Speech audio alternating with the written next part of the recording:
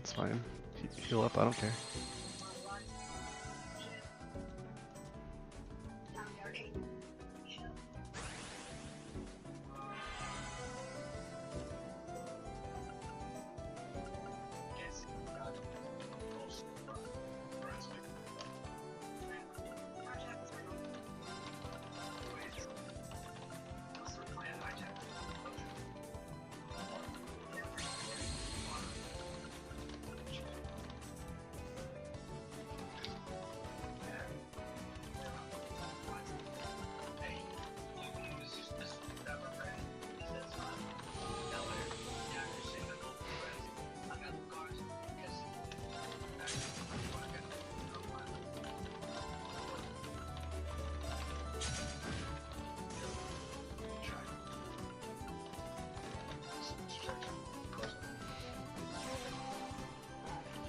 Okay, they had the chance to kill me and they didn't for some reason, so I think we're gonna be okay.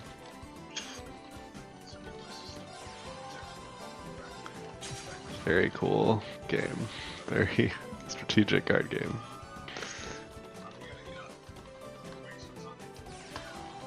Fine. Oh, you can attack twice, what the fuck?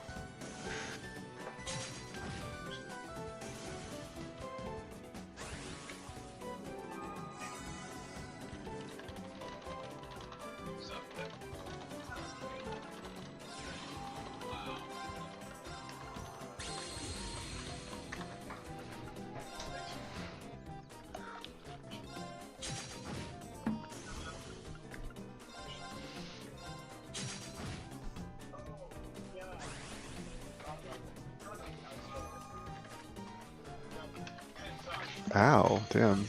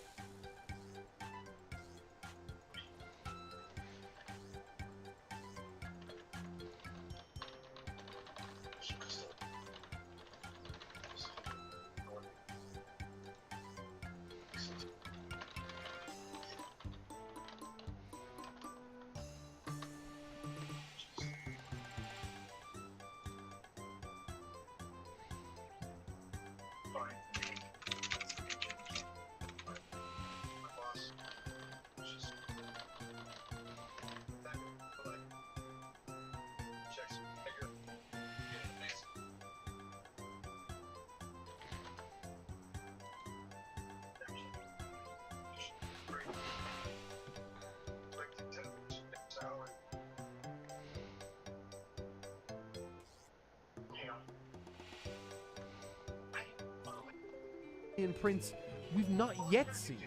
In the past, we've heard Vegeta described as sinister, evil, chaotic, ruthless, or driven at best.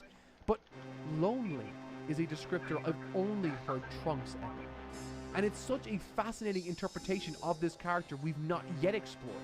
While not demonstrated to us directly, we can tell that Trunks had, prior to his arrival on this timeline, certain expectations. Oh baby, I get to fight Kia that the actual Vegeta in failed to live up Tetris. to in the most basic of ways. Expectations that we haven't seen their roots clearly stem from his mother, Bulma, who earlier in this very story, Vegeta chose not to save when Android 20 attacked her plane in an effort to distract them. Because again, sentiment isn't something that ever concerns the likes of Vegeta. How lonely that must be. But Trunks doesn't operate that way. Trunks wanted to save his mother, and he did. And true to Ready to get owned.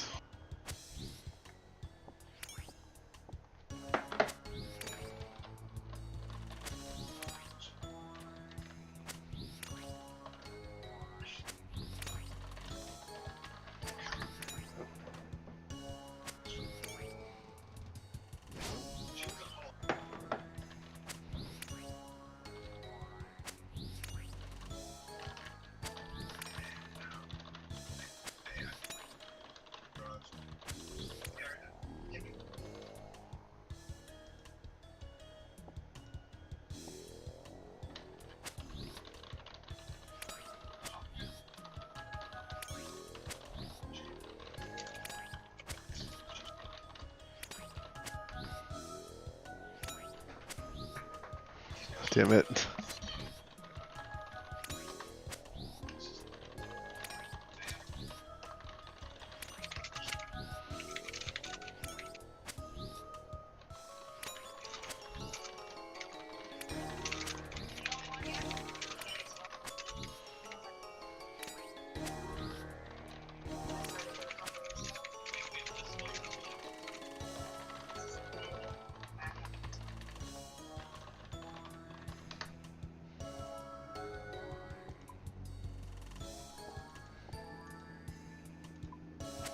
to his character, despite his disillusionment in his own father. Okay.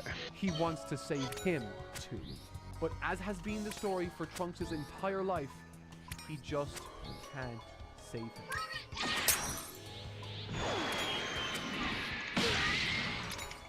Truly, and in every sense of the word, Trunks is the perfect catalyst to expose all of Vegeta's issues here. He warns them all against fighting the androids and allowing them to be activated. He warns them all about the importance of waiting for Son Goku to help. Vegeta doesn't take heed, however, refusing to take the lead from anyone. He said it himself, quote, "I need no one." But it's so clear that he does. In more ways than one, he needs people. He just can't admit it. This is where things go from bad to worse to curiously odd. Vegeta crumbles following his final arm breaking, compelling Trunks to try and fail to make the save here. But it's not just these two who fall. Everyone does. With Krillin frozen from fear as a notable exception, clearly the least equipped to deal with what's transpired, with Piccolo and the two Super Saiyans having fallen easily before his eyes, he's unable to bring himself to even move out of line an inch. And again, while reading this, I was taken aback by how reasonable it would have been for readers to assume that history was heading in the same direction as it had for Trunks' timeline. All the pieces are in place. The medicine might be ineffective, leading Goku and Yamcha to die. Everyone on the battlefield could perish to the androids, and all who'd remain would be Gohan and his passengers en route to his house. But that doesn't happen. Instead, 17, 18, and 16 all consciously decide to leave everyone live. And more than that, in fact, there's an argument to be made that if Vegeta wasn't leading the charge here, a fight might not even have taken place. Hell yeah. Suck it, Kia. We did it. Got a trophy. This interaction between Piccolo and Kami feels special. It's the first time they've spoken since the 23rd Tenkaichi Budokai, which didn't go all too great, by the way. And to tell you the truth, I love the subtle undertones of Toriyama's character writing here. It's clear why Piccolo is there, and what's more is, it's clear that Piccolo isn't the same as his father, something Kami even himself acknowledges right away. And with that acknowledgement, there's a palpable sadness in Kami's demeanor. A lot of people rightfully appreciate this scene as one of the most significant moments in Piccolo's life. A moment that marks the final chapter of Piccolo's character arc, closing the book on a story which saw these two separate and fight for an entire age. And while that is fantastic and worthy of praise in and of itself, what I loved about this scene can be observed through a specific line of dialogue that was shared. After being confronted by the grim reality that they are facing, Kami is forced to acknowledge his own limitations. How he, the guardian of Earth, its protector, can no longer stand watch over it or protect it. For not even the comparatively bottomless power of Trunks, Vegeta, or even Son Goku can stand up to this new threat, to which Piccolo reaffirms quite simply, that's right, what the Earth needs now isn't a god, it needs me, with power enough to defeat them. Kami does go on to wait a little while longer, passively holding out in hope that the actions of the androids that come about due to provocation and not their own desires for Oh boy, tag-alongs. Despite this holdout for Yeah, it just means I get more solution, a orders. holdout for something or someone to stop this But from now taking place. I get to play card games Kami against agrees a to toad. Oh my god, more card games. to become one. Is this the Honestly, impossible lolly to see and the dog parallel squad? between this moment Yeah. and the climax of this arc. A bittersweet Token moment Bark, bark, Lloyd. submission, an acquiescence How's he gonna hold the card? a relinquishing of How can he control talk? in the name of the He's greater a good. divine wolf. And truthfully, He's the this is about he as was the close former as guardian Toriyama of the gets to Subterranean showing the of cracks Mars. of what he's dealing with behind the scenes. How can he talk Piccolo though? arrives and Because he's waits a divine wolf. Okay, are there others of his kind? Yeah, Celine the cat is the avatar of the guardian of the Subterranean of Fire. So Carnelia, the vampire lady, is also. Well, how come the Septarian and the liberal media didn't have a talking animal? It did. Isn't the? It was that dragon, right? The happy dragon. Oh no. I don't remember. Maybe it did. I believe I'll summon now. This is gonna be. I've guarded the Septarian for 8 billion years, but I shall engage you in a children's card game. That's some real Yu-Gi-Oh energy right 3 there. damage to all enemies plus attack. Man.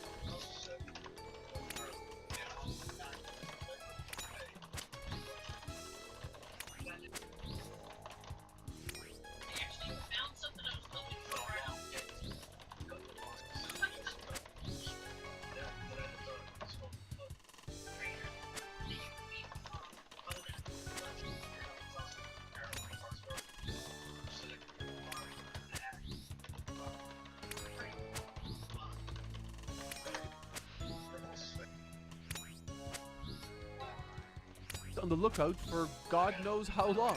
Tenshinhan goes to check on Chaozu. Krillin shifts the location of Goku and company away from his home.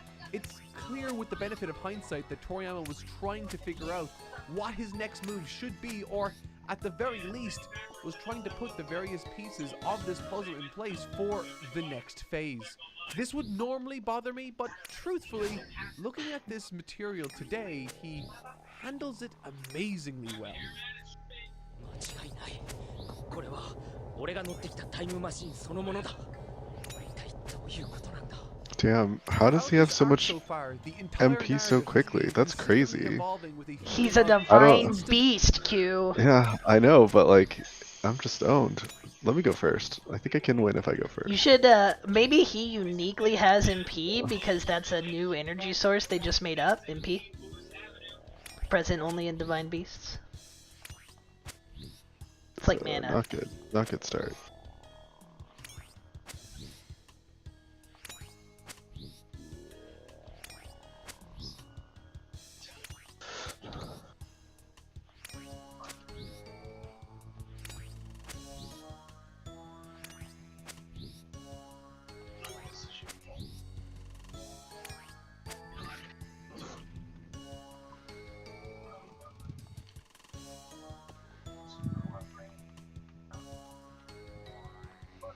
Ability and unease. Frieza arrives, but Trunks negates it. Androids arrive, but I need him on the are back flukes that row. lead to 17 and 18. But even then, there's a sort of directional mystery with these androids, as they don't seem particularly married to the idea of evil destruction or even necessarily killing Goku or anyone for that matter. All of that instability and mystery comes folding in on itself, however, with this one reveal.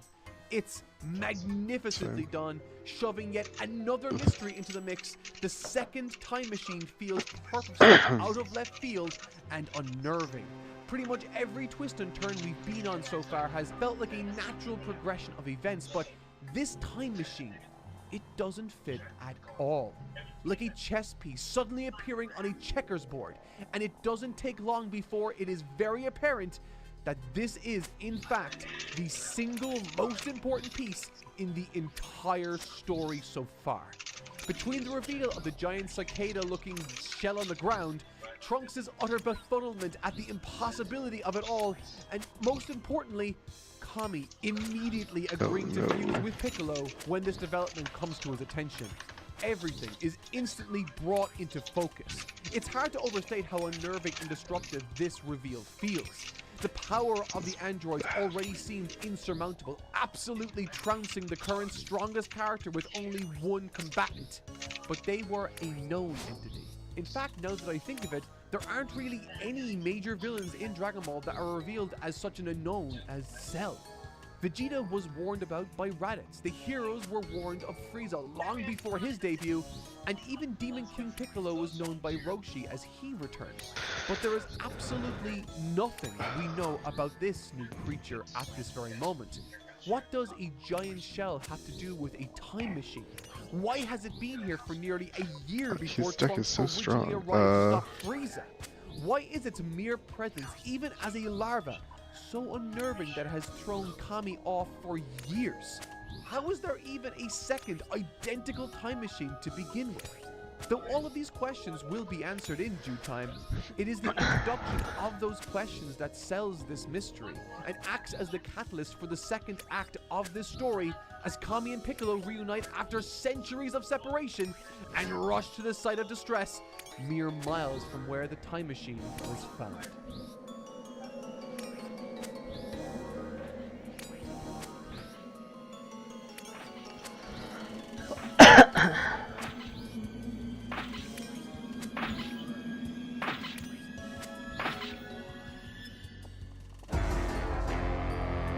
This reveal is unlike anything we've ever seen in Dragon Ball. Almost like a rat or snake that has been hiding under our collective noses, a series of creepy news broadcasts in the manga reveal the curious events surrounding a place called Ginger Town. And while it's immensely effective, I think the cinematic approach Toriyama was trying to go for was limited by the medium he was telling his story through. I'm an avid lover of manga, as many of you know, and stand by it as my preferred medium to digest stories in. But even I cannot deny the cinematic masterpiece that is Cell's anime introduction. Slow-moving shadows, found footage, stray articles of clothing strewn suspiciously all around, and random items tossed across our screens by the eerie breeze of the wind. All the while we hear footsteps echo in the deafening silence. It's terrifyingly effective, bringing to life a sinister atmosphere, the likes of which we've never seen in this story before. And this, my friends, is Akira Toriyama's introduction of Cell.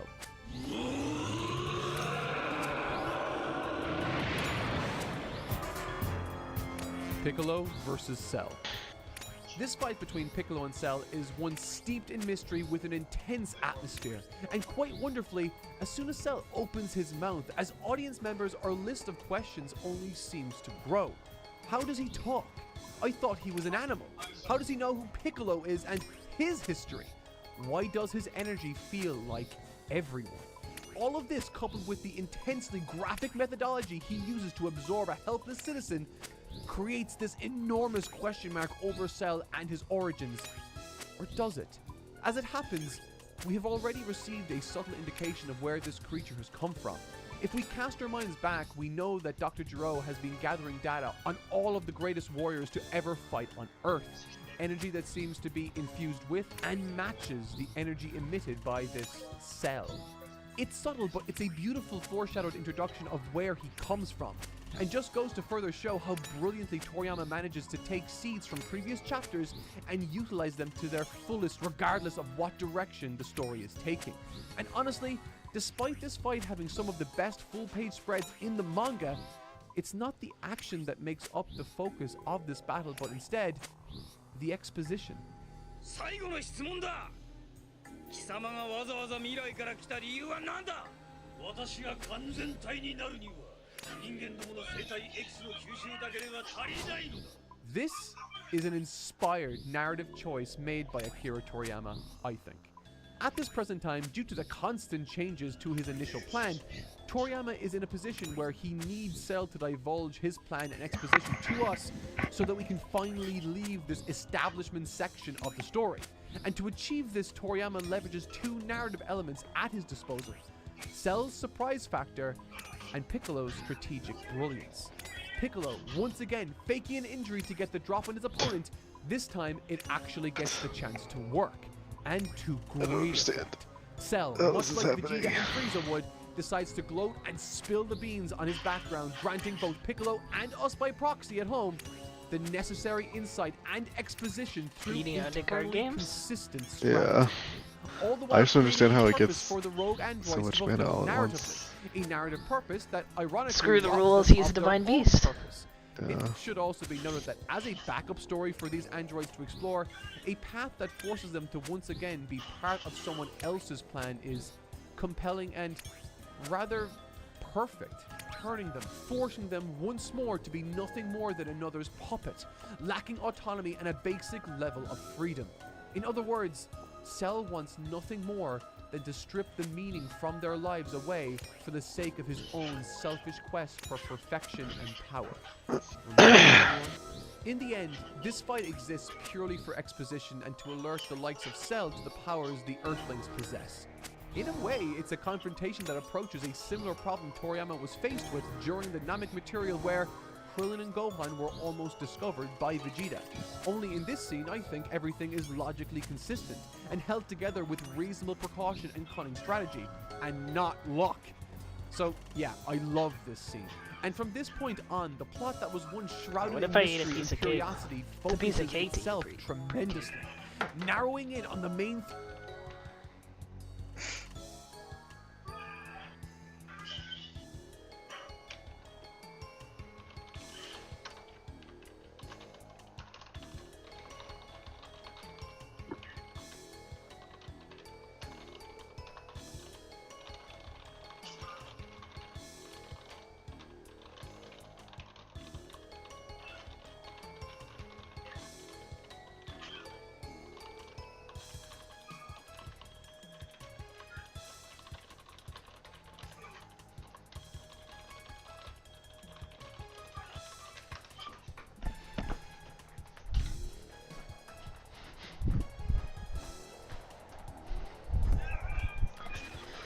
Alright, what if I ate a piece of cake?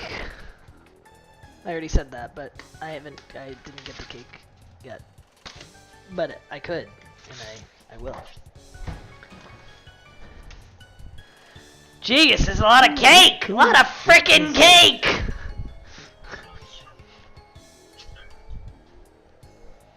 Also, all the tomatoes I sliced up, they didn't end up using any of them. What do I do with a bunch of sliced tomatoes? What? Make BLTs or something? Make you a BLT. Turn you into a BLT. No, Bat, no. I a like bat, the first one better. A bat, lettuce, and tomato. Got him. Got him. Do not do that. You will get COVID. Oh, well, that's a good point. Yeah, got him. COVID, that is. I saw this morning when I was browsing Twitter while I was awkwardly sitting without anyone to talk to at the picnic for a while. I saw that Alex Jones was trending and people believe him when he said that Biden's gonna lock down the country again for COVID. like Sense. next month. Yeah, Like, that's fair. yes, all of this seems very legitimate. Do it. No one will go to school. Permanent lockdown. I was gonna turn the frogs gay first. Through line forcing the themes and ideas that were once offered up as breadcrumbs thus far to take shape and establish for us a clear path forward. A path that has taken the Doesn't need everyone locked up so they can't interfere while he's turning the frogs gay? Fuck 'em for up. me, Maybe. there's always been so much more to this story than simply this surface level observation. Ow.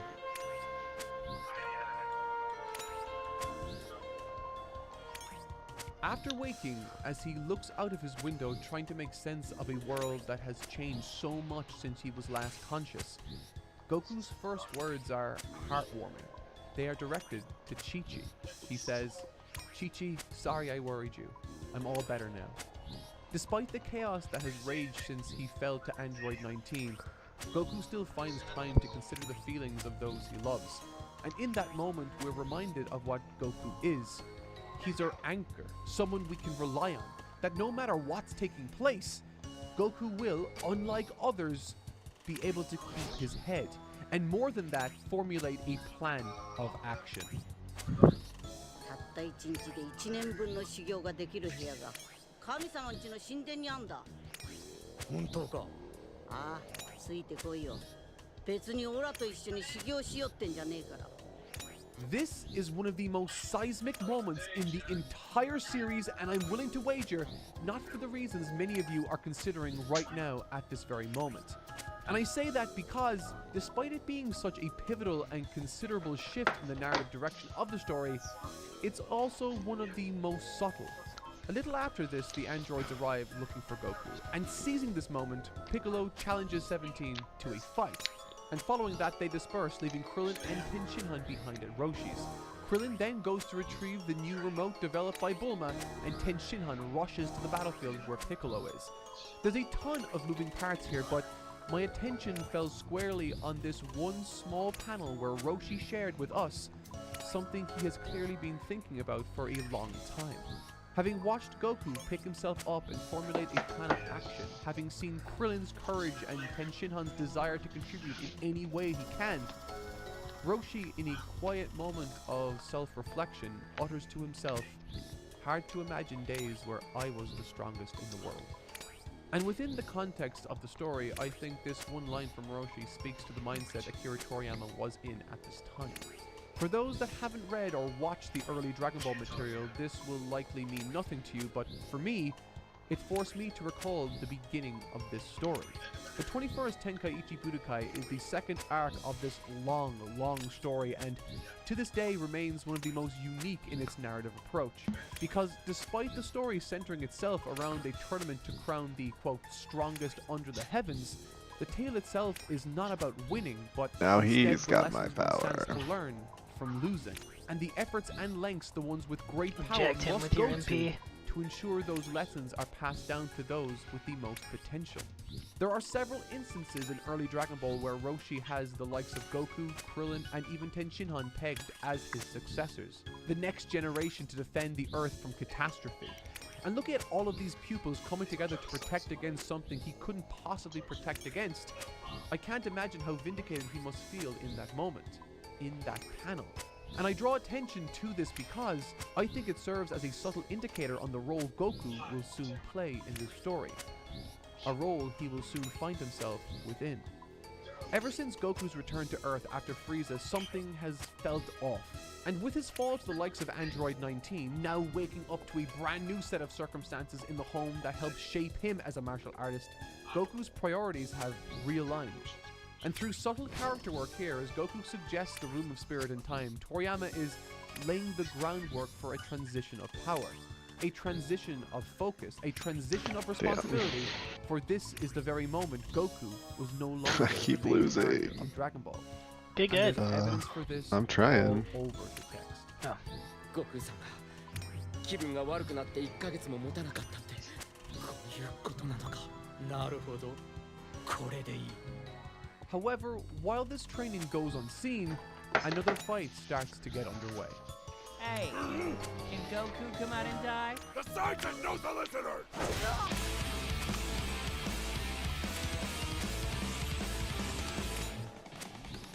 Goku and Gohan are forced to sit on the sidelines as another brutal encounter rages on below. But for now, the strongest in the universe isn't Goku, Gohan, Trunks, or even Vegeta. It's the Namekian warrior staring down a couple of brazen androids. A super Namekian who right now has a chance to turn the tides on the elusive and evasive Cell. In other words, he has a chance to save the world. As fights in this series go, despite my enjoyment of it, outside of a few cool moments, it primarily serves one purpose: to act as a homing beacon to help bring Cell and the androids together. For the longest time, while everyone else was scrambling, Piccolo was trying desperately to catch up to Cell before he absorbed more people. Having reunited with Kami for the sole purpose of saving the Earth from Cell, with each passing day he was unable to dispose of this creature, more people would fall victim to his attacks. And with no Dragon Balls to wish them back to life, now that Kami has been assimilated into Piccolo, the stakes have never been higher.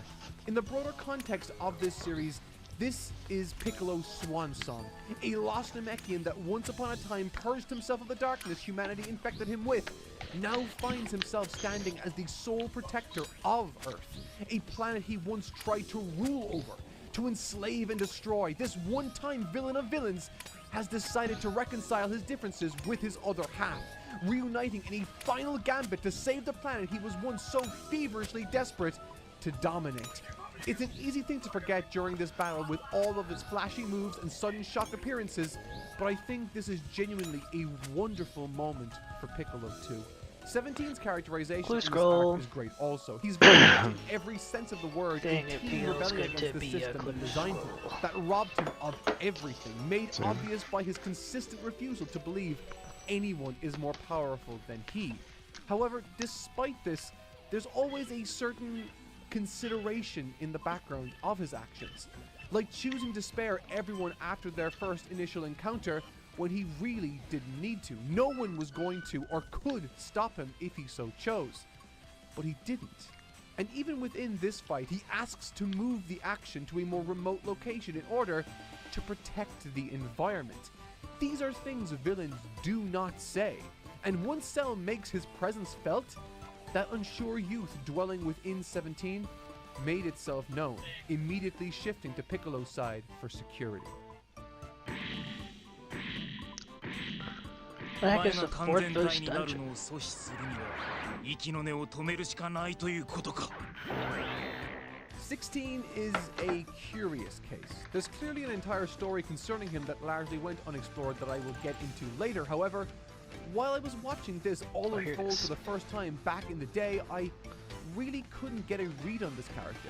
However, now I think, through his actions and inaction, a much clearer picture is drawn.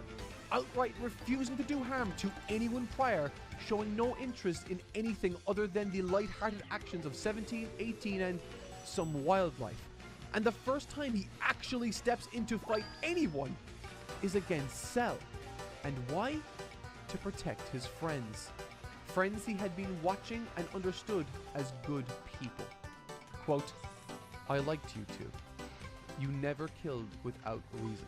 The action with Android 16 in this section is tremendous. Everything from the rocket punch, which is a fan favorite, Gundam sound effect. all the way to the detachable arms that reveal cannons. A design approach taken perhaps to juxtapose his quiet and demure demeanor with destructive capabilities. A convincingly Oops, I human clicked the wrong- exterior Yeah. with monstrous power. Damn it.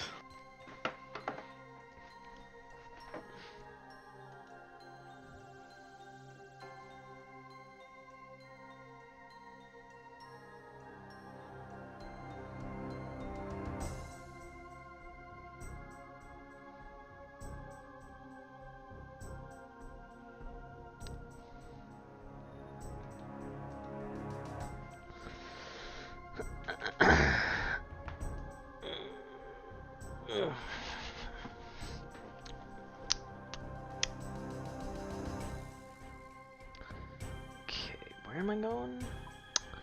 Where am I going? Where am I going? Right here, red dragons.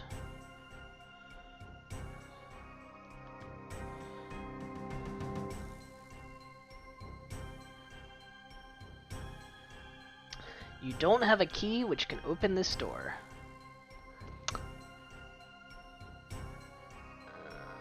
Well, that's inconvenient.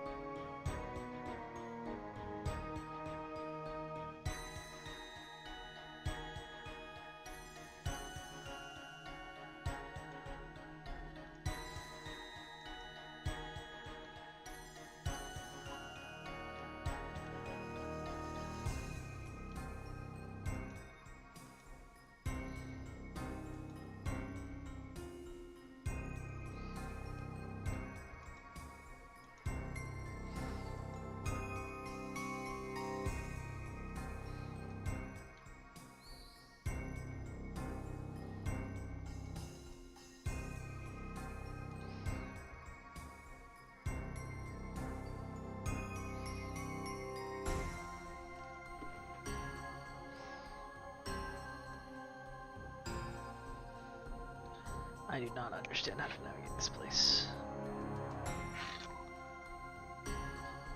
Can't go that way.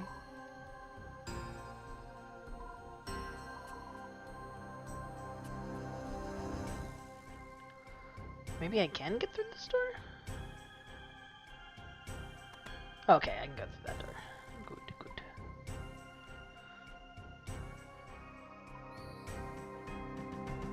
Where does this go?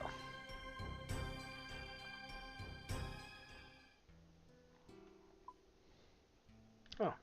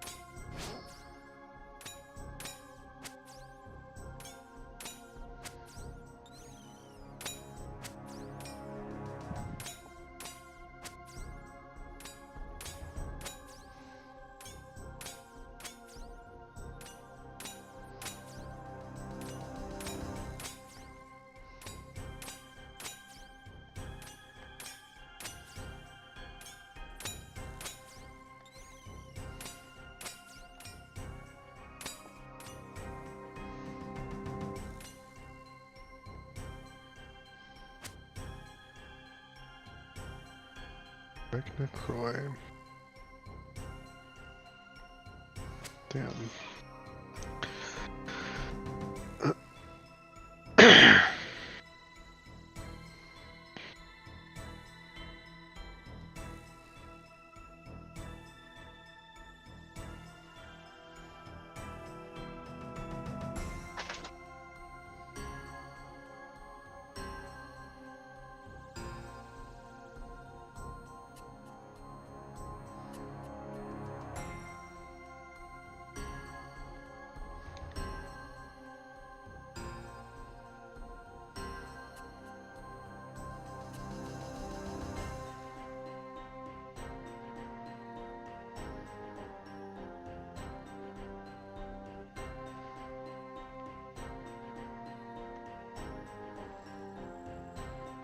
Anyone else force feeding a man some lobsters?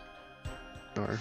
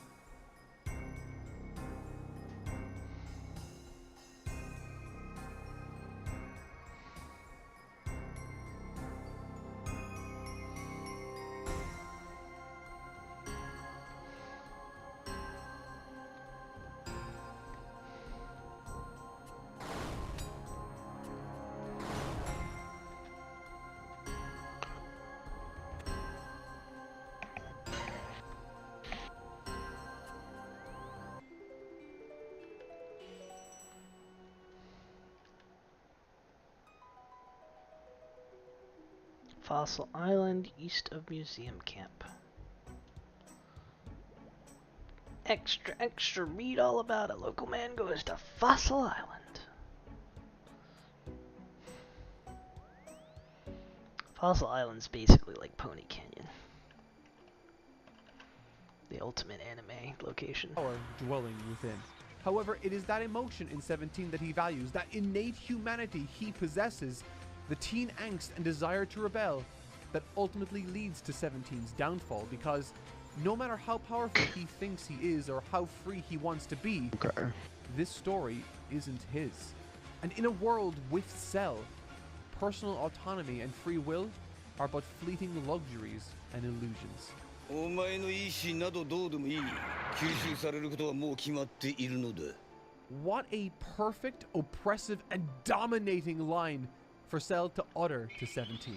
Right before he strips the young android of everything he holds dear, no less. Piccolo has failed. Android 16 has failed. The force of nature that is Cell very much feels like an inevitability here. An entity that has leapfrogged over everyone around him in strength multiple times over before even his first transformation.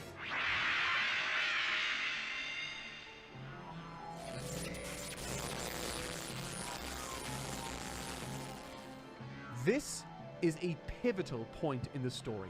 A moment in time that all but erases Piccolo from the narrative, ensures the androids can do nothing except run, and for the likes of Goku and Gohan, all they can do is sit and watch. And yeah, that's right, even for the likes of Goku, a character that seemed to always have an answer for everything, he knows it's useless. It's a dynamic we never see from him.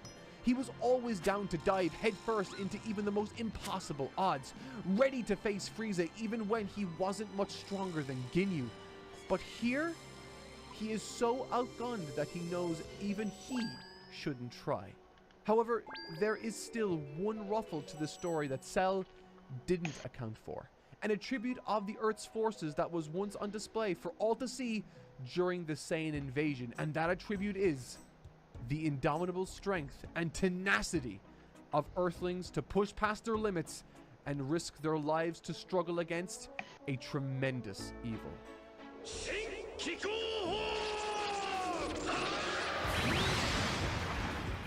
I adore this scene.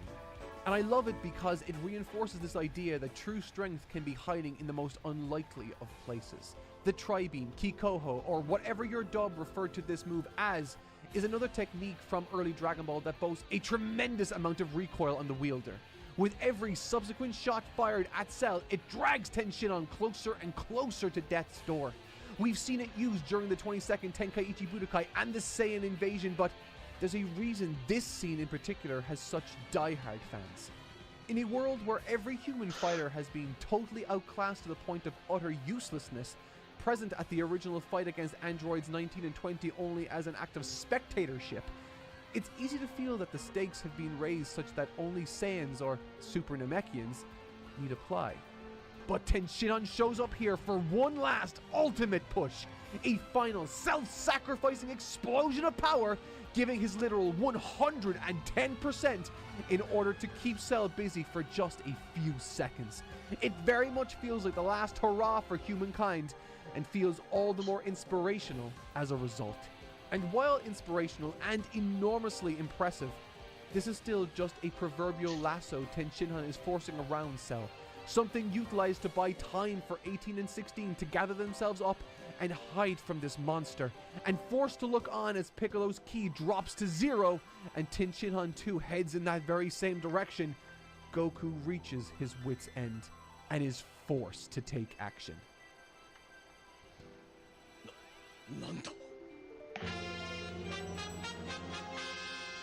How impossible do the odds feel at this present moment in time? Cell has demonstrated that he's monstrously and unfathomably powerful. And as of right now, it's only a matter of time before he can find Android 18.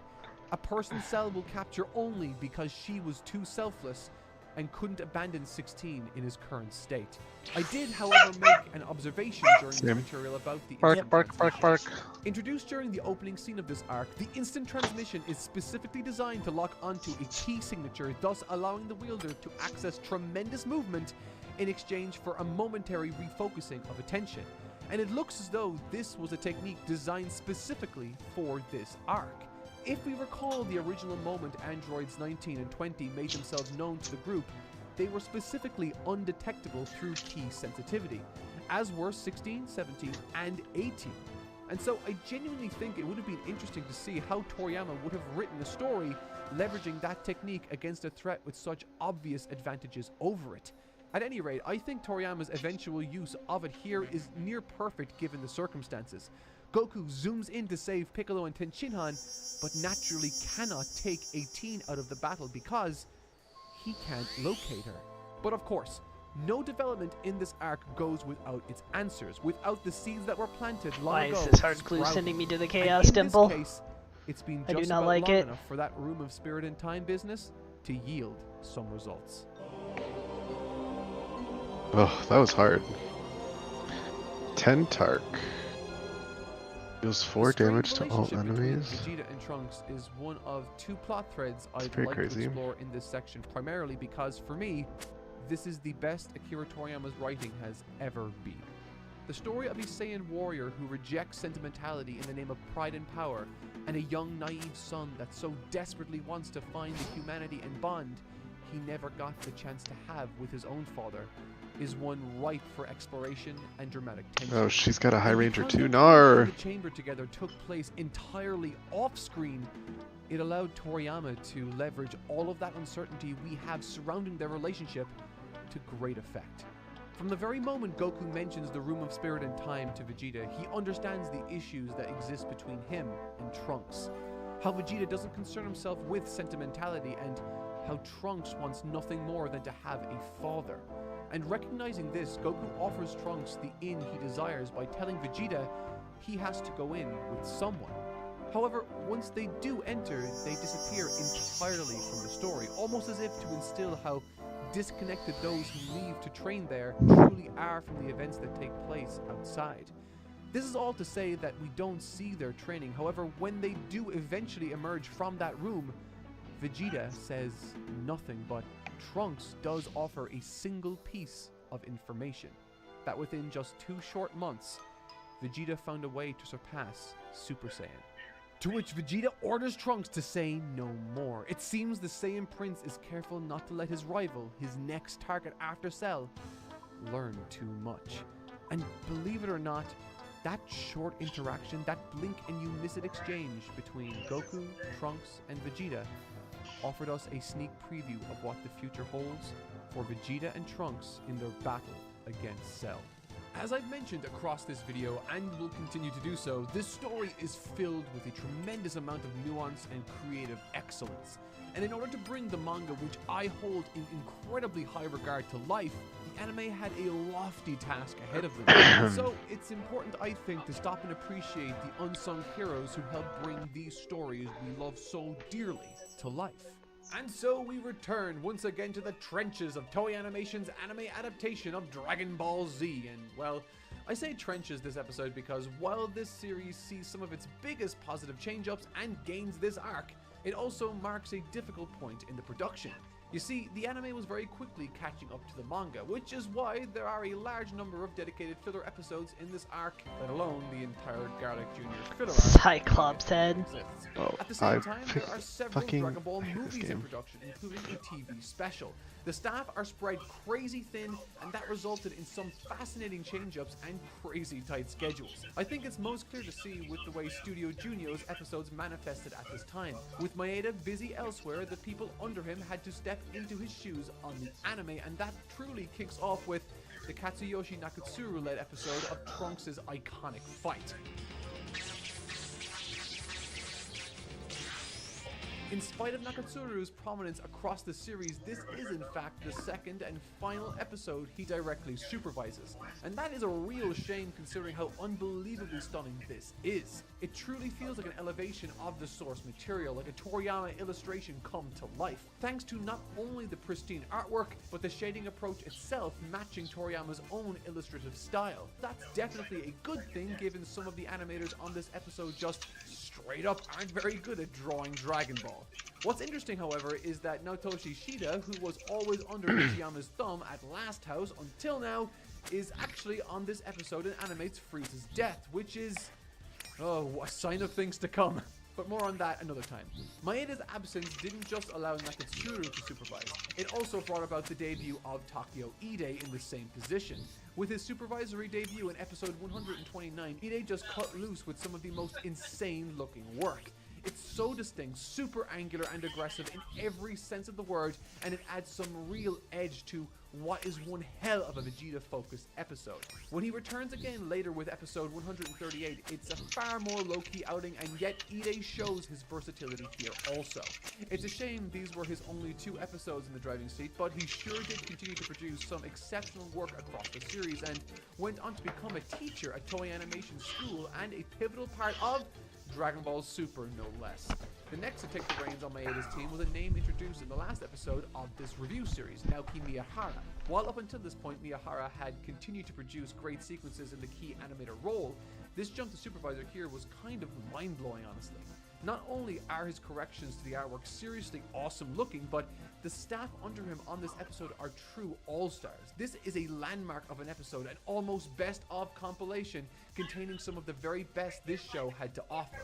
Unfortunately, the one name missing here is Hisashi Iguchi, who left the series after the 64th episode mentioned in the Frieza video, but it's not all sad, as he actually went on to animate some stuff in legendary shows like Evangelion, Cowboy Bebop, and Ghost in the Shell. What a fucking animal. So, that brings us to Maeda himself, and it's not a happy story to say the least. This man was hired all the way back in the Slump era, and bless him, he really did his best as Toriyama's work began to evolve and become more angular and aggressive over time. But this arc just proved to be too much for him. Whether it were his character designs or his own corrections in his episodes, they were just severely lacking.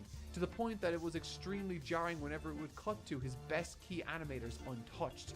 It was time for him to go, and with episode 164, Maeda departed the series, unfortunately taking our beloved Masaki Sato with him.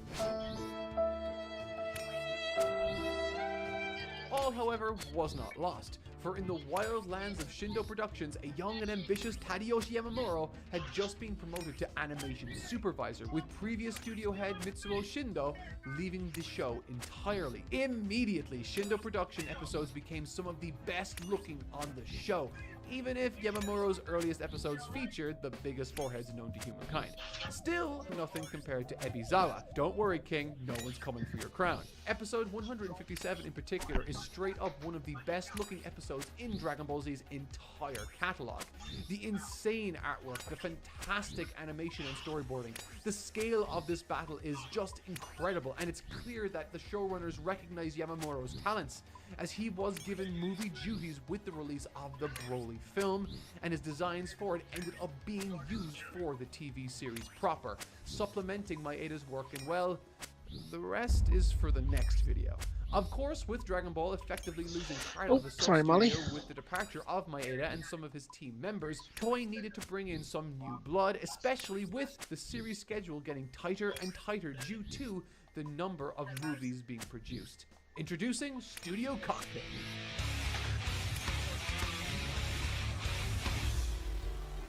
This studio's addition to the series breathed new life into the series. Despite their debut episode being fairly low-key, their attention to detail was crazy impressive, turning what would usually be unremarkable scenes into ones filled with motion.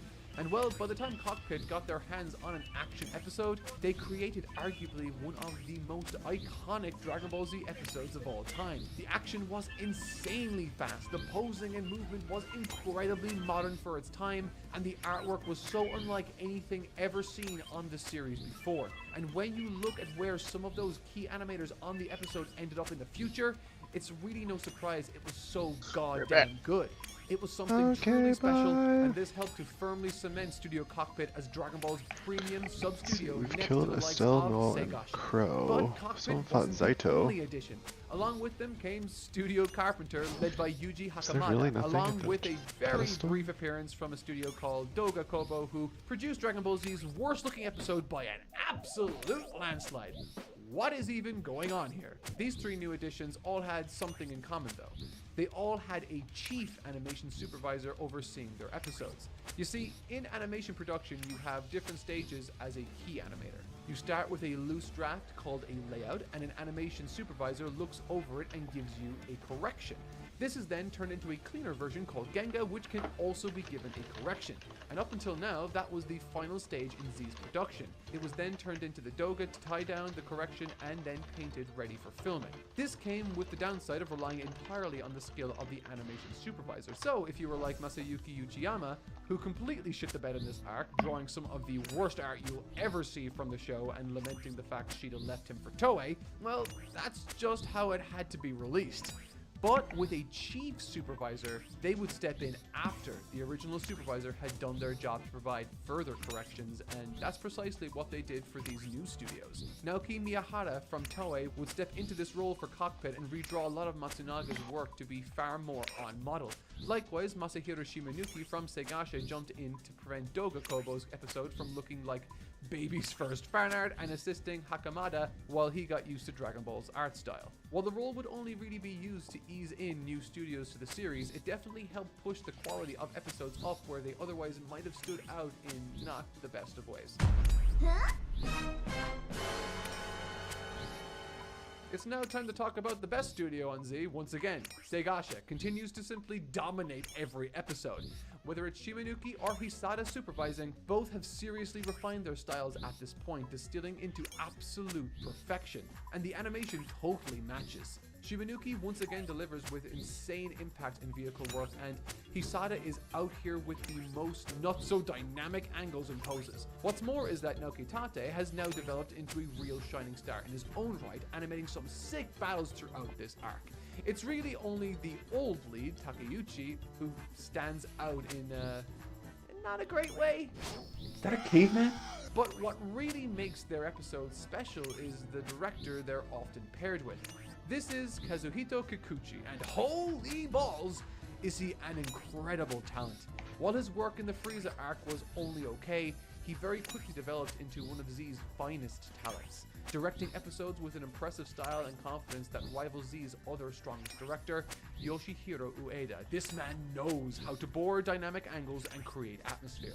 But with all of that aside, no one can compare to the legend, the director who defined a generation. This is Shigeyasu Yamauchi, Dragon Ball's best director and an industry icon. The Cell arc is a tale filled with genuine horror, and Yamauchi brings this vibe to life in a way not even Akira Toriyama himself could dream of doing. These sequences are startlingly good, drenched in a variety of eye-catching colors and reimagined with captivating imagery that just completely breaks my brain every time I watch it. Every episode he directs in this arc is an almost perfect creative interpretation of its manga counterpart. Yamauchi is the master, and with the likes of Kikuchi and Ueda on the roster, the Cell arc contains some of the most consistently well-directed episodes found in the show. And that hard work is going to be rewarded as Dragon Ball sees its biggest production shakeup next week in this production deep dive. But let's not get ahead of ourselves. For this arc, we've yet to explore the consequences of Vegeta and Trunks' time I'm an idiot. in the No. chamber. Are you still playing card games? Yeah. Oh my god, you're still fighting the dog? I fought the other people who were available on the dog as well who's left. This guy had to come back to the dog. Super Got Vegeta. Yeah, dude, dogs. the dogs are rough. Dog This dang is it. another moment that stands Got as a dog monument danged. for many Vegeta fans Local to Q everything spends they all his love time getting about the owned. character. True. Sudden reappearances with a shiny new form against an arrogant foe. He's full of bravado and a level of confidence that borders on the theatrical. There's something so very entertaining watching Vegeta contend with someone he knows he is stronger than in every conceivable measure. But again, keeping in mind the broader context of the story at hand here, what I loved about this Super Vegeta unveiling is its significance for Vegeta as a character and what it represents. This is Vegeta's moment to secure his victory against this monster, yes, but also to be the fighter in this series. The best, the most impressive, the strongest. And at first it seems to work. He powers up to tremendous fanfare. Cell powers up too, but it's not enough. There's even a rare instance of moment-to-moment paneling in the manga that mirrors Goku's fight against Frieza. Cell punches Vegeta in the face, Vegeta eats it and slowly raises his head back with a smirk. Quote, "I guess that's all there is." Much like the Android 19 fight, this is Vegeta having the time of his life. Once again, he's reaffirmed to himself that his approach is the way. And at this present moment in time, he is in fact the strongest warrior in the entire universe, which you would think at this moment would be enough to satiate Vegeta's ego, right? 絶対に負けません。パワー、スピード、技、頭脳、精神力、すべてにおいて私はパーフェクトな存在になる。間違いなく勝てるぞ。その程度ならな。Man, if Cell wasn't part Saiyan, I'd swear he was the luckiest creature in all of creation for uttering such Oh a shit, perfect that's not what I wanted cocktail to of words do. to Vegeta Okay, well. at this moment in time. Perfectly timed against Krillin's own internal moral struggles concerning what right he has to take Android 18's life at the moment. Choosing to not shut her down, granting her a freedom Cell never would, but in doing so almost dooms her to that very same fate regardless. And upon reflection, there are even more attributes to this fight that share similarities between Goku's battle with Frieza on Namek, and I honestly think it's rather fitting. Allowing Cell to land the very first punch, the paneling is remarkably similar, as I said, to the beam Goku allows Frieza to land on him, but even more aptly, allowing Cell to reach 100%, so to speak. But the difference here is that if you compare Goku's fight with Frieza and his reasoning, sure, there's an element of Vegeta and Goku's makeup that's simply too curious to pass up such a chance to see what this power is like, but underneath that, Vegeta betrays his biggest flaw once again, his insecurity. Goku wanted to utterly defeat Frieza there and then at his strongest with no excuses to get revenge for Krillin, a revenge he ultimately couldn't bring himself to claim. But Vegeta is doing this to prove that he's the strongest once again, to stroke his own ego, and for no other reason.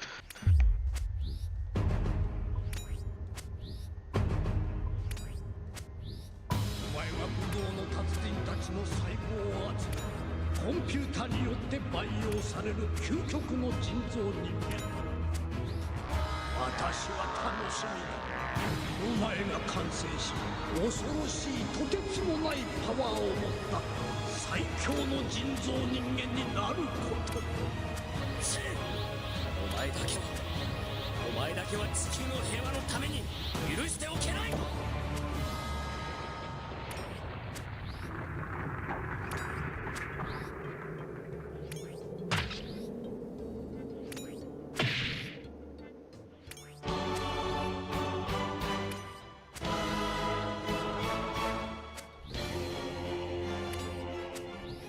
Countless times in this story leading up to Vegeta's time in the room, he reminds us and reaffirms to himself that Goku is still the target, that he will defeat him, best him, kill him. It seems that whenever he fails or is alone, Vegeta is consumed with thoughts of Kakarot and his rivalry with him, a one-sided rivalry that blinds the Saiyan Prince to what his actual roadblocks are. A roadblock that has now taken the shape of Cell, a creature that in this moment exists as a direct result of his faults and ego, an entity that no matter how much Vegeta puffs out his chest, he'll never be able to best. It's a terrific metaphor, one that Vegeta fights to his last breath trying to prove wrong.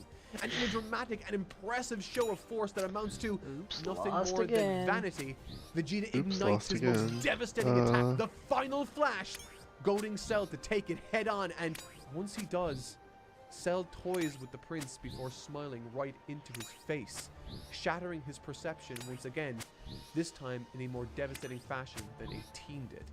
There's a moment in this arc where Vegeta, furious after seeing everyone surpass what he once considered to be the ultimate power in the universe, the Super Saiyan, exposes his displeasure with this reality and even asks rhetorically to himself if Kakarot would agree. It's noted by Trunks moments after they both left the chamber that Vegeta didn't require a full year to surpass Super Saiyan, to find a way to break through that proverbial glass ceiling. You see, Vegeta only required 2 months and not a full year. However, the subtle implication nestled in that impressive statement is that after 2 months, Vegeta, no matter how hard he tried, hit a wall he could not overcome with torturous training alone, a wall he is faced with here once again. And as the once powerful Super Saiyan glow fades from Vegeta's now limp and unconscious body, our eyes become transfixed on the actions of one young Saiyan from the future. However, as all of this is kicking off, I'm reminded of the words of advice Goku offered Trunks right before he left for the battlefield with his father. Handing him senzu beans, Goku said, "Don't press your luck. Bail out if it gets too dangerous." Ever since this fight started to turn against Vegeta, we've been given reason to believe that Trunks has been hiding yet unseen levels of strength and power, untapped reserves he's hidden away from his father for fear it would upset him. And I don't think a single character choice better encapsulates Trunks' personality than the choice he made right here.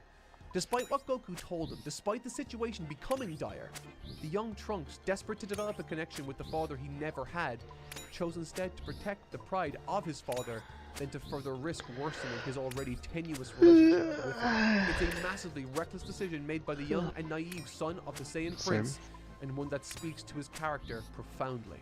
And it is here, at this moment of reckless anticipation during the confrontation with Cell, that may very well determine the fate of the entire universe.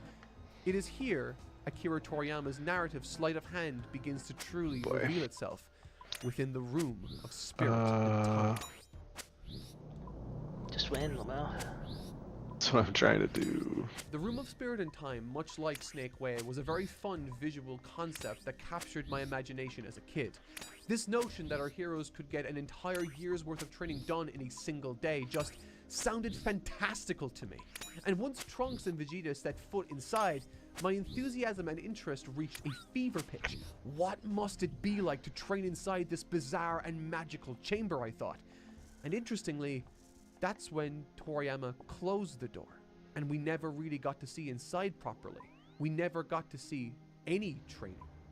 Why? Firstly, I should point out that any and all footage we received in the anime of Trunks and Vegeta's training was total filler. In the manga, all we see is the emotional impression both characters have once they enter, and then total radio silence. In fact, Akira Toriyama leverages our lack of knowledge concerning Trunks and Vegeta's training to build tension outside as Goku wonders what's taking them so long. However, that wasn't the only reason we as viewers were left in the dark concerning this chamber. There was another, much more important reason. Ever since the beginning of Dragon Ball, Goku has been our rock, our safe harbor in a story full of confusing, mystical, and ever-worsening realities. And typically, in storytelling, a useful trick authors use to bond us to their main characters is this shared sense of experience, a feeling that we, as an audience, and this character, are on the same page, equally confused, equally familiar, and in the know. It doesn't always have to be this way, but it certainly helps to establish a rapport and bond with us and them. And Goku from the outset was designed with this in mind. Upon our first introduction to the story, we meet Goku, and through our brief introduction to the character, we understand him completely, but not the wider world. And having grown up in almost total isolation himself, Goku was very much in the same boat as us, and thus asked all the same questions we're asking ourselves at home. What are Dragon Balls? What's Capsule Corp technology? What are all of these martial arts philosophies? And through receiving these answers and growing alongside this character, we feel that much more invested and bonded to him. And while he started to feel different ever since the Saiyan saga, he and us have always been on the same page, asking all of the same questions. What is Otherworld, Snake Way, King Kai? Where is Namek? Who is Frieza? And the list goes on and on. However, in this arc, something happened. Following his defeat to Android 19, the Goku we know and love might have returned, but the dynamic we shared with him did not. Awaking on Roshi's island amidst the chaos of the plot, he looked strangely calm. Almost confusingly so, because at that moment, Goku knew something we didn't. And as he uttered his plan, the Room of Spirit and Time, our shared sense of understanding only further evaporated with this character. The naive young boy that had no idea how to tell the difference between boys and girls in the beginning, the kid who was socially illiterate in the most innocent of ways, has since transformed into a much more sophisticated grown man, capable not just of picking up the subtleties of social situations, but leveraging his ability to navigate them effectively in order to smooth over complicated relationships. A former student that has long since graduated, looking to foster the next generation. A strong, capable warrior that knows far more about this world now than even we do.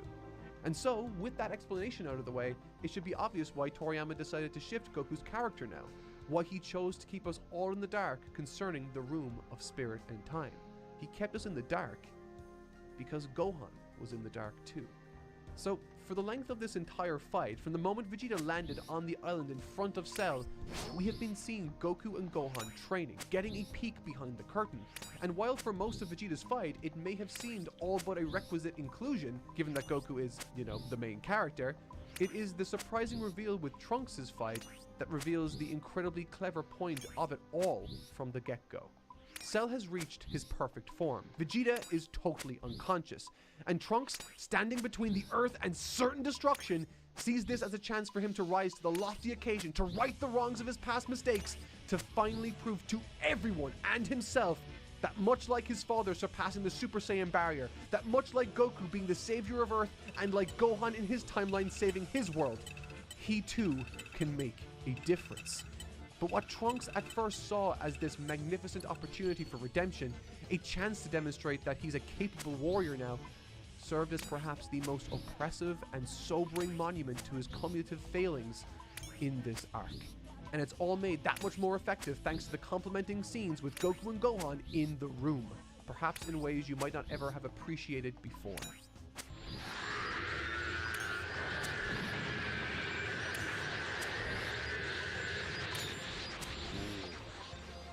Right before this fight begins, Trunks is exceptionally certain, evidenced through his demeanor, how he orders Krillin to take his father home and give him the last senzu bean because he won't need it. And the story does a lot to really sell us on the secret power from the get-go. Krillin himself mentions his keen sense of people's underlying powers, even if they're way out of his league, and specifically calls out Trunks as having been more prepared than Vegeta was. Between Vegeta's cockiness and the vote of sage confidence from one of the most storied martial artists in the entire cast, everything is pointing to Trunks pulling out all the stops here and maybe winning. But as the fight begins, Damn. the parallel story in the Room of Spirit Loser! different perspective. I was so close Seven to. cutaways that are, without You'll get question, him. You'll the be most able to beat a narratively dog important, at a card game, I'm creatively sure. I hope rich so. puzzles the entire series sees. Is there You will anything? never beat a dog at a card game.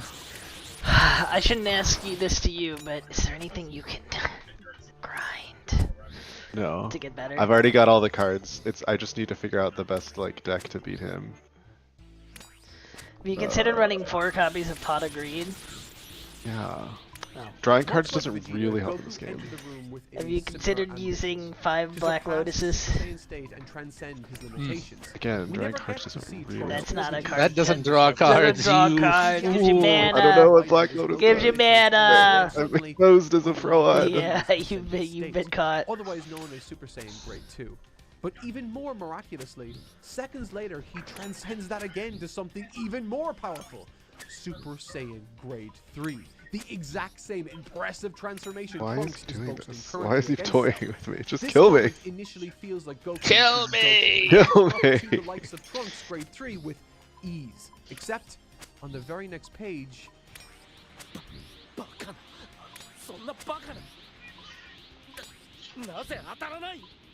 Goku achieving that form wasn't simply a game of catch-up, but I cannot a just kill revelation Q. It of would be Trunks' funnier if I state. dragged this こんな out. ことぐらい誰でもわかるお前の父ベジータでもなバカだお前は Throughout the entirety of Vegeta and Trunks' rumble with the big Bumble Cell, Goku and Gohan in the Room Finally. of Spirit and Time have acted Yeah, as an, I until now, had that. incredibly I sneaky and clever missed it. parallel to the events unfolding outside of the chamber. The cutaways themselves are compelling in their own right, which helps smuggle them aboard this big reveal, but with a bit of hindsight, it's rather apparent how one-to-one these two stories unfold, consistently juxtaposed against one another.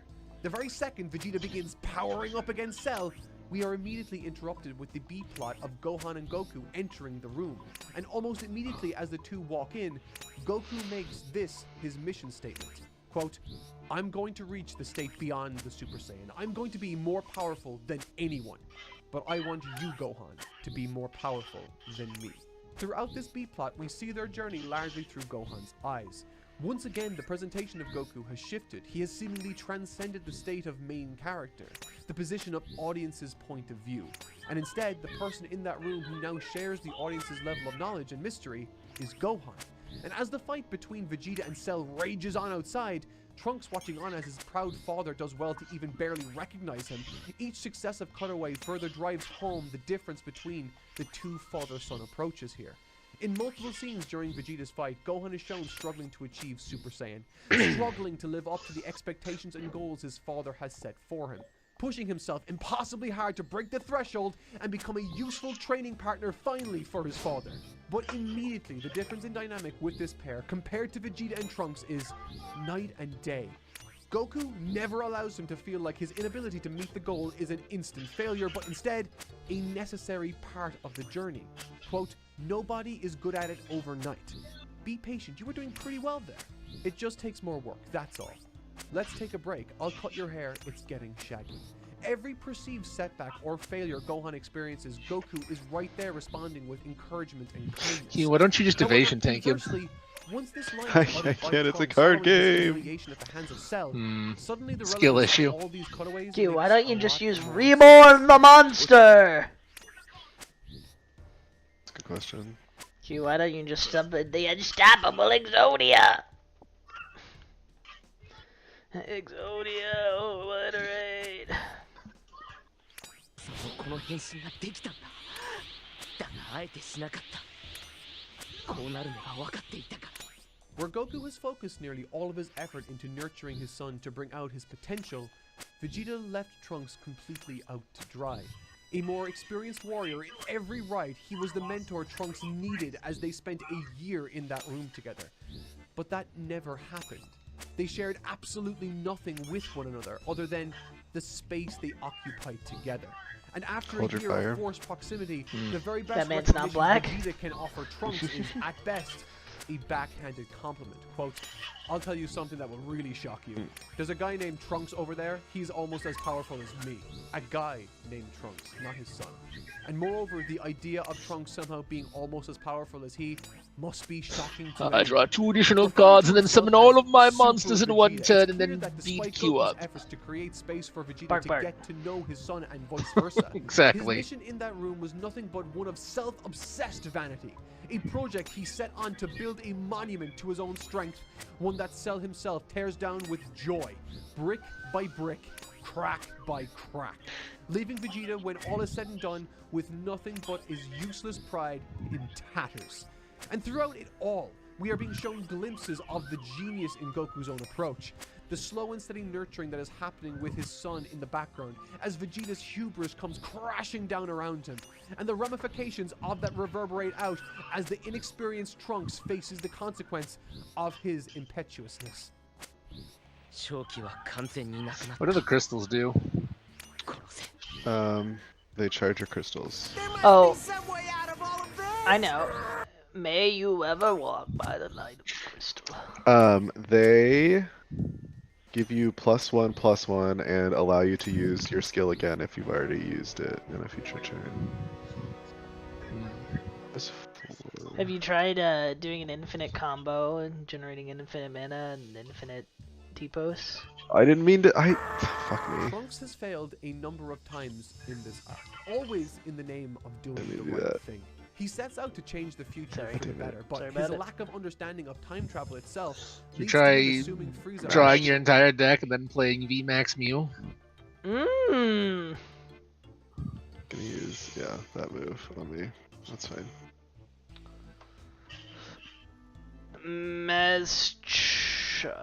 Meschna. I need to get a vampire slayer. Slayer task chance calculator. Okay. Slayer task. Wait, here we go. Mazka. My combat level 94. My Slayer level is 74. My defense level is 71. My agility level is 73. Da da da da da.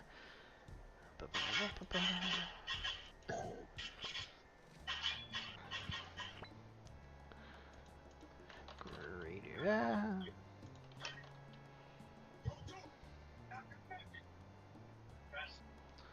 Greater demons. Hellhounds. Suckers. What have you a sucker? Calphites. And wires.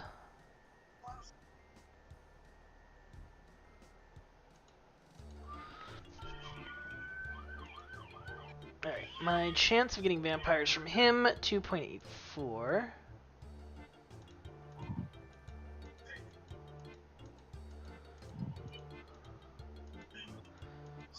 And for this lady, my chance of getting vampires is 1.93. Alright. Kill at 55, heal giants. Alright, I am not going to try to farm a vampire task. Okay, Just good try to news, complete the everybody. list.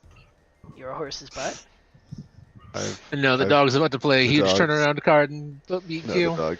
I summon Exodia, says the dog. The bitch is dead. It's a boy dog. Oh. We got Grion. We didn't even get Tyrant. Oh, I guess Oh. who's left? He'll be back. I see. Thought you had all the cards, Q. I have all the cards that I can buy, but I didn't get the card that he had. Or sorry, there were 2 cards that he had that I didn't have. So there's one more person who I'm gonna have to fight, I assume. Just making sure. Yeah, you have to get Evil Reen on your party and play cards with him. Yeah.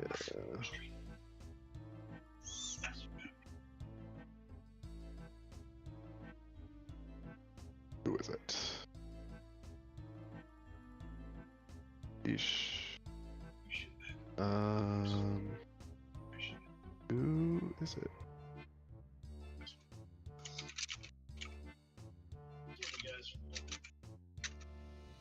Oh, I haven't fought George yet? Huh. There's someone here.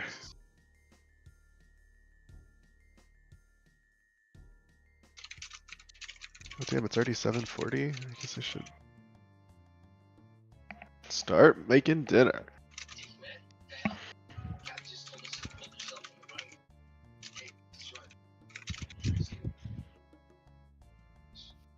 Hey, people. Hey, people. Dave.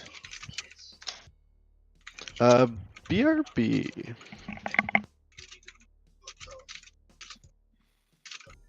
What are you all up to today? Not much. Same. Trying to recover and rest. What the heck? Dave is resting? Well, I did clean and other stuff, but yeah. Hmm.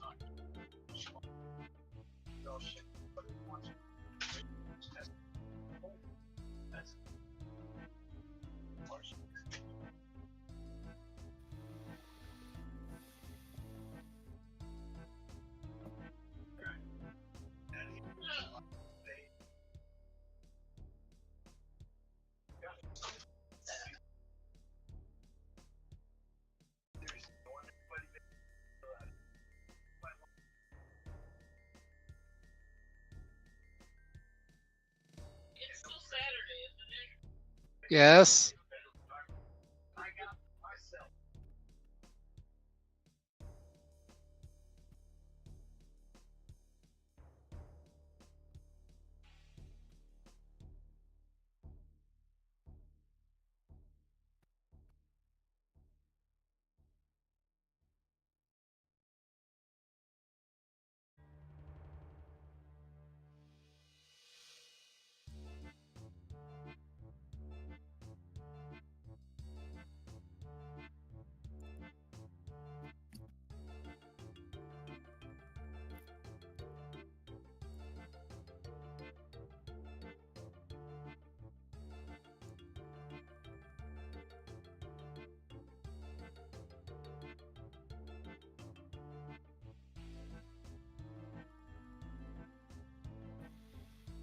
Hmm.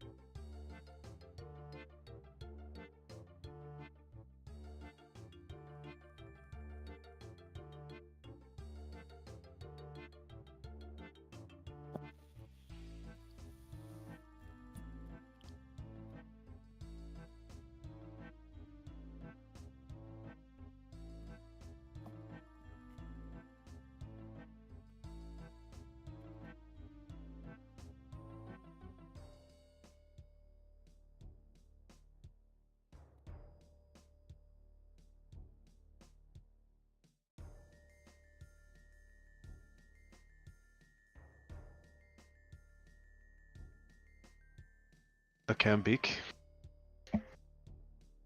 Welcome back. Thanks.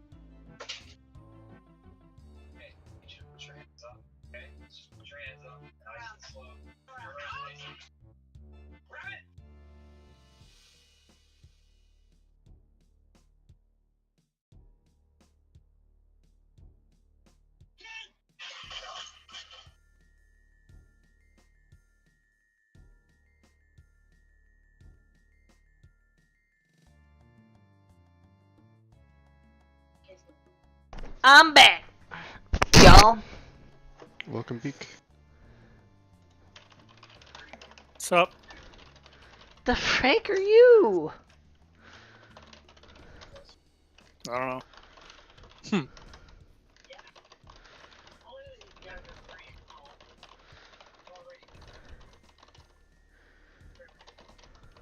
What's the inverse of a Boltzmann brain? Go one brain. Hmm. Got him. Never have go one brain. Man, you just made me think to check if we get Pi Moth. I'm going to No. guess no, because I'm guessing he's doing like a whole bunch of different things. He's not doing anything. Hmm. Who allowed him to not be here right now? Who?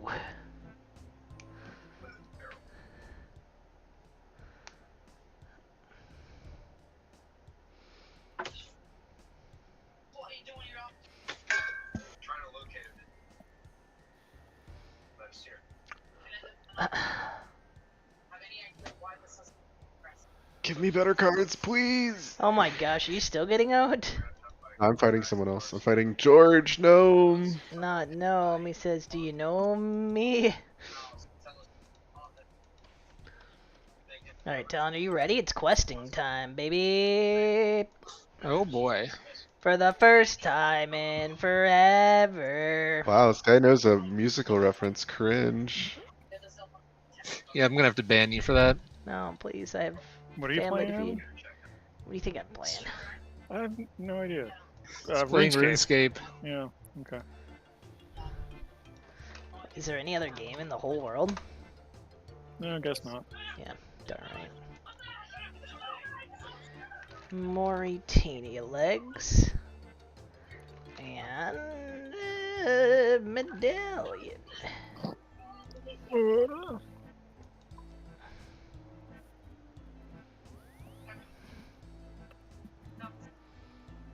Great. Says bring some prayer potions.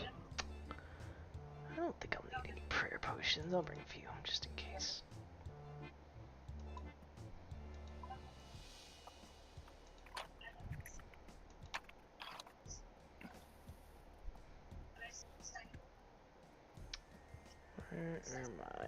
Where are my super strengths? There. Alright. Talk to Veliath in sleep. Good night.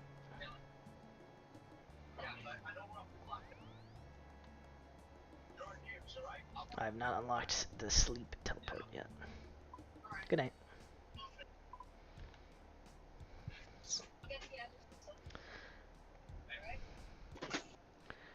Talon, this place is called the Rat and Bat Inn. Rat and bat in, you say? Oh, you rat. Sometimes you rat and you bat.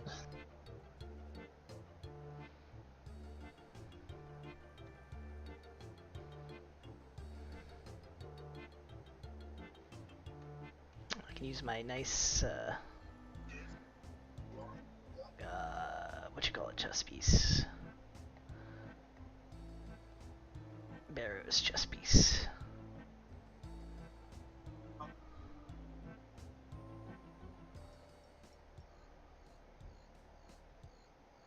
Talk to Valley of Hurts.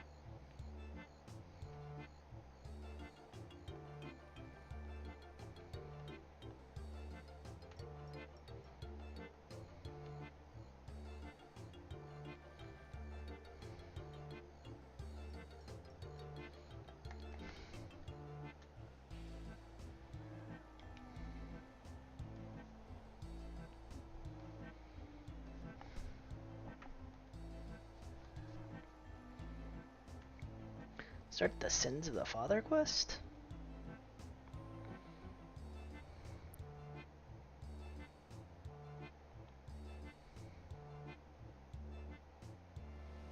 Lady Cromwick.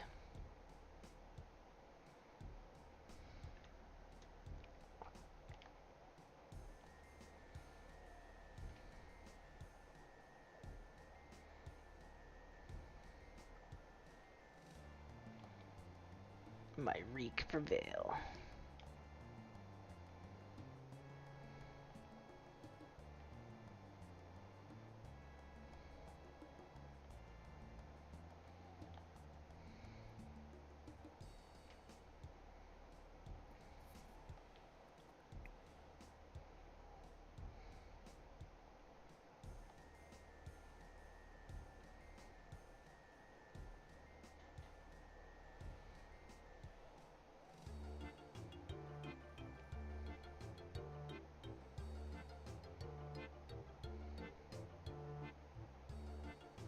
I better get going.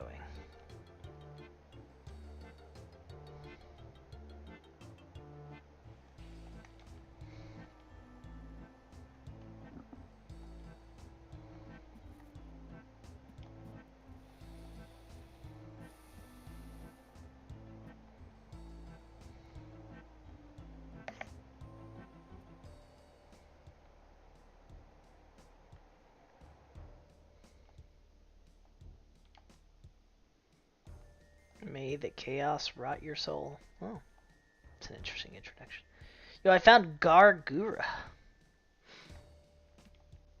It's chaos priest.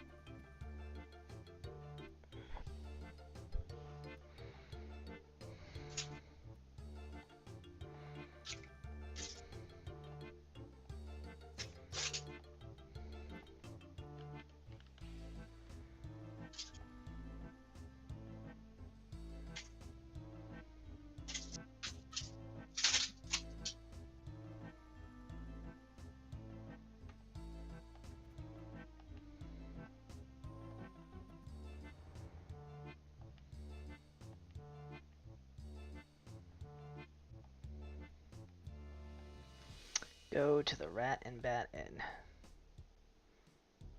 Yeah, scum stay at the Rat and Bat Inn. Apparently not good. It's great. What are you talking about? It's kind of sussy. Not at all. There are no vampires here. Hmm.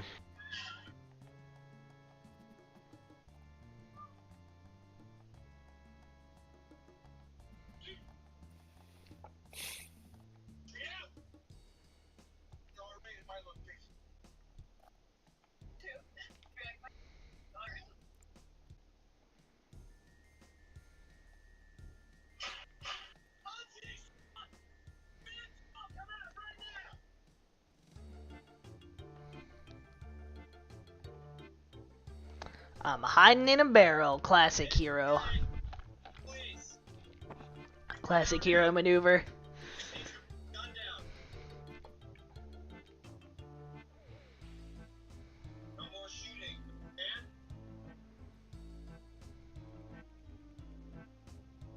Did I not actually hide in the barrel? Unbelievable. Oh my gosh, is this a sneaking mission?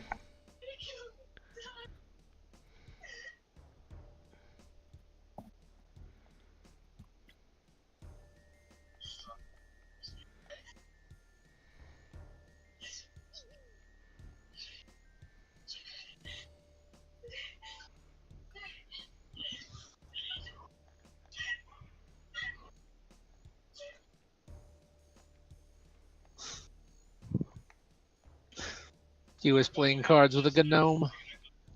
True. Yeah, but is it Jugo or Gnome? Yes. Is it really? It is. Yes. Are there any other gnomes? There might not be any other gnomes anymore. I don't know. Not that are I relevant to don't the story. remember.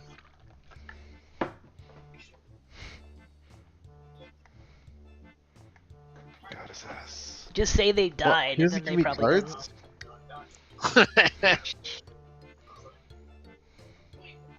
You should probably step out in front of that guy, Ivan. I got too far away from him somehow. Ash, Muse, Risha, Agate, Nadia, Lecter, Ozzy, Elise. Can't believe FF14 took stealth quests from RuneScape. Yeah, RuneScape invented stealth quest in my opinion. Estelle, Old Crow. Where's Ruas? How can he not see you there? I'm behind a tree, idiot! No, you're not. You're like at the side of the tree near him. Oh god. Oh, just in time. Oh, that was... I'm just like, god.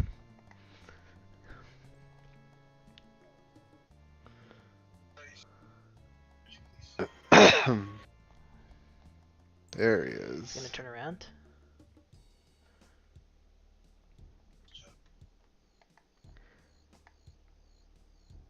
Alright. Oh my god. He'll never find me. He'll never see me coming!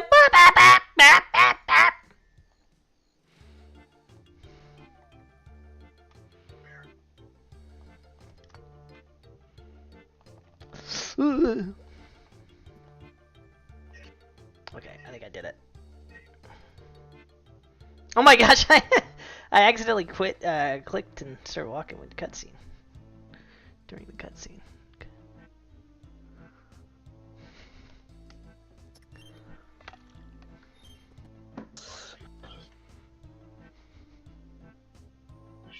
Can't wait to get owned by Rufus.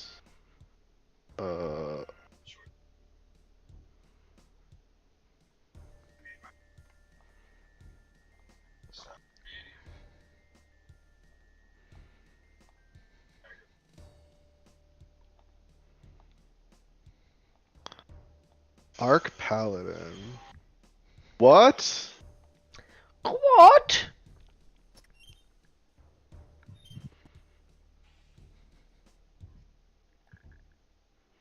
Dude, look at, you can tell this is a recent quest. Look at all the cinematic that's happening. It's wild. Revives and returns a random card to play. Costs 5. And he restores 2 HP per turn. This motherfucker's a cheater.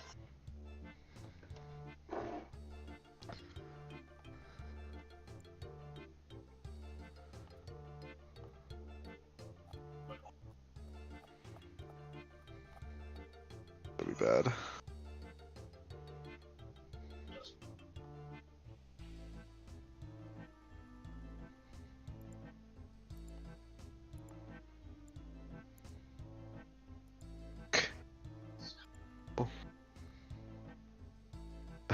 Good, great hand.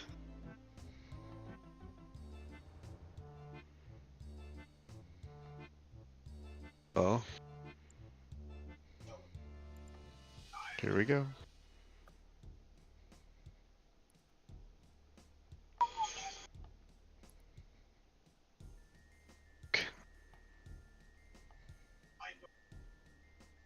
Makes sense. Alright. Whatever.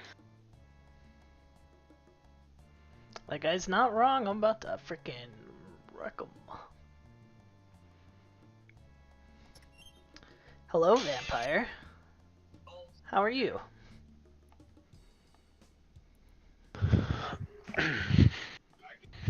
We'll see.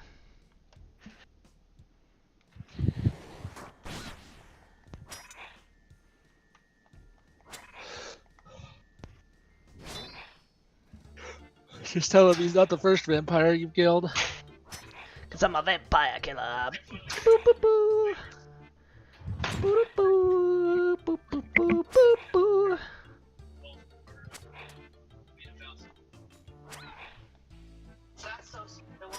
You think that vial's gonna stop me, bloodsucker?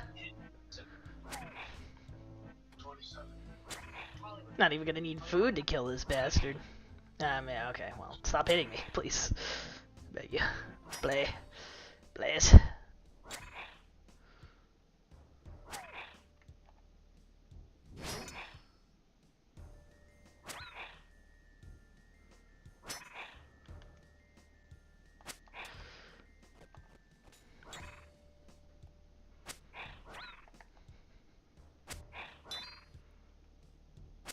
I forgot to drink my potions. Well, it's too late now.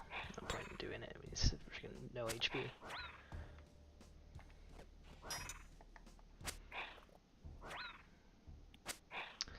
Dead. Destroy lab table. Slap. Slap. How do I get out of here? The frick? That's not a ladder that goes up. What in God's name am I looking at? Alright, I guess I go this way. Okay. I don't actually have to traverse all the way out. Valley of Hurts, I have stopped the sleeper plague. That was easy.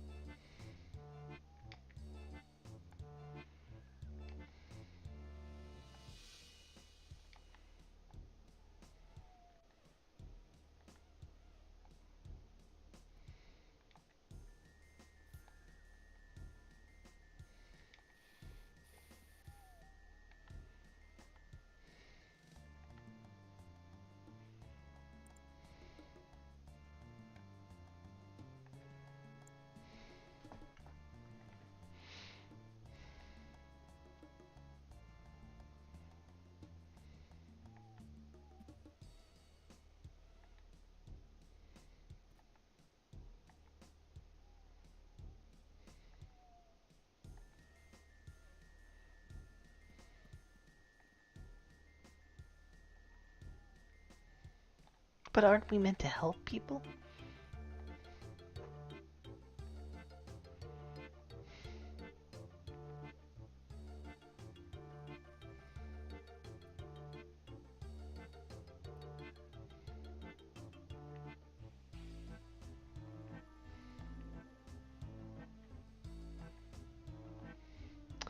My reek prevail.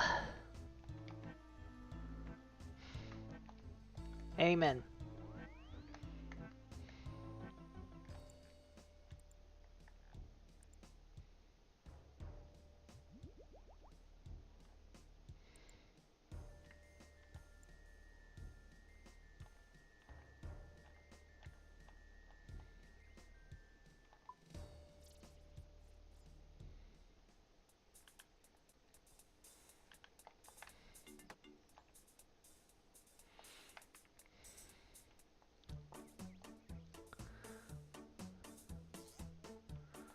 Grab an axe, a knife, and then I think we're good.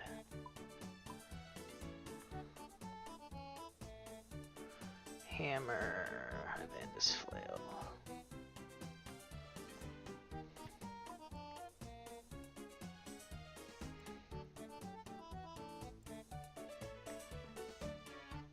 Wow, it's been a long time since I've had to equip this Vandus flail.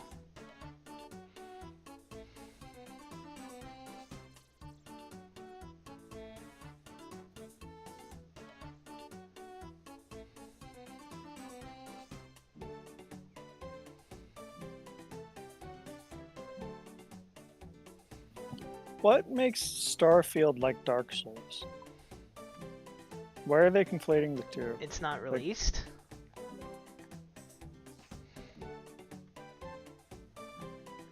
Starfield's not even released. Also, who's completing the two? Steam. They're popular games. It's saying it's similar to Dark Souls 3. They're popular games. Yeah. Third person action. I don't know. It's probably all.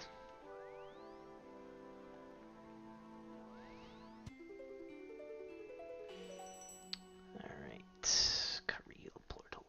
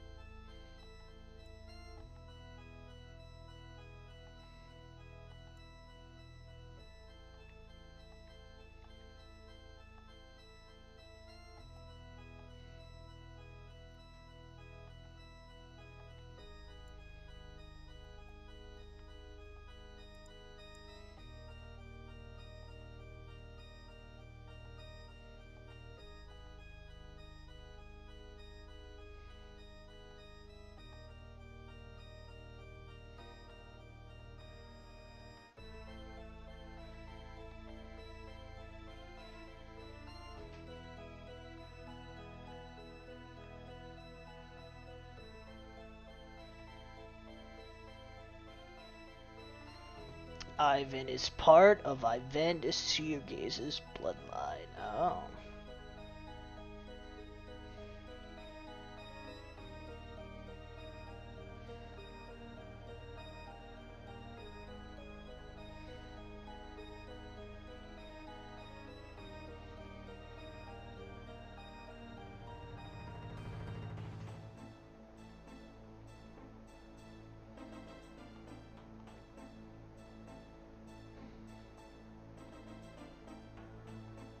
I never would have believed Ivandis and Ivan could be related.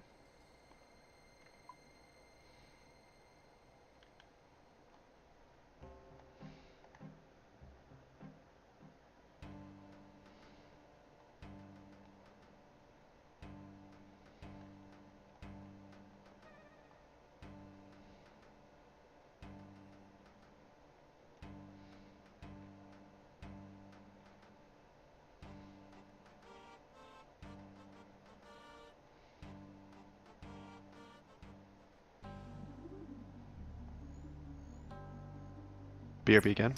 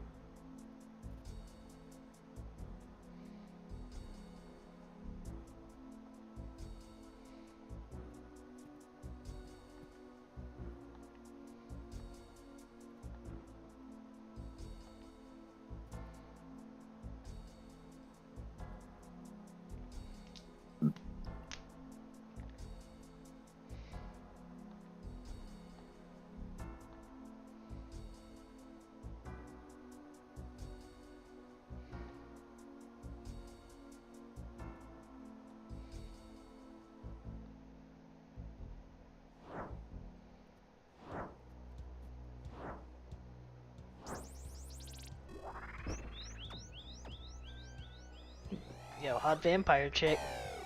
No, don't suck my blood. Okay, that face is not that hot. More vampires? Okay, now she's human. Hello, hot vampire.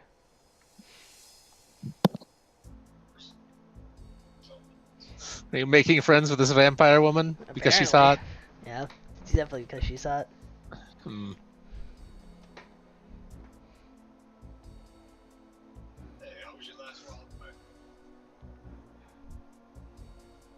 Once in a lifetime offer. Oh, kill my other brother. You got it, babe. Kill more vampires, you say?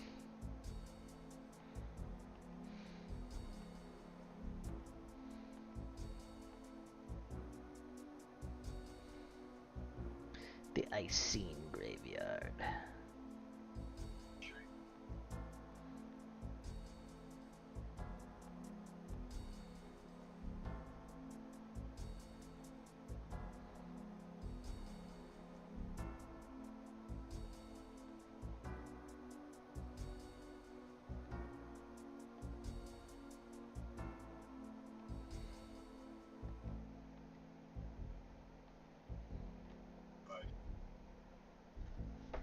Alright, hot vampire. I mean, I was ready to invite with you. I wasn't putting up a fight.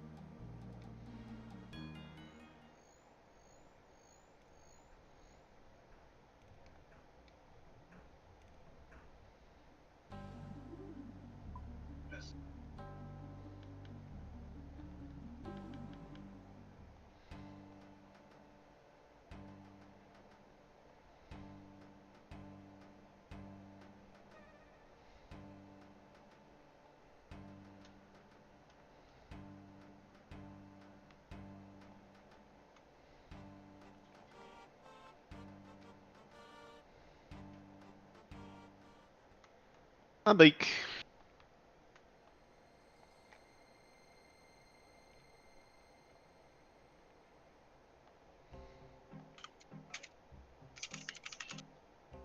I'm ready.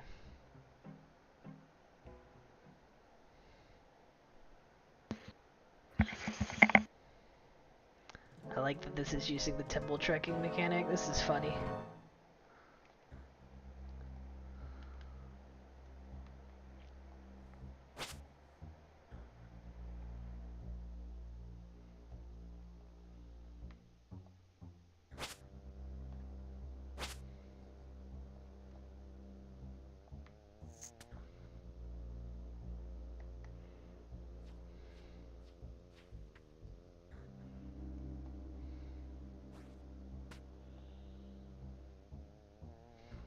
So when did they add temple trekking? Was it for this quest? It seems way like it would be way older than that. Yeah, okay, it is. They just used it here because funny. And to be fair, it is pretty darn funny.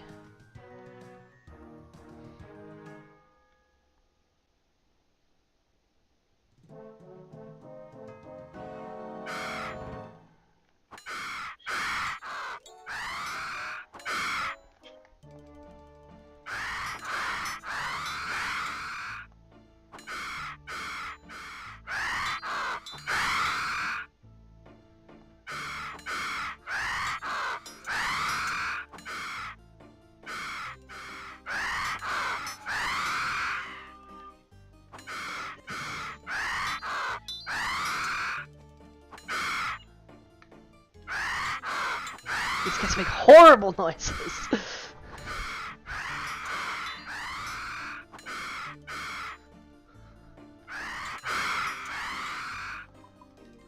God dang, I'm getting freaking jump scared by these steel beasts.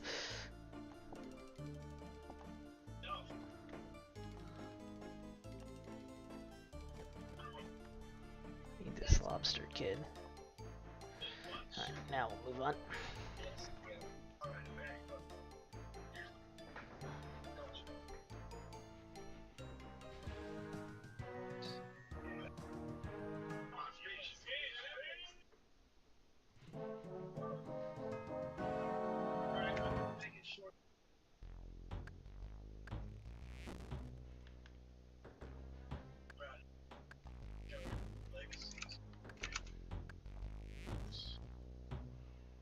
I've done temple trekking before. I know how to do this.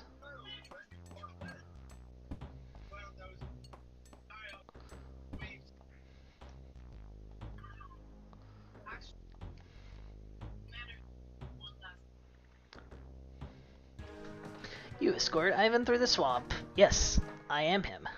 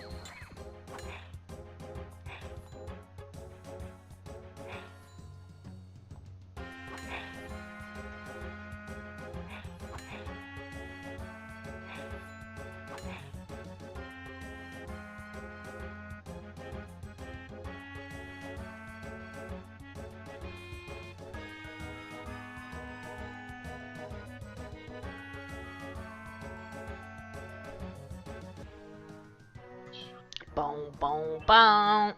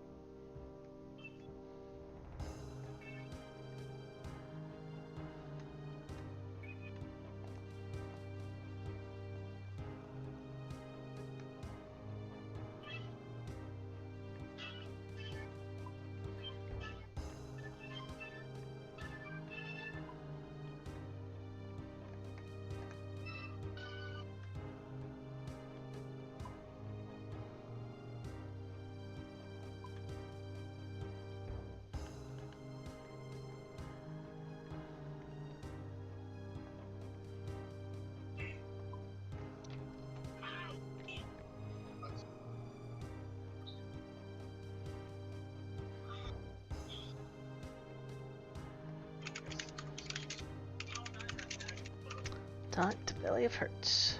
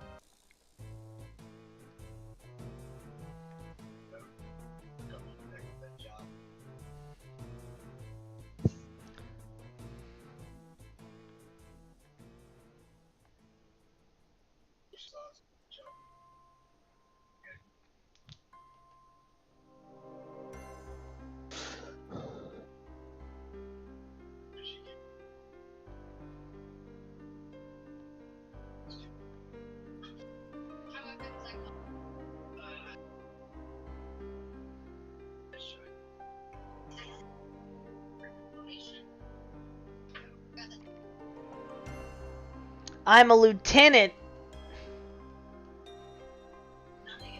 I'm a lieutenant now. You will call me Lieutenant Ivan Talon. No.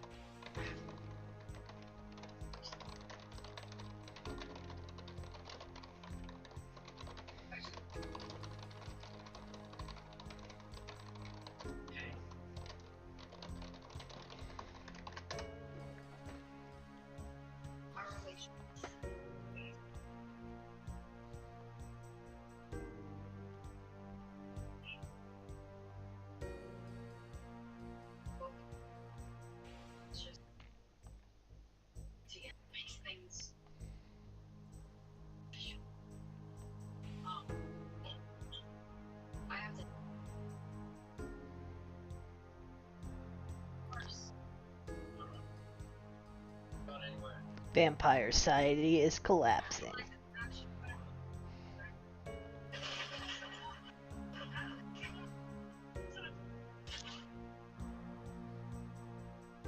Vampire Society is collapsing because they oppress the humans too much.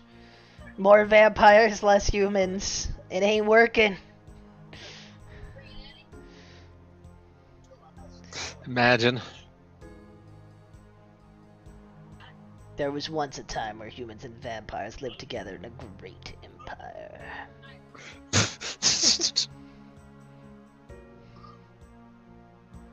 The God Wars. So remember when Q was doing story today?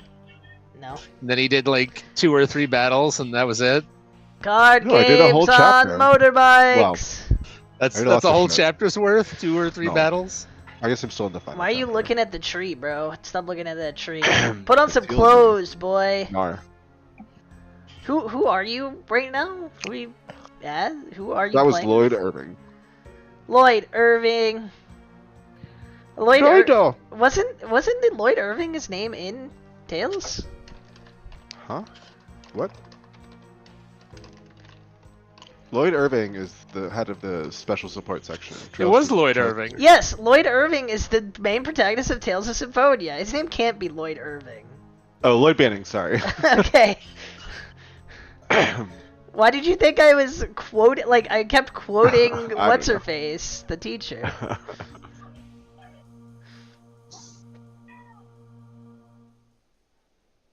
Oh, you found Renee. Ren has been in my party for Renee. a while. Okay. I never heard her voice acted name, so I just called her Renee. Renee.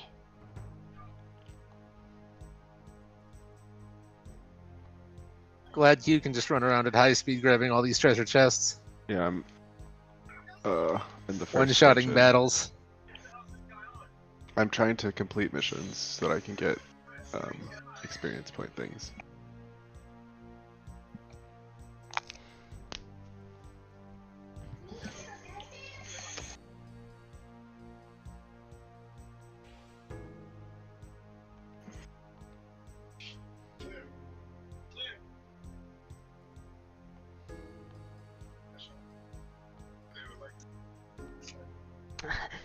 Send the adventure with them so that I can hear the exposition. Okay, cool. Safalan Hollow. Hollowvale.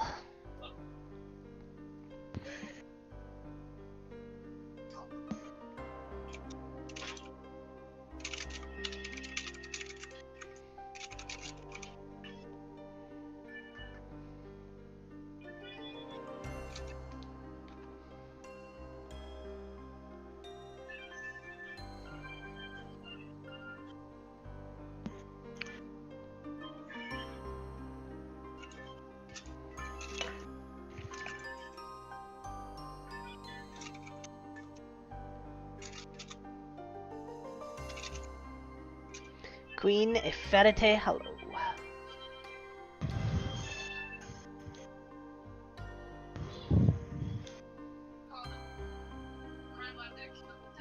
I bet I can get it open. It's an interesting lock. The icy and always were devious. From what I can tell, you'll need to ensure that the total value of each row and column matches the number at the end. Okay. What are they, frickin' Sudokis? Yes. Oh, I see. It's like easy Sudoku.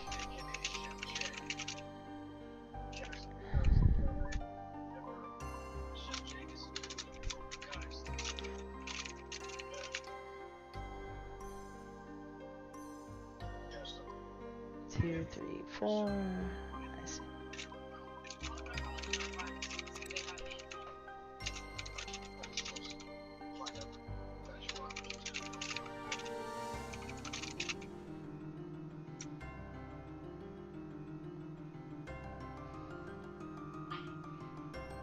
Here lies the Arena Hollow. My God! What does it say? A faithful sister of Safalan Hollow. But that's his name. He's the heir of an Icene. Wait, is he half vampire or something? No, he's half Icene. They're the ones who ruled here before the vampires. Hmm. And his powers are good at stopping vampires. How long have the vampires ruled this place, and he's still... Hundreds of years! I actually don't know.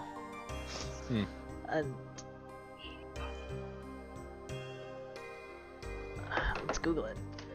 When did the vampires take over Mauritania? What game are you? Oh, RuneScape? Since the end of the God Wars. They are very old, apparently. Hmm. Yeah, I mean, the God Wars were a long time ago. I guess it lasted a long time.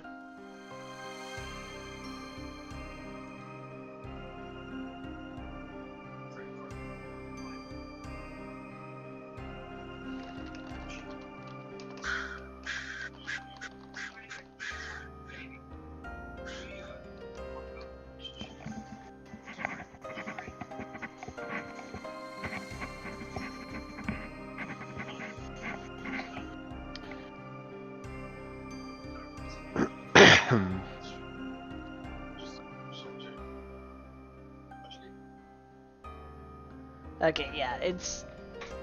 Is he like 800 years old? It's a pretty good question. How is he still like a lasting part of from this empire? He's about 6,000 years old. So okay, in that case, how is he not aware that he is somewhat important? Oh, well, the last attempt to kill him by the vampires activated his powers and gave him chronic amnesia, actually. That was brought up before. Uh-huh. Alright, well. Yeah, convenience amnesia. Classic.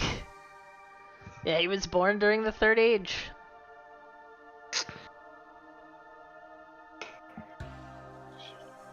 You have no sealing stones.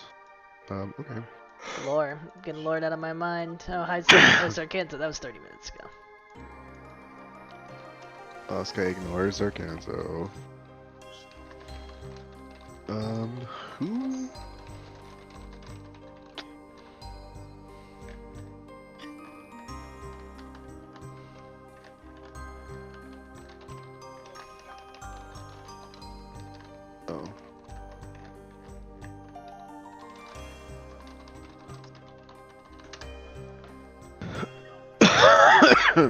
Where are my parents?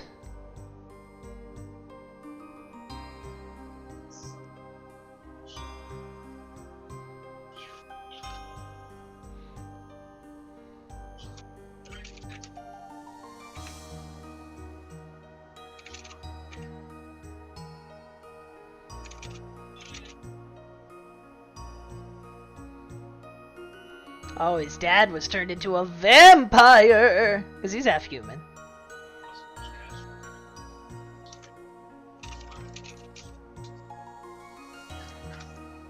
Alright, well, I think I'm going to hop off. See you guys. Good night. Yeah, good night. See you, See you Dave. later. Oh, Vanstrom Klaus is his father.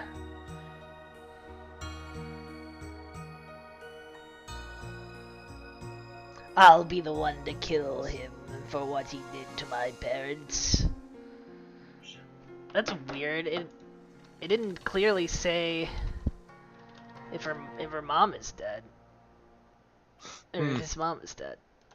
I wonder if is she alive? Maybe we just don't know.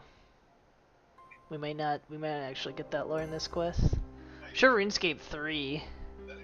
Okay, she sure seems alive in RuneScape 3. Like the mainline RuneScape. But they've done different things in this game. It's interesting.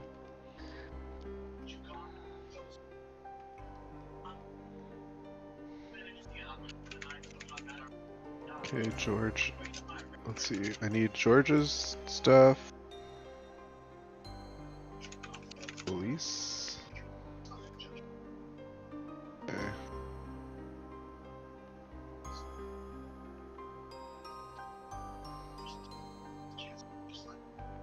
George. Okay. Victor.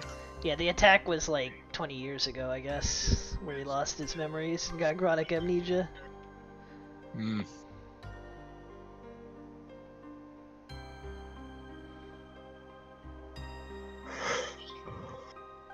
George Victor Arios.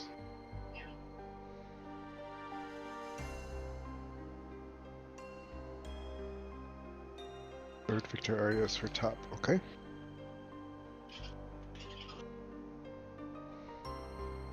Radigan Pontiff.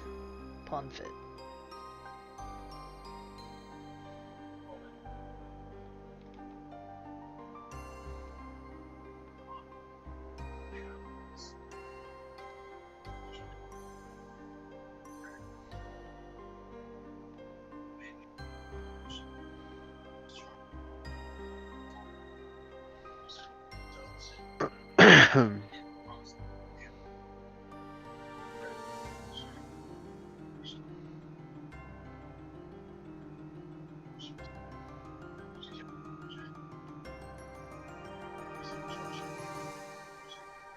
Oh, whoops.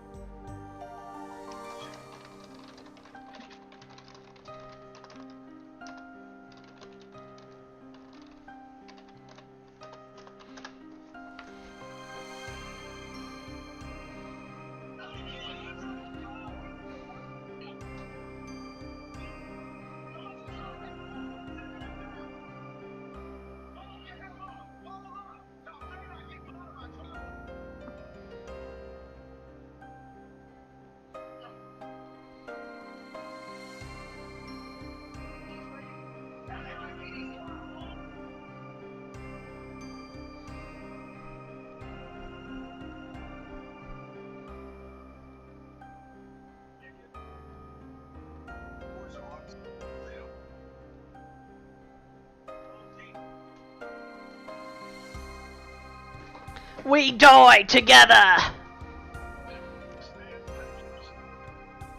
What if we died together?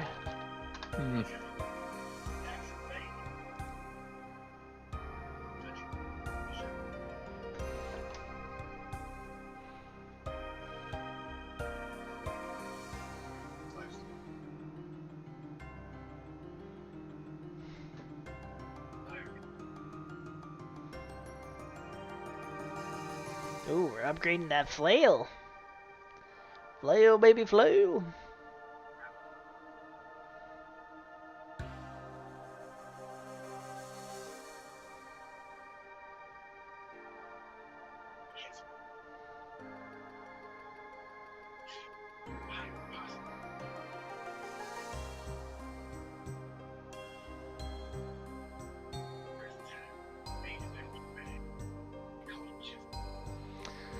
Oh god, I have to go to freaking. Oh no.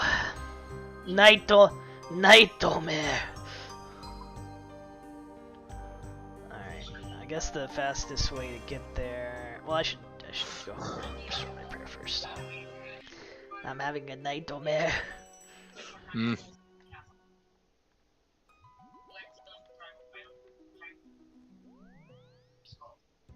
I can't teleport to Darkmare, can I?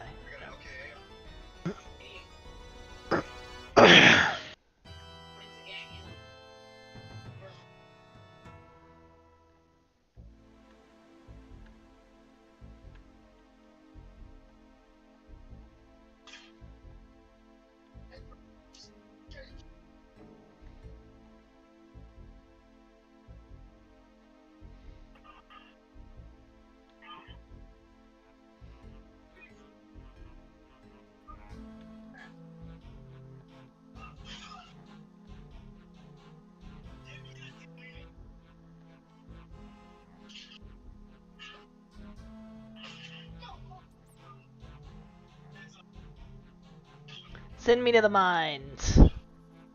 One ticket to the mines. I love going to the mines. Yeah, the DL Desert mines. Give me the essence. Yeah.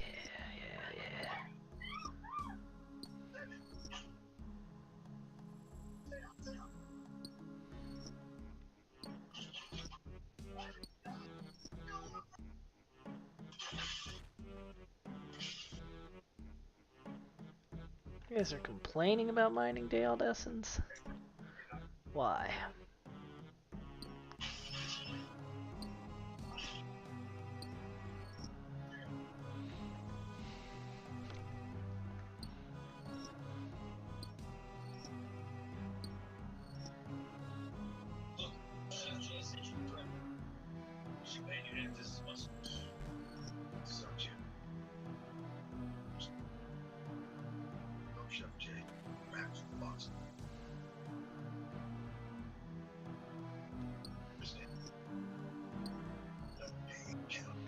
My favorite part about my my RP here is that I'm like just walking around with the vampire slaying weapon. Don't mind me, vampires. I'm just a good little citizen. Just a good little citizen.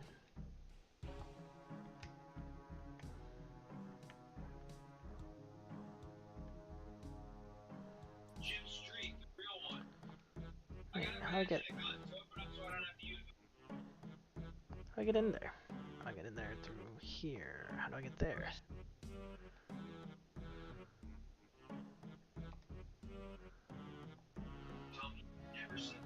Ah.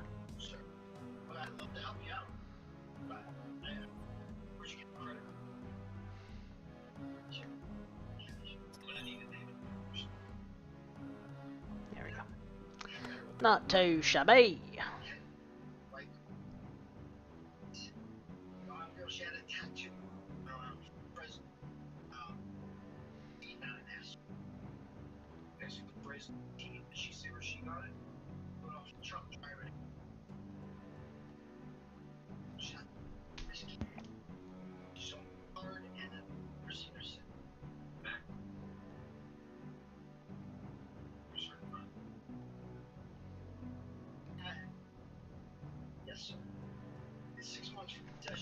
Shall we get going then?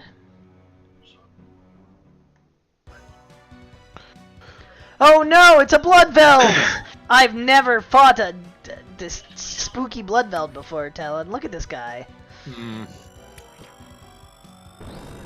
Oh. He just like... appears to be eating that man. He just zapped it the frick out.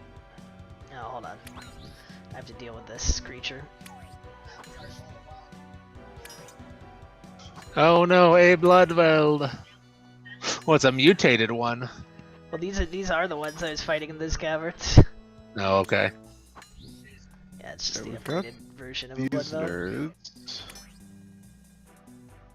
And we need our evasion tank, which would be...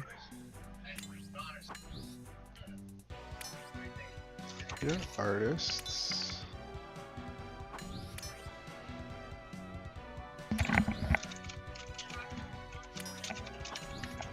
That's a fun way to show his powers activating, though. He got to actually deal 170 damage. Pretty sick.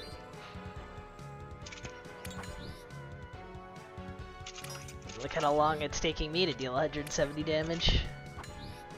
And again, I'm using the anti-vampire weapon on this thing. Not exactly the best.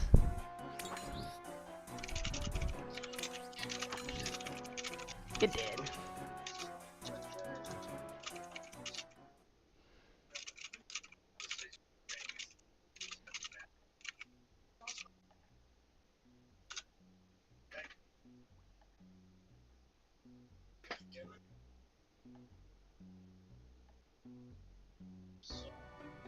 I guess that makes you thousands of years old. Ugh, what an awful thought. It's pretty good. Pretty good. You stay here, old timer. Stop calling me that. I will make no promises. That was pretty good. This dialogue in this quest has been pretty good so far.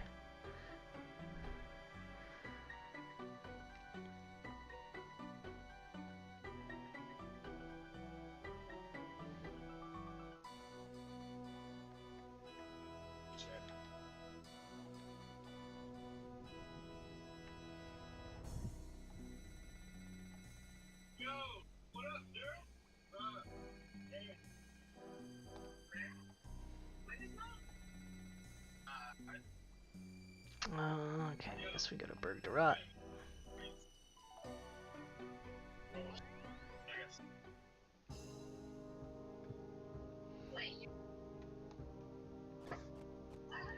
Alright.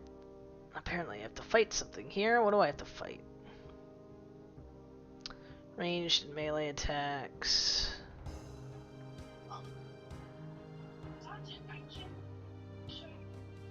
Okay. Doesn't sound too bad.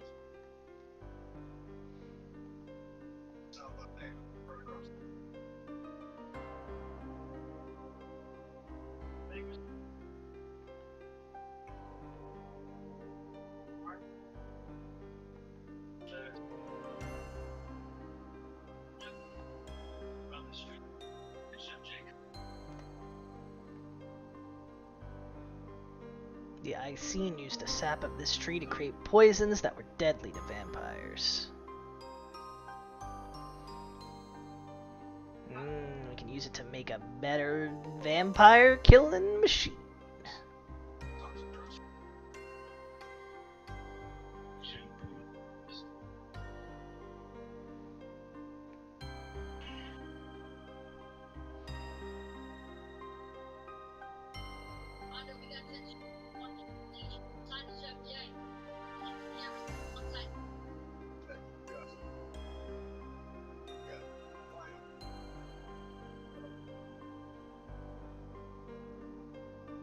Do you have any intention of touching a tree that can kill vampires? That's fair enough.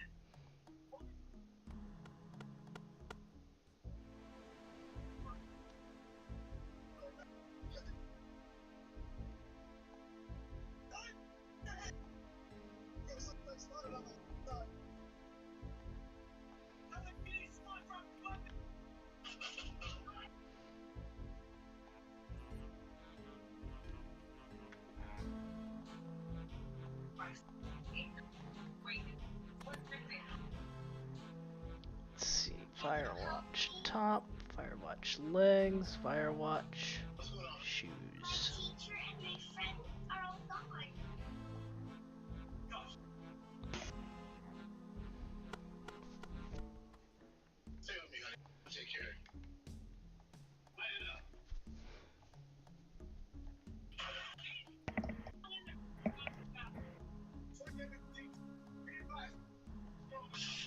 Here you go.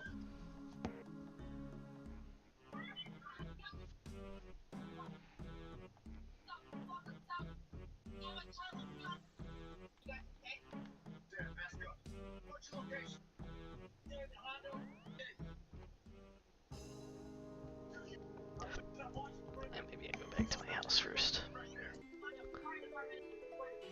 Super.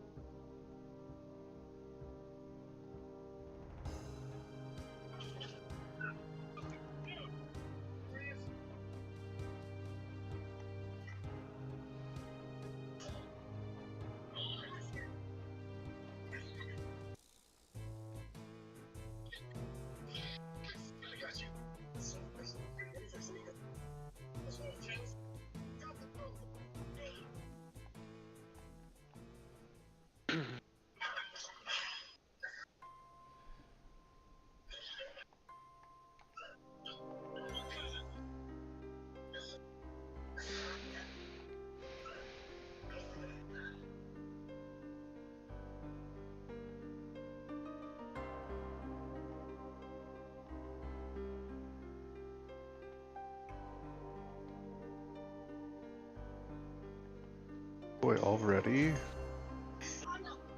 Well, okay then.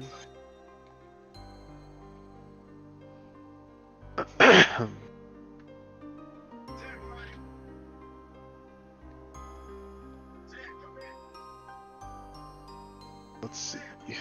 Oh, Yeah, nice. Emma I can vote directly to sleep now. That's sick.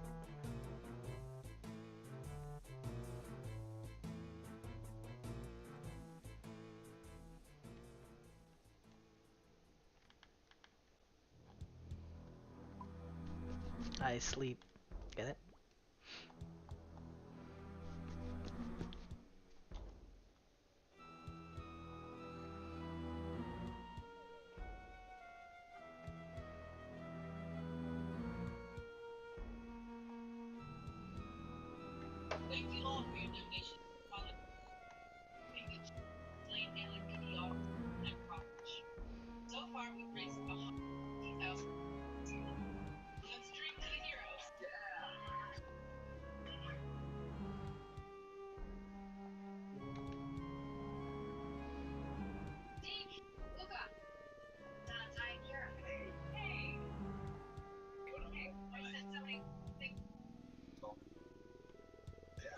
Let's do this.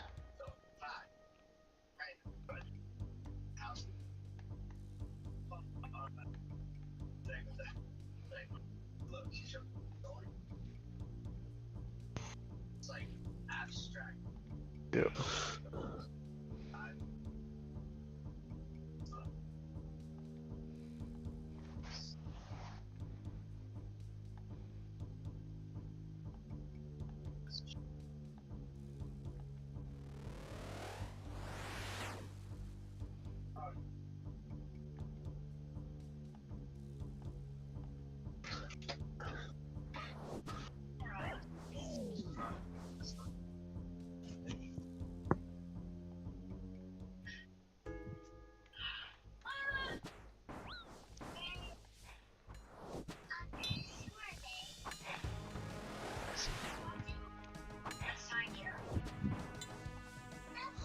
Oh, he poisoned me.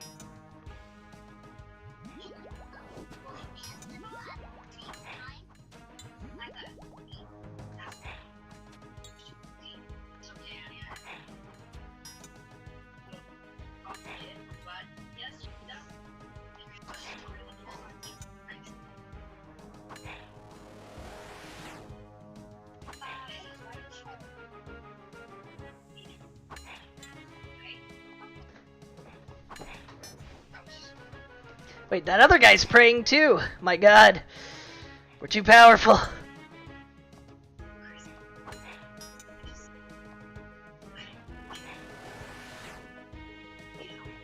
Stay by that fire.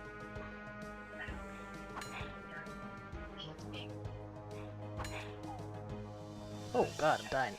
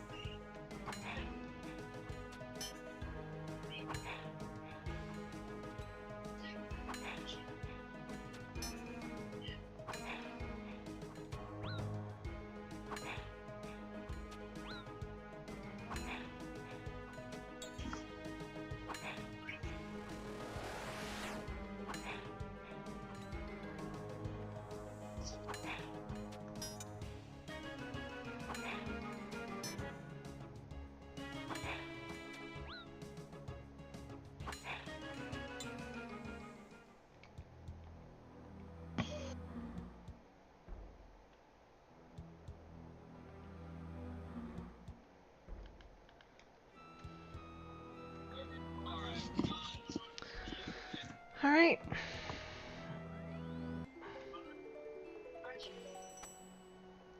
Oh my gosh, I'm a sexy vampire. Hmm. You mean, Was that What does it mean? Curious. What do you mean, curious?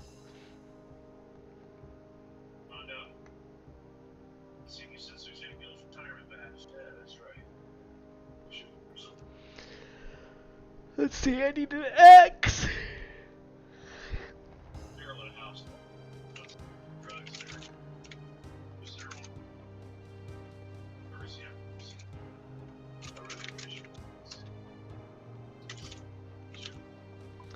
This way for now. Boop, boop. Grab a billion super energy potions. So that was maybe a cape, hat, and gloves. I can do cape, hat, gloves.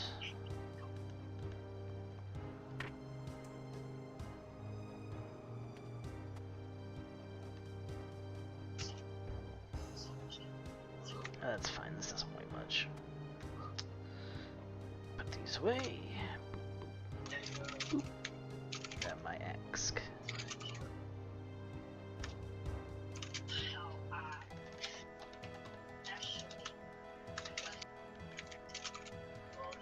And I need at least 8 inventory slots, which I have.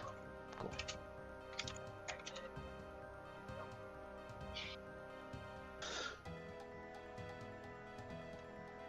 I grabbed super energies. Oh, these are wrong. These are all wrong.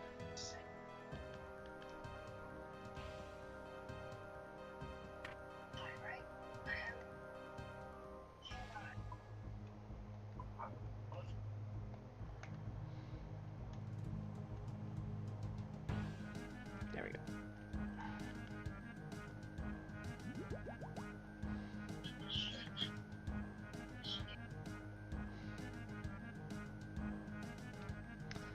I like this. I like the vampire look.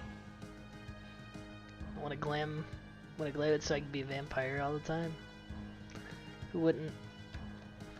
Wouldn't want to be.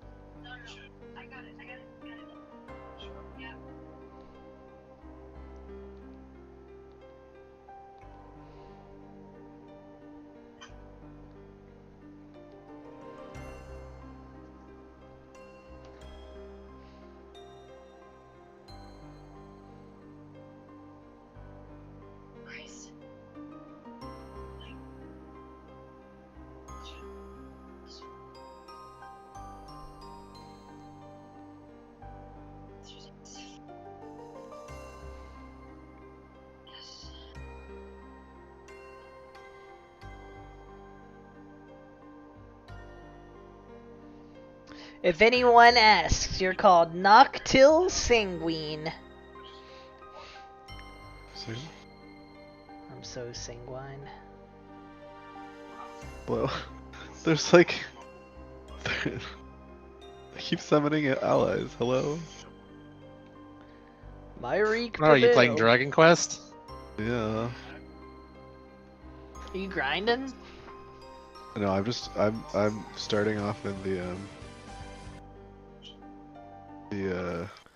The grind dimension? the dungeon. Oh, he grinding. The final dungeon? No. Oh. Like, when am I gonna get more wacky plot shenanigans? Probably tomorrow. What the heck? Yeah, I'm pretty disappointed in him too. That's the Well, gringest thing I've ever cronged. I didn't realize I was gonna get. I thought it said that I wasn't gonna be able to get back here for a while.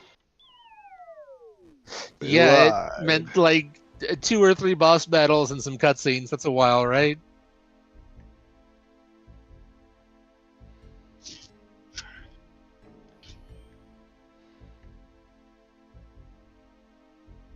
It's gonna. Summon more allies. Okay, good.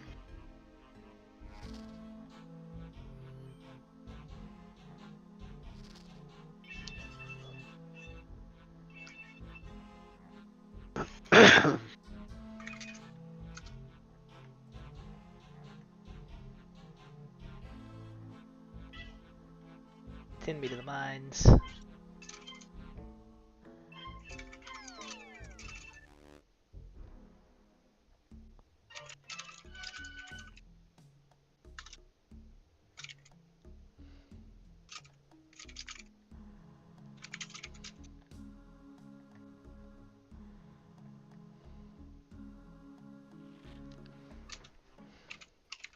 I did it! I made it into the Vampire Lands. It's kind of trashy. I can buy things.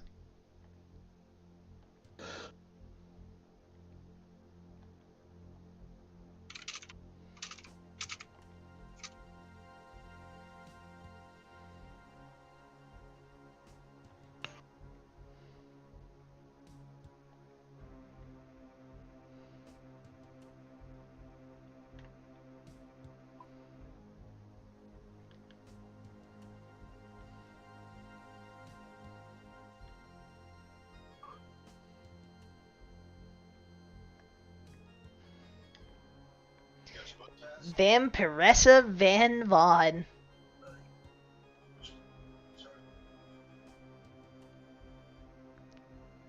I can pickpocket this lady.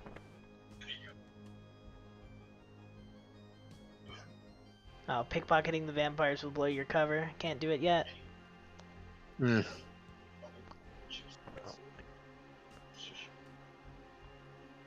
Looks like you will be able to later, though.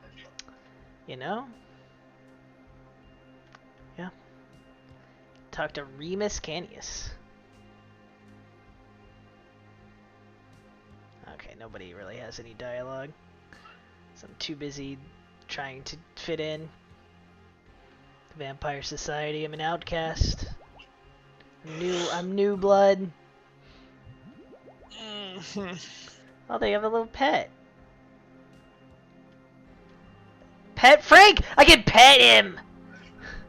I can pet the little Bloodveld. Get the Frank. It's a Bloodveld. I want to pet him. Get back, Frank. Who's a good boy? I pet the Bloodveld. Great. This game is 10 out of 10. Now they know you're a fake, they're onto you. No, everybody. I found you. If faker. I killed it, then I would be confirmed fake.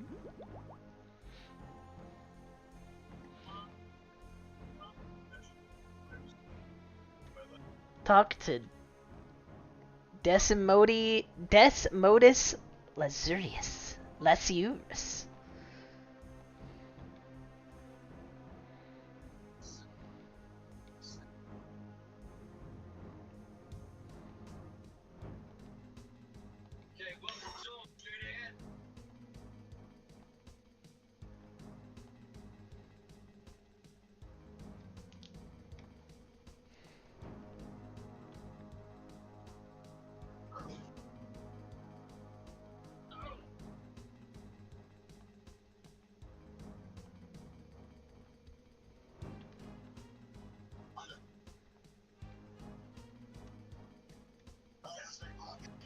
So we're gonna get back around from the top.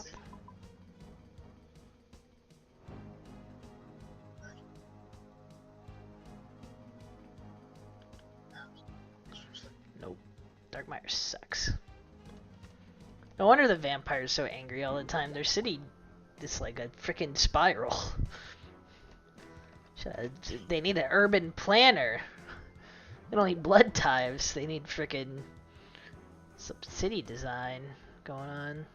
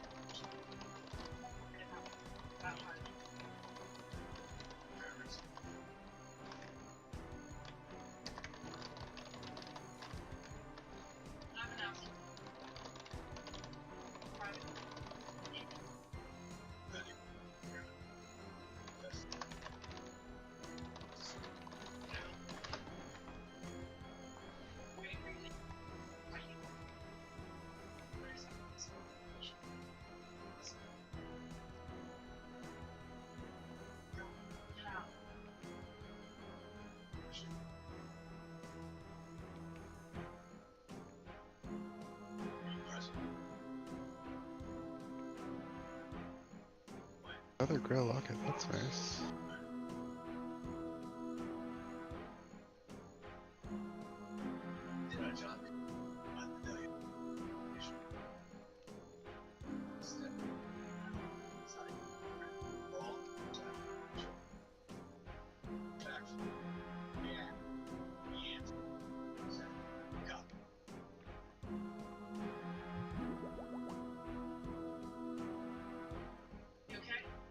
What scene is it blocking right now?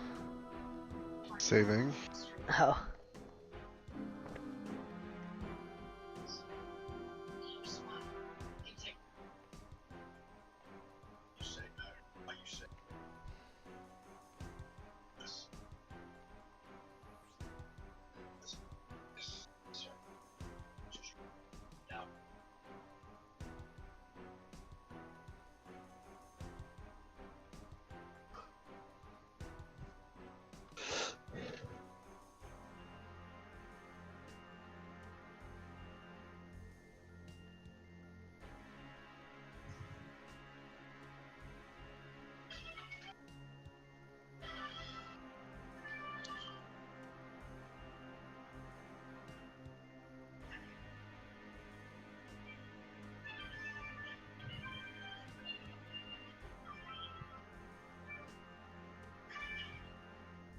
Someone playing Pokemon? No. Oh. I heard ba ba da ba da ba da ba da ba. All Are those right. vampires in Vampire Jail? No, these are humans in Vampire Jail. Oh, I see the vampires of the guards then. Ermengarst and Yes. Yarlatap. Okay. Let's go over here. Come find me. This vampire is like, hey, if I take care of the humans, I can get Sure. more blood, and they'll give it willingly. So naturally, we're taking the humans away from them and giving them to somebody who doesn't care about them. But it'll give me access to the fancy tree. I'm a hero.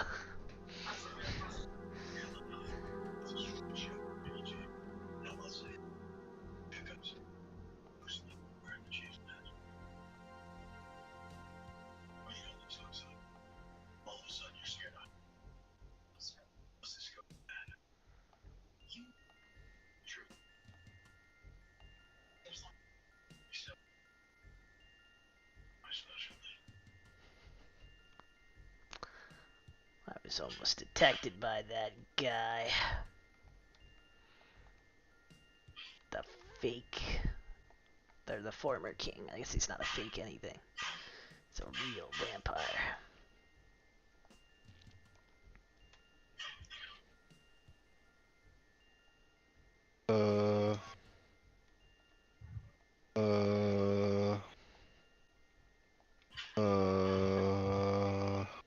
That's cheating.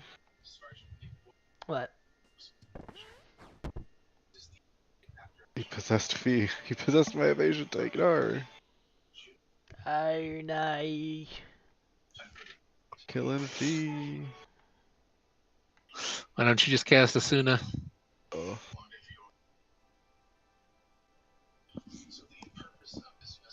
Yeah. Wait, did that break her item or no? I guess.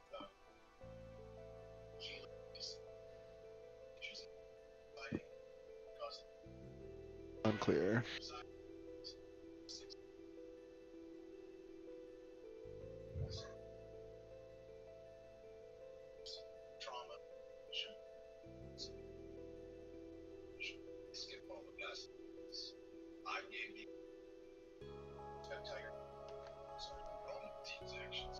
Got 2 turns south, 3 turns north.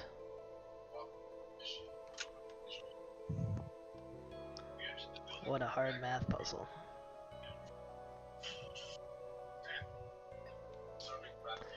The vampires couldn't get rid of the tree, so they chained it up. No growing. That's rude. You didn't give it enough water, but I did. I like this. I like this, like, tree stuff. It's like bright white with red insides, like a blood tree. Oh baby, who's gonna be the character that we unlocked? Vote now on your phone. Who's the gotcha? Excuse me, no gotcha.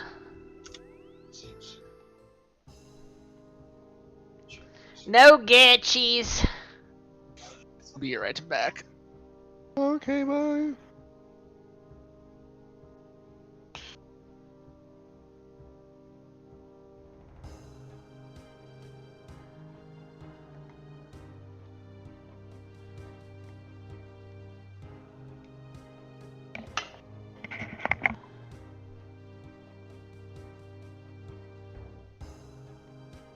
Alright, let's see who it is. Oh, hell yeah! Who was it? It was Pikachu. The golden Rakshasa herself. So wait, what is gotcha that you're playing? So each floor has gold, blue, and red ceiling stones. Gold ceiling stones unlock characters.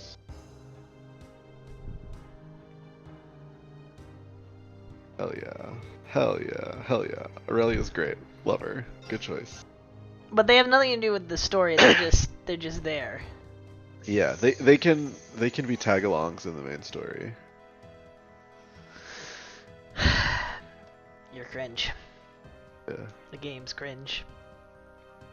I hate to be the one to have to tell you this. Ooh, oh, yo, no way. This guy got 2 ultra rares. Crazy. You can get, I didn't realize you could get lost gems. That's crazy. What are lost gems? These are ultra rare, clearly, but they are orbs that cost, like the attack costs all of your EP, but they usually have like really big benefits to using them. And then if you're using things that like decrease EP cost for things, then you can not spend all your EP. That's crazy. You spend all your gotchis. You need to grind out everything. How do you know if you collect them all? Great question.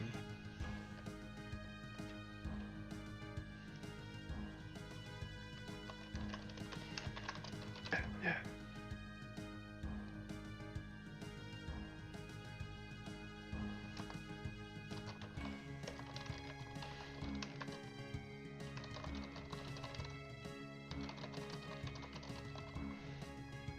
What level is she? So we're at 100. We're at 45, just for the record.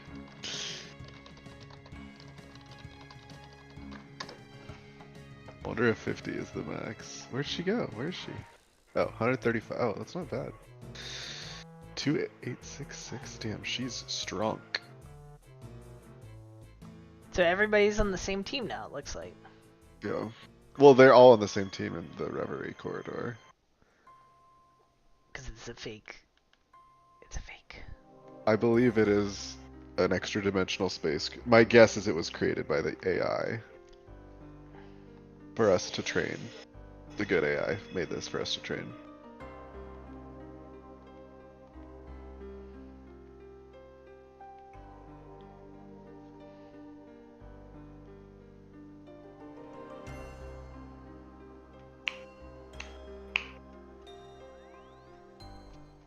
What age, y'all?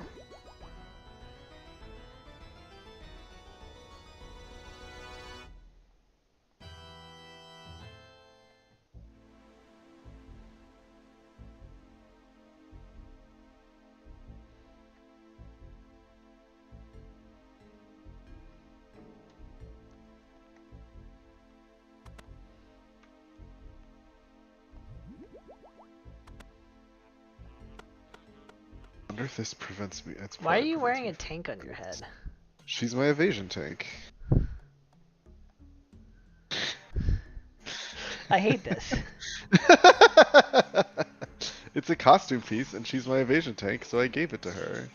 What do you want from me? Oh. I'm gonna have to use. Alright. Will I get owned? Well, yes, let's find out now. We are sealed. Yep, okay. Which means we can all use arts. So time to swap for Ryunes. Omakase kudasai. Ooh.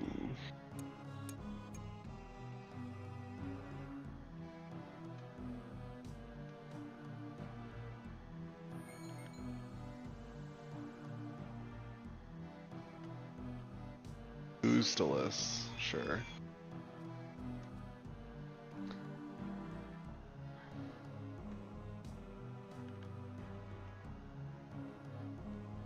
Watashi no ban desu.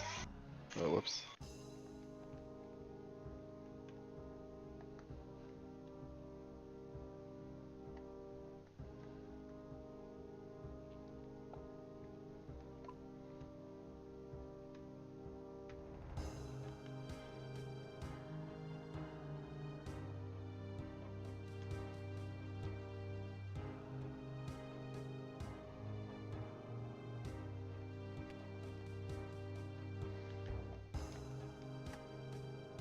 Lao Medea Skilla. Skelety's nuts.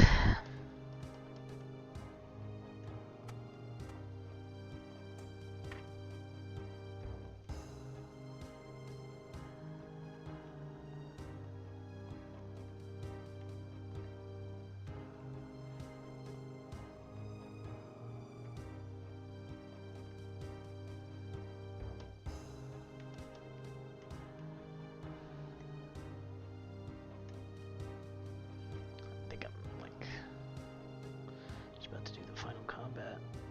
Yeah.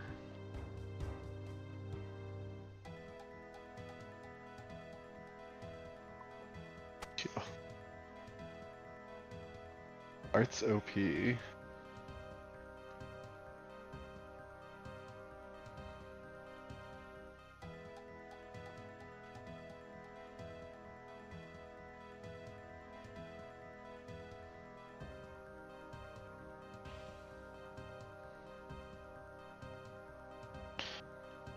What do we get? What do we got? Blue ceiling stone, cool.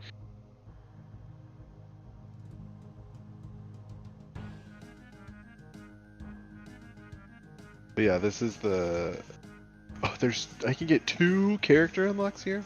This is the same thing as the, like, place that we went to in Cold Steel, or Sky 3. That makes sense. Kind of. There's doors, and everybody's here. Dorks!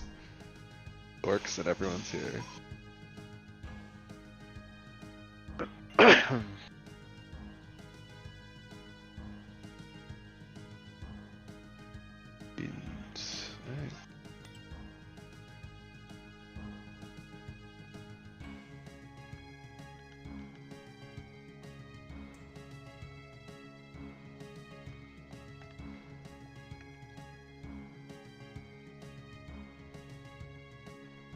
Perfect.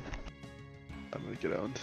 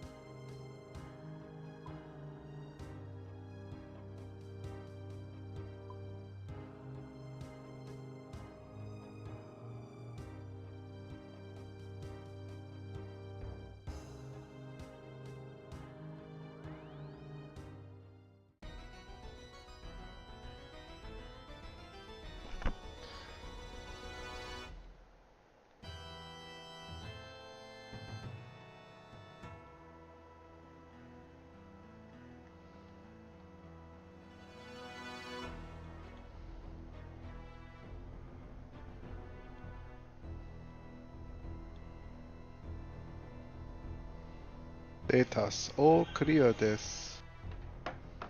Logical shard. Bring these shards to the Blazing Forge to give life to powerful accessories unique to each character. You know what? I need to get pizzas. What? Oh. Alright.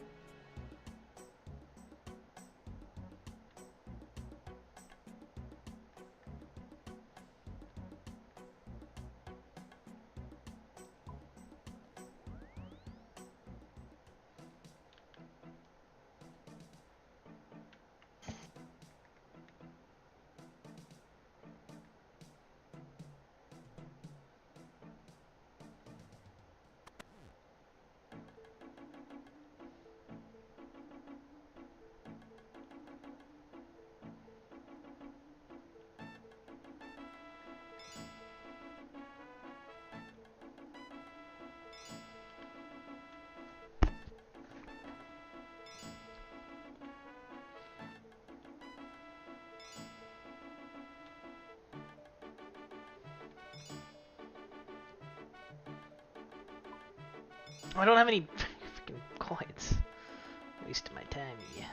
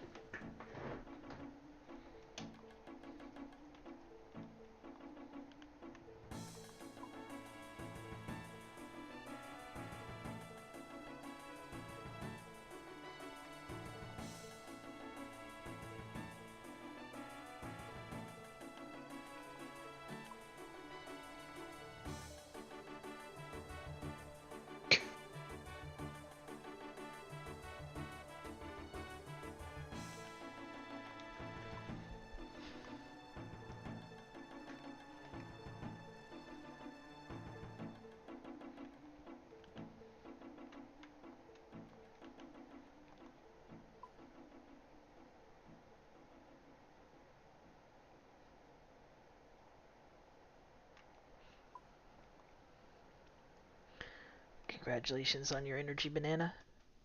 Thank you. I earned it. You bananaed it.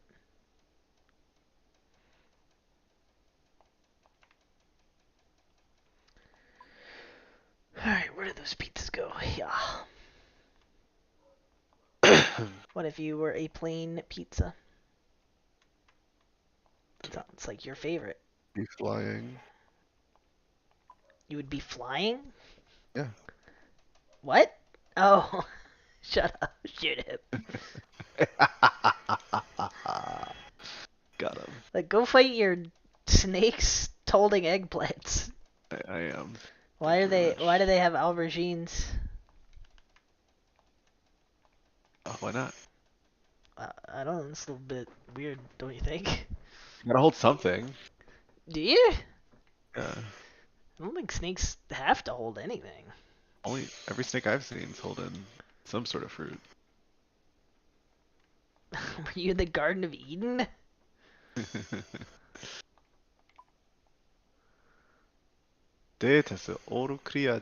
Nice cat head.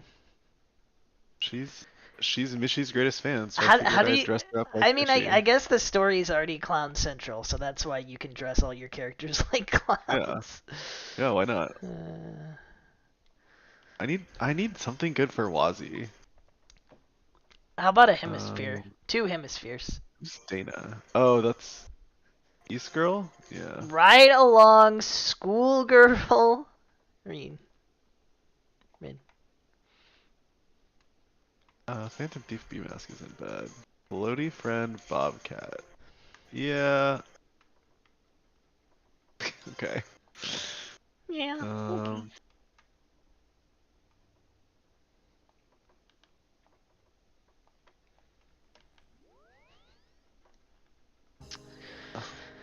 Oh, I'm nervous about this boss fight, guys. I think I'm gonna get wrecked. We'll see. If I get too wrecked, we'll just bail. Okay, we'll wear the Phantom Thief B eye mask, sure.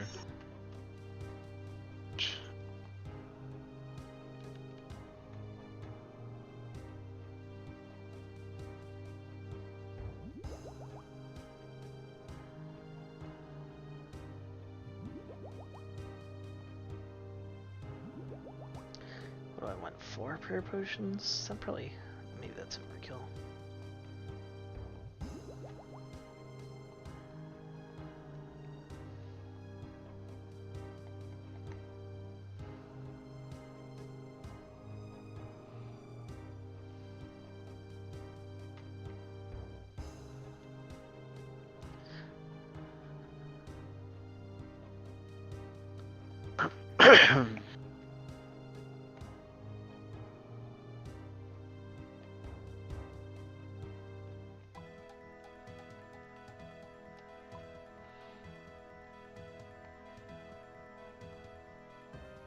Daki desu ne? Zunai.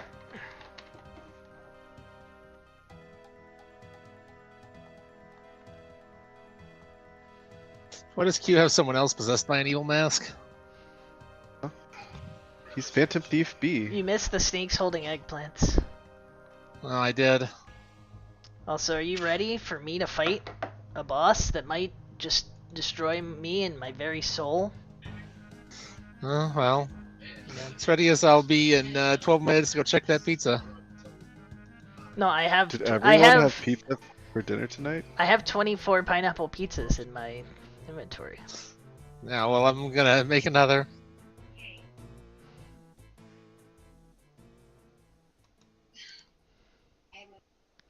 Set up my quick prayers.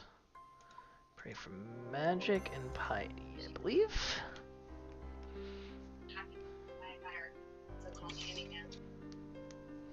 Okay.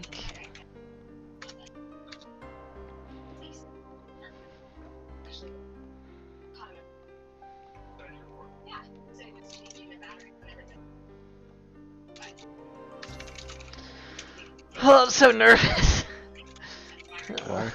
Because this is gonna be hard. It's gonna be a hard fight. You good? Maybe. If I die, I have to spend 50k.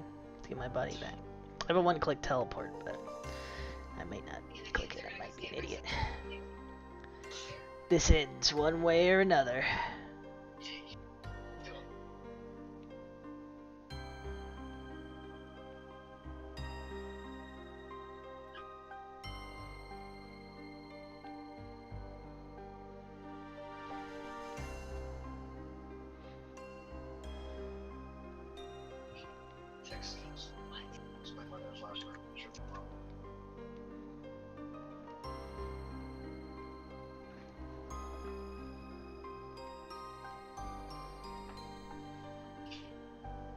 Burger hammer.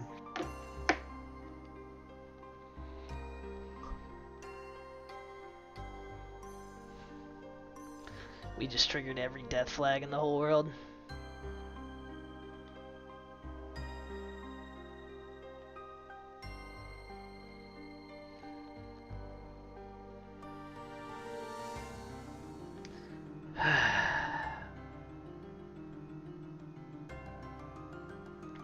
I'm ready.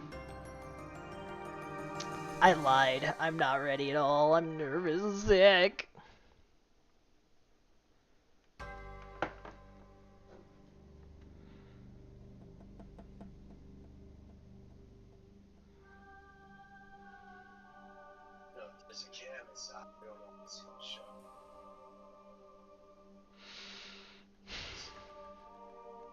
God, this music's freaking ominous too.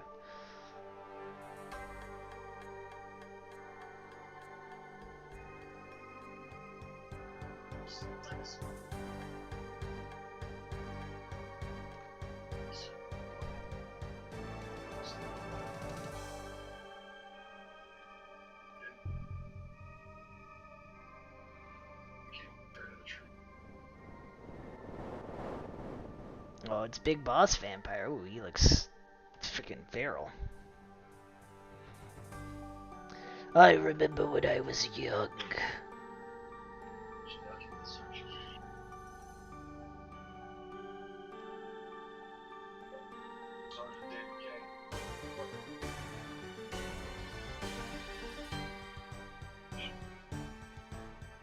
Oh, he's aware that she was betraying him all along! Lying is not your strong suit.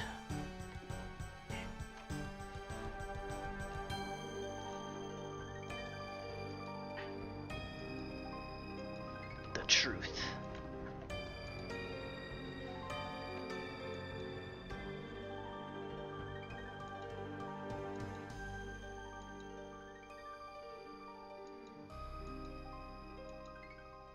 I'm Lowenial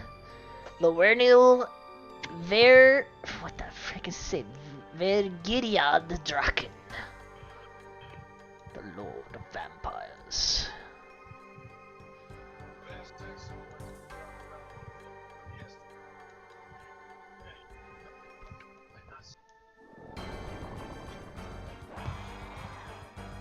We just immediately murdered all of her vampire followers.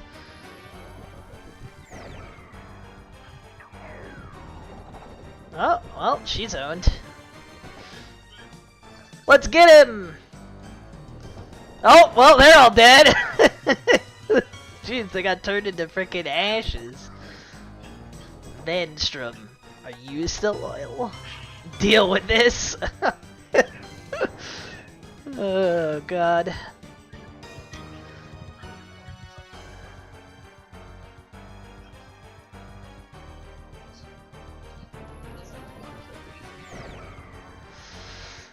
I'll deal with you myself.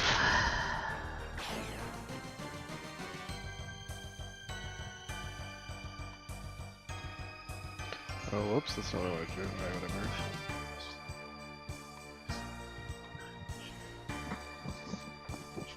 You talk too much. Oh, well, he's owned. It's all up to me. Shall we begin?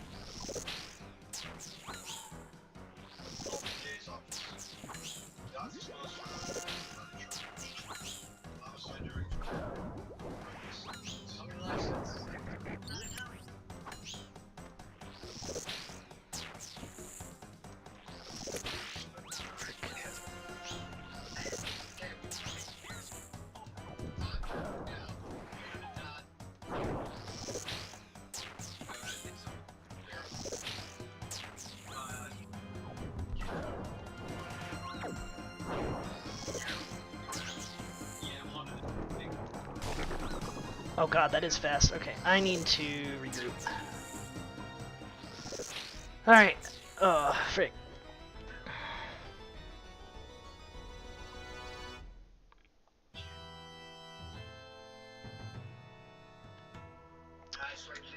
Alright, what have I learned? Need to run further from the Bloodveld. Need to pre-pot. I need to not suck. Okay. Learned important lessons. I think I can do it though. Also, I need to start counting his attacks. That's a big thing I did not do, and it got me owned by that Stare into Darkness attack. Okay.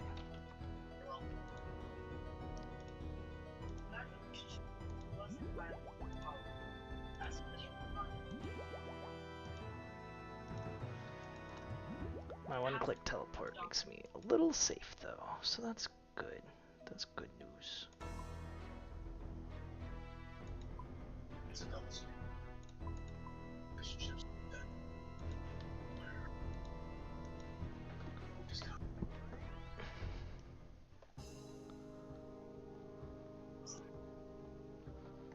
Oh. I need to go to my house.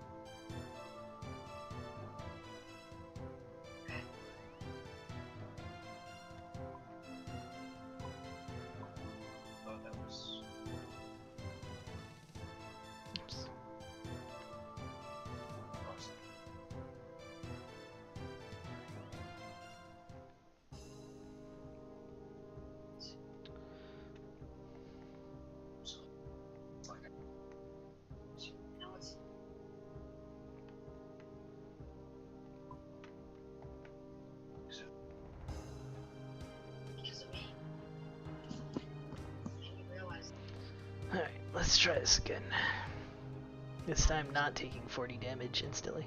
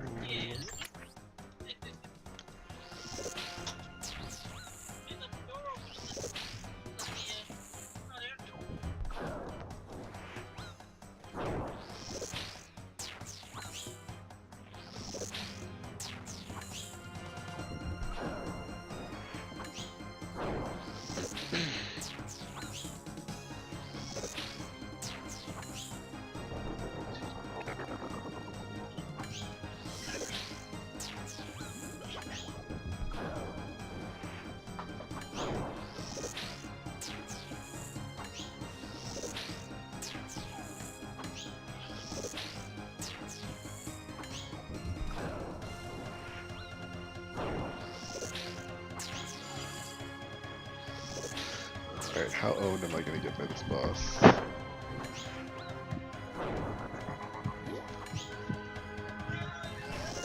Oh god. What the frick?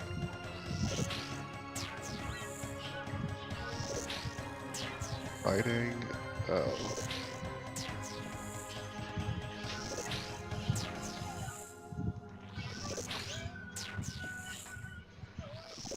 Garcia Rossi and that guy. His name I forget.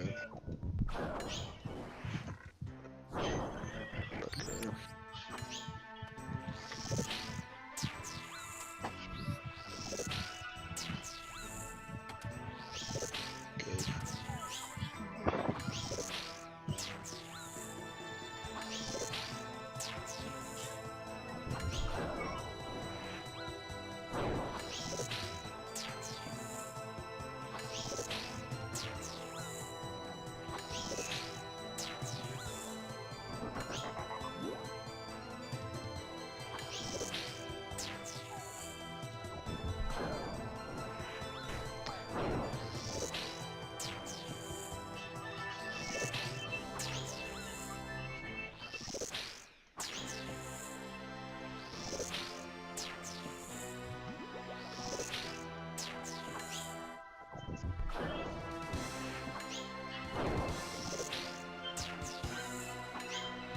Not him was.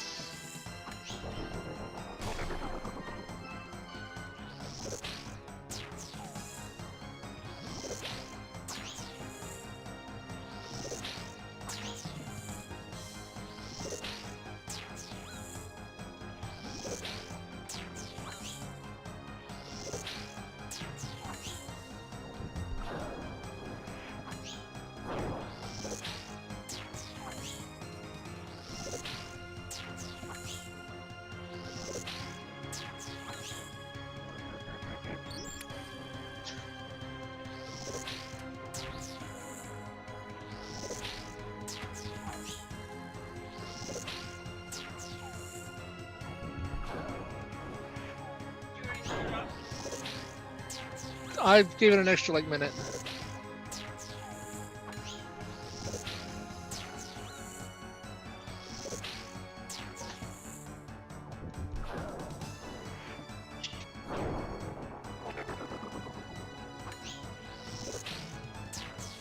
Hello? How did that hit me?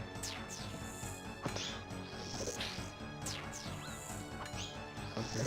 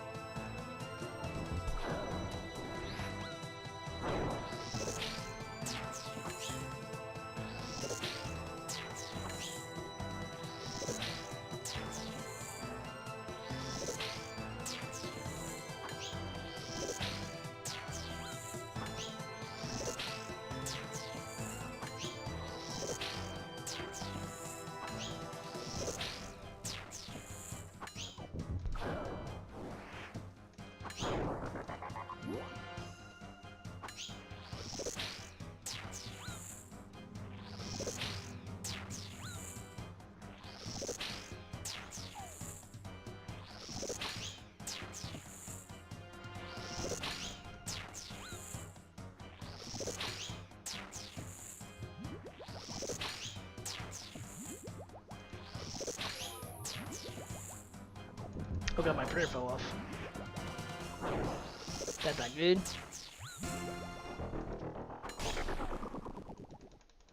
Found it. It's under my bed.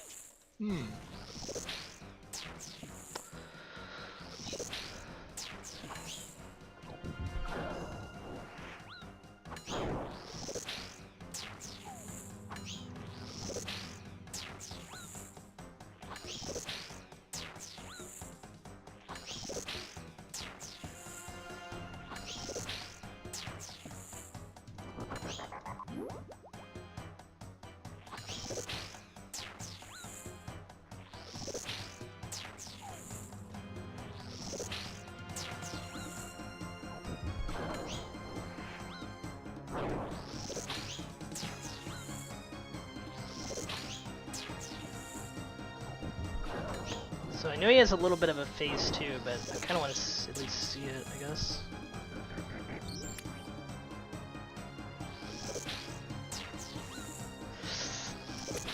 Frick, man. Nope.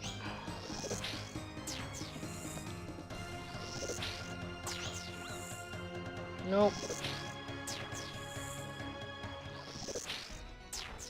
Alright, this time. I can get easy. I might need to buy more pizzas.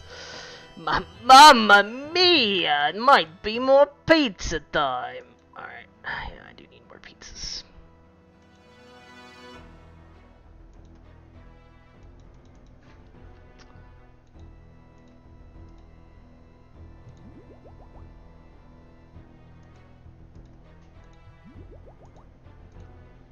Alright, 3 prayer pots was definitely a fine amount.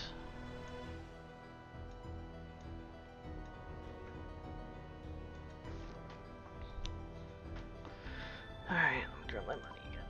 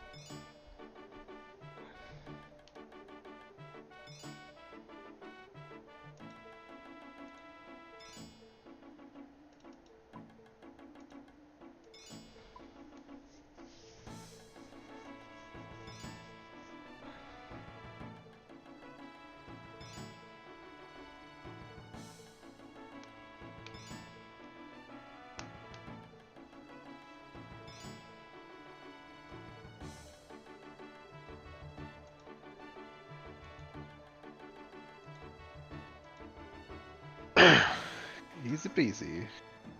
You're easy. True.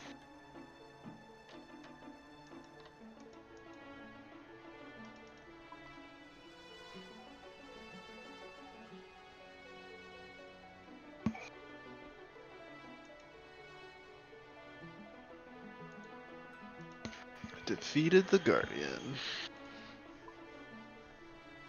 Red seals. Oh boy.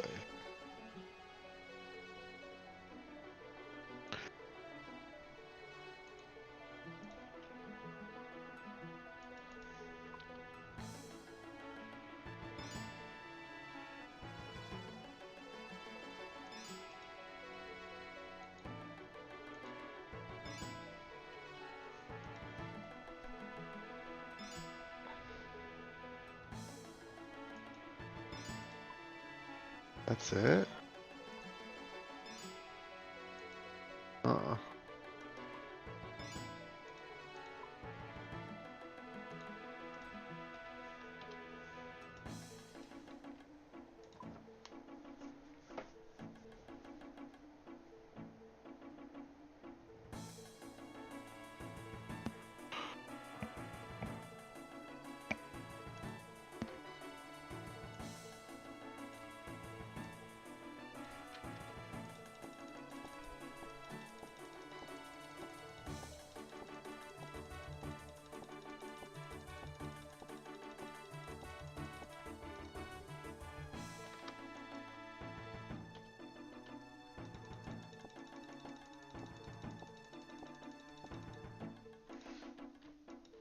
Okay.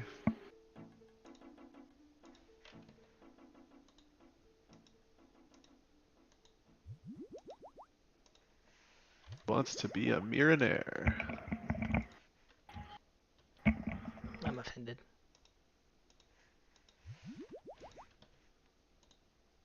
Did you kill that vampire yet? No, I had to leave. Get his ass. Got owned, huh? I didn't die.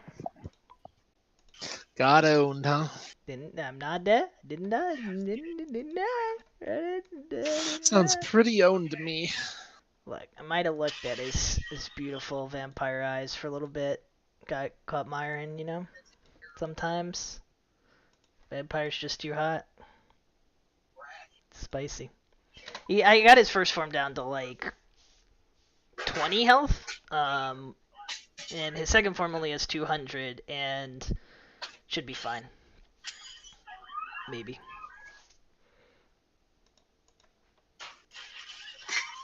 Should be fine, maybe. Just gotta make a more pizza pie.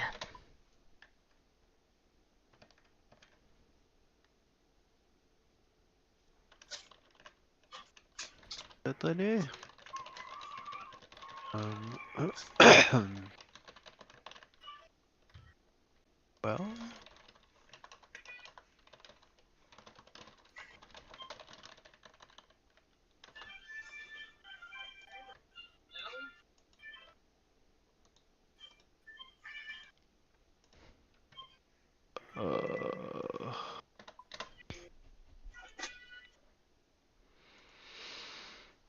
What was my fee? 139.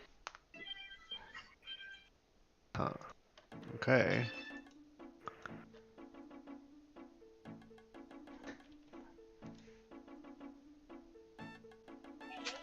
Berg teleport. I'm in the Bergs.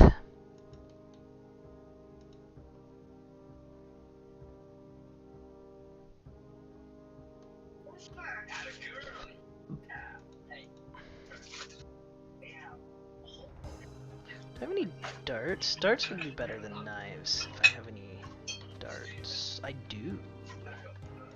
Yes, please. Yes, queen. I probably do not need more than 7 for one attempt. Alright. Once more into the breach.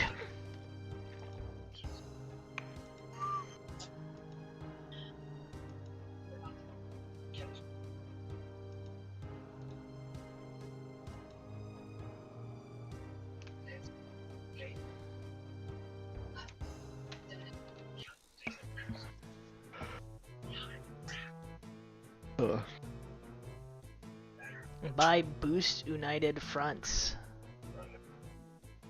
Can't. I don't have 5,000.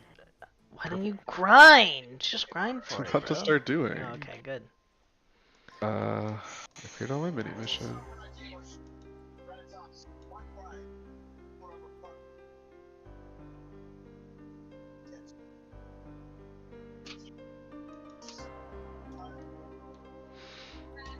Alright. Drink. Drink. Drink. Talk.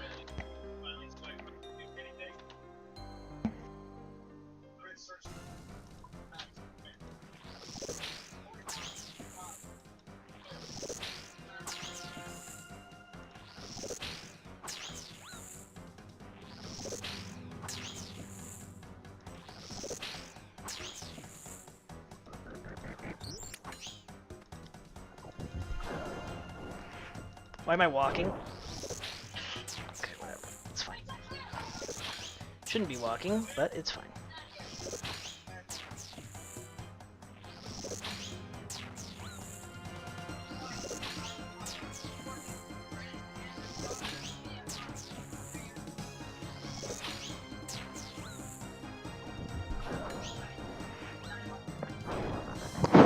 Blood will be my strength. This is a good one because it's free.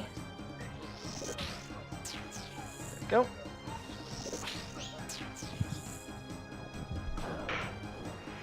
That was probably tag number 3. Tag number 4. Let's put that up. 6. 7.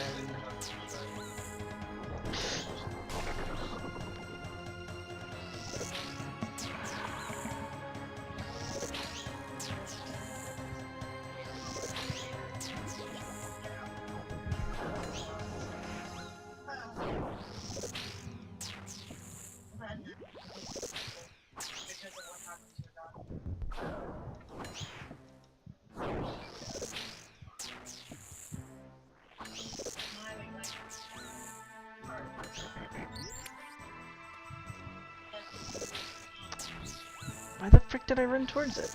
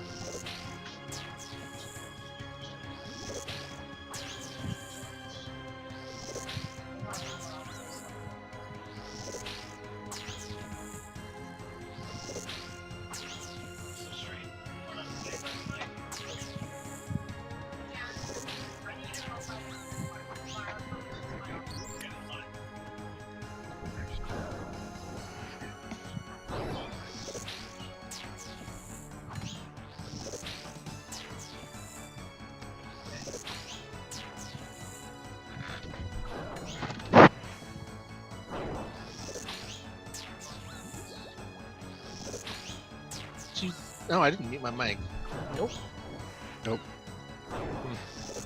His fault. True. True and real. You stop murdering Frank's family? No. Me? This guy? No, the Bloodvelds. They have to be family to Oh, Frank I the see. Bloodveld. I guess they Activate a could link be. attack rush one time between rooms. I did that.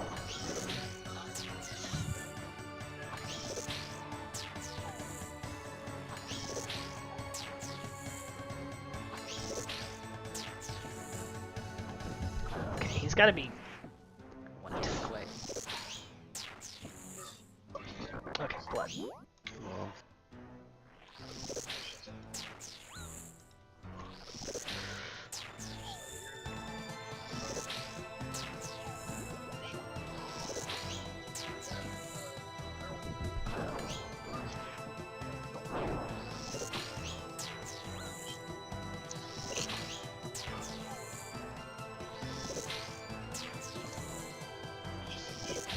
He's probably pretty close to facing. Yep. Yes. Okay. Finish him, boys. fair pot. Come on, baby. Get up.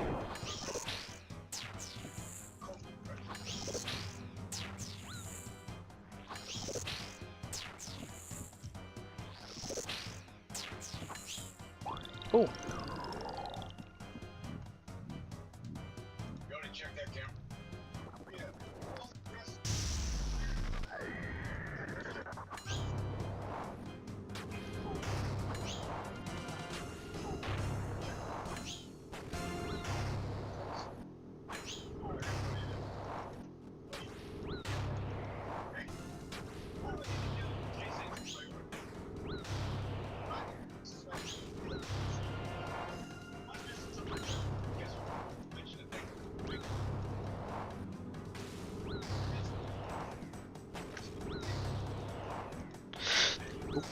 No!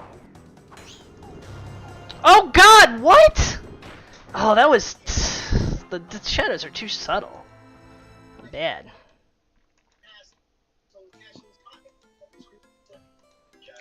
Okay, well, let me,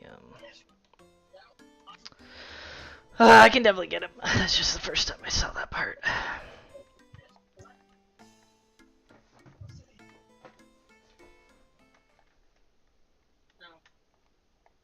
Hmm?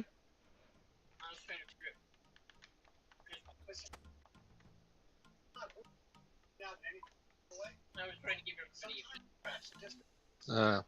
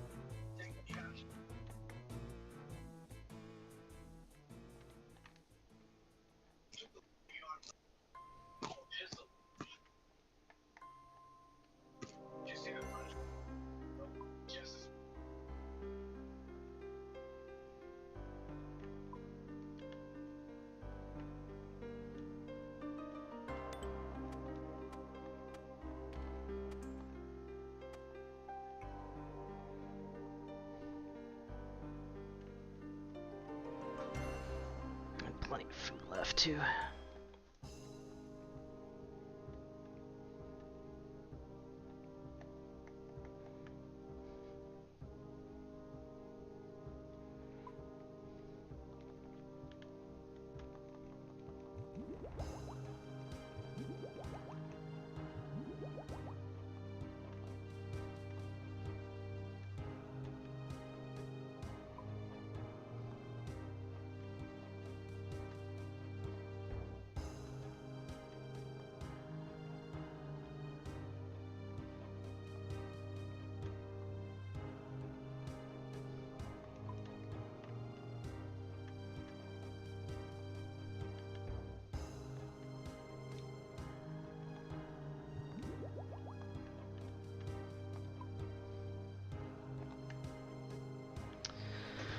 Alright.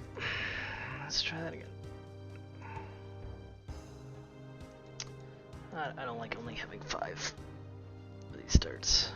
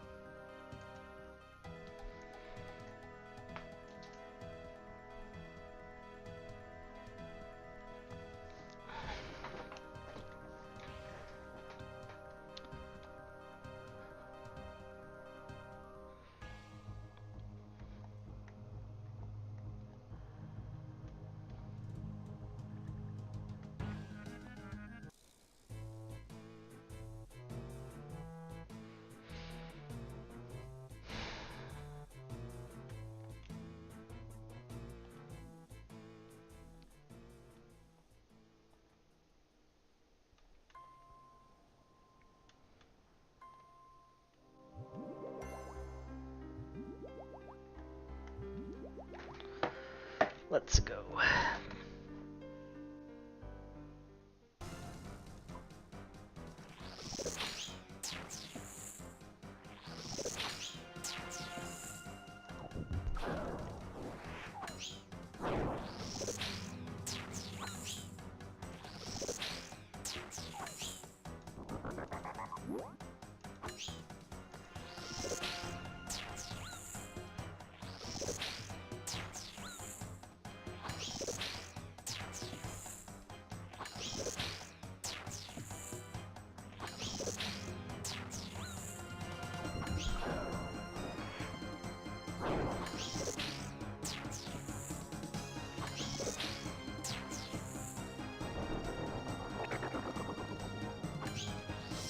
Nice, destroyed facts and logic, Mr. Vampire.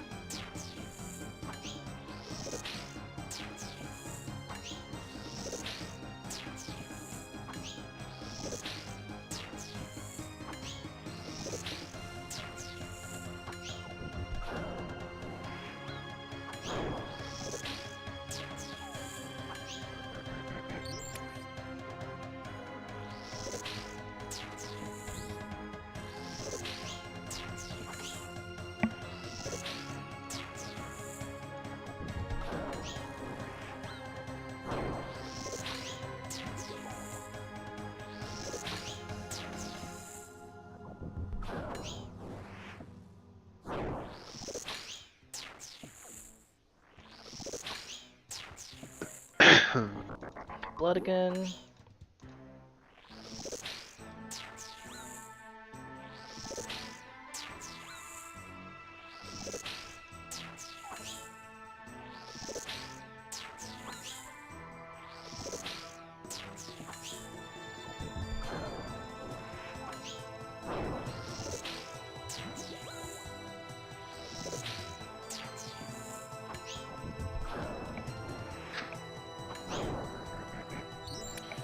Blood Veld again.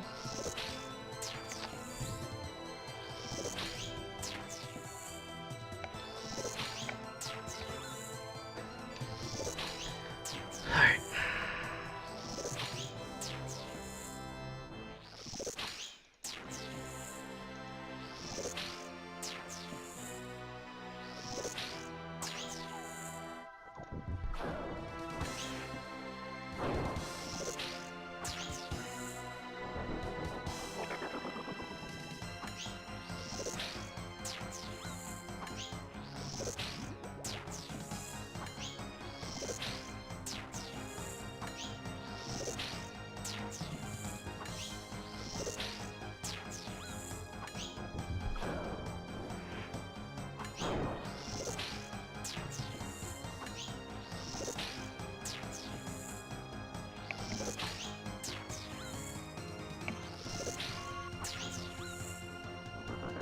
Blood again.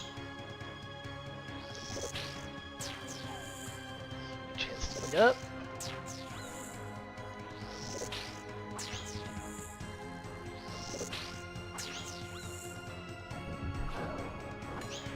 Pot up.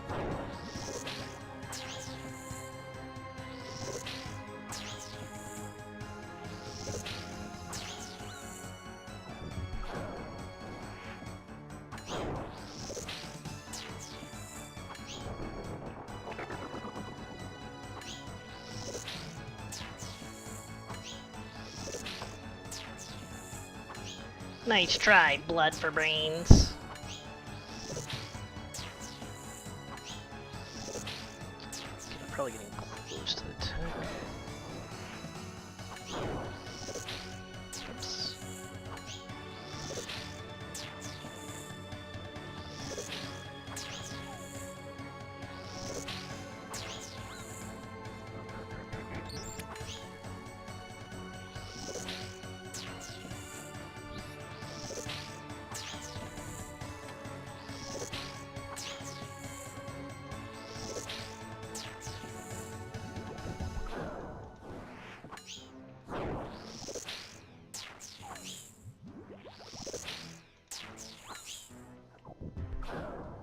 I should let the next phase be over as fast as possible. Oh god, man. I didn't think he was gonna get another one of those off. Should be fine, should be fine. Just get him before he can do another one.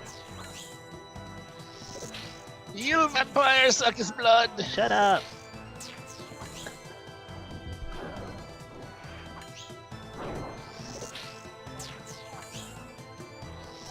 Dodge. Okay.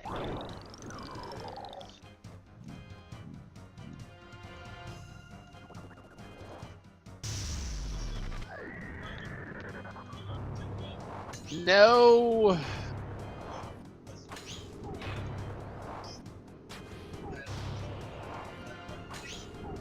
Oh, I see, that's why his health went up last time.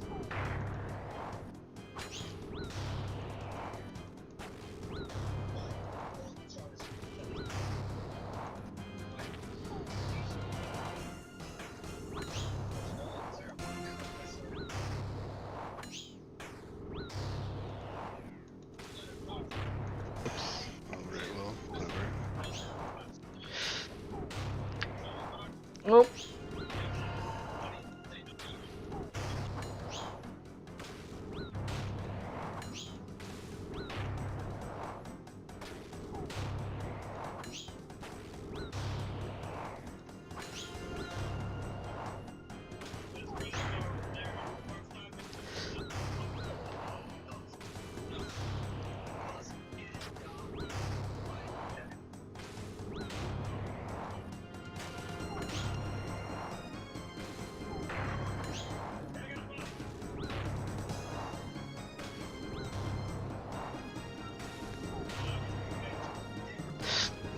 No, I dodged, dude.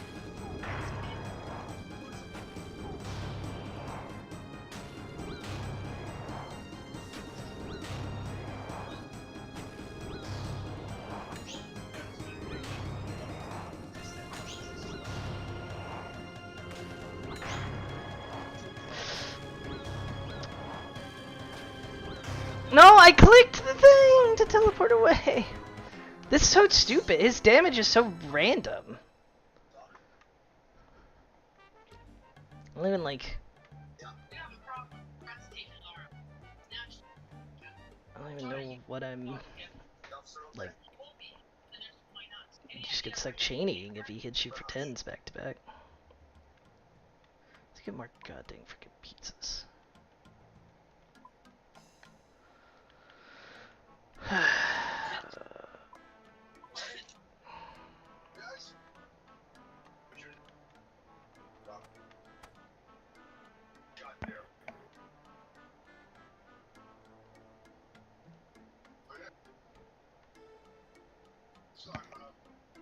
I wonder if sharks would be better. So you only have to click them once. You know what? Maybe I'll just try it with sharks.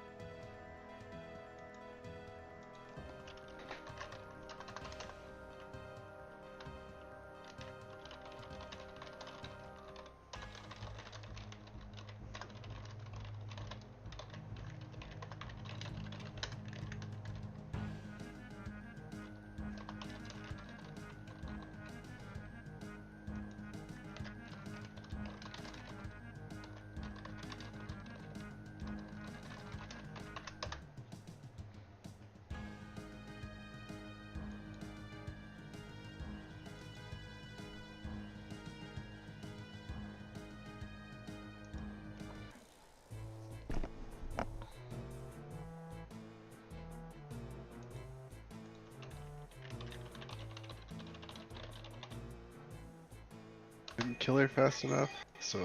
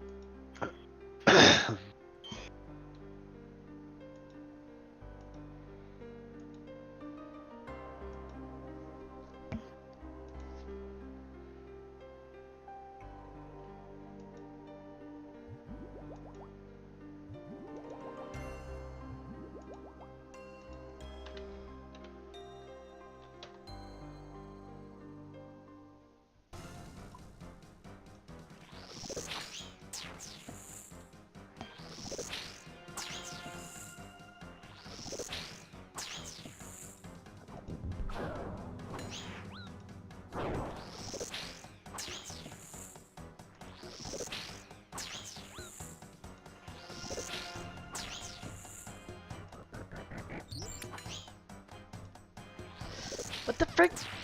Character? You freaking what? Why did you just run at that Bloodveld? I clicked him to attack.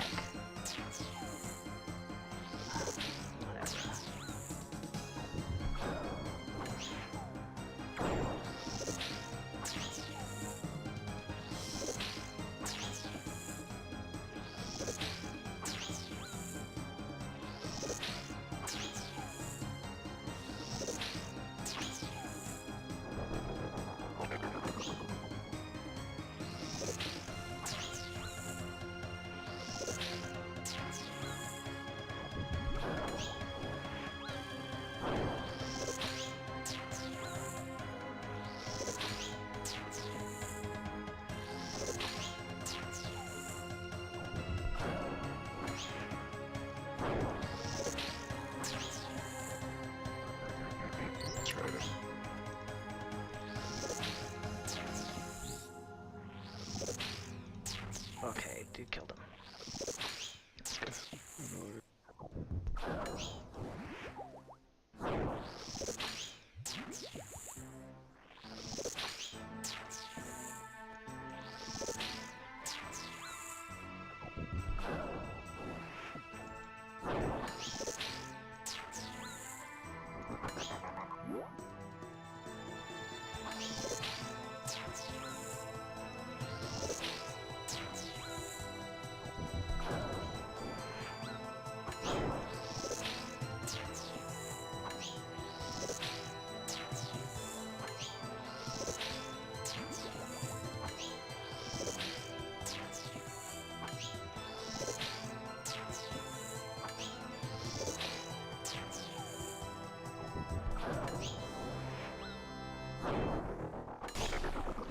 Excuse me?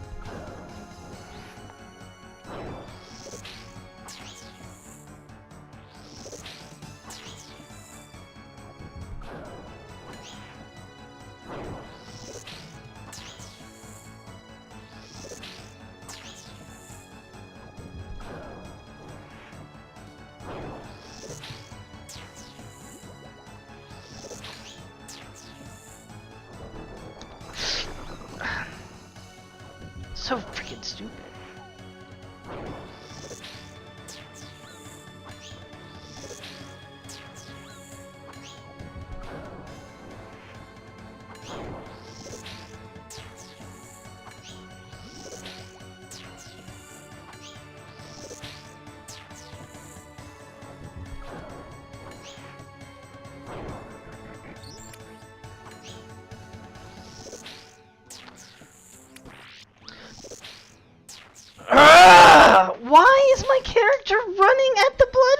gold!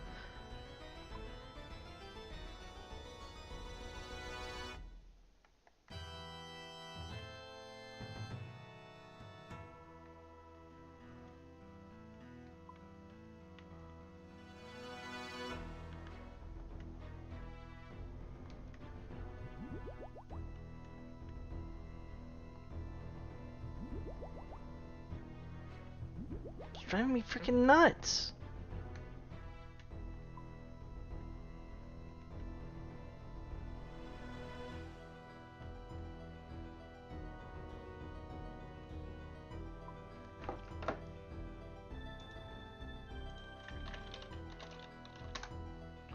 Do darts have a smaller range? 5 with long range versus knife.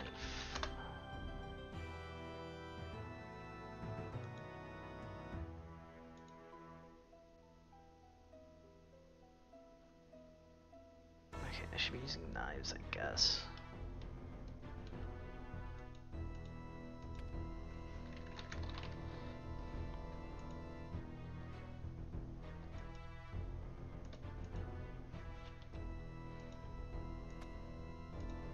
Okay, we're just switching this to long range then.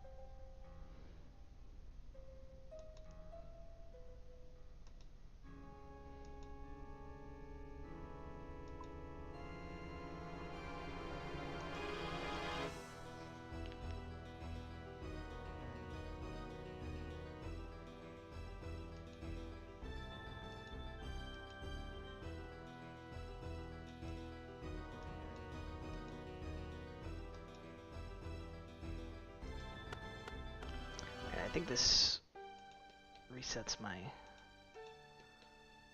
stuff. Oh, it doesn't?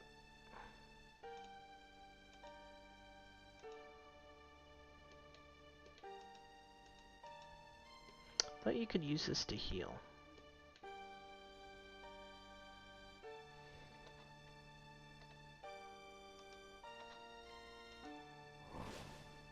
Ah, there we go.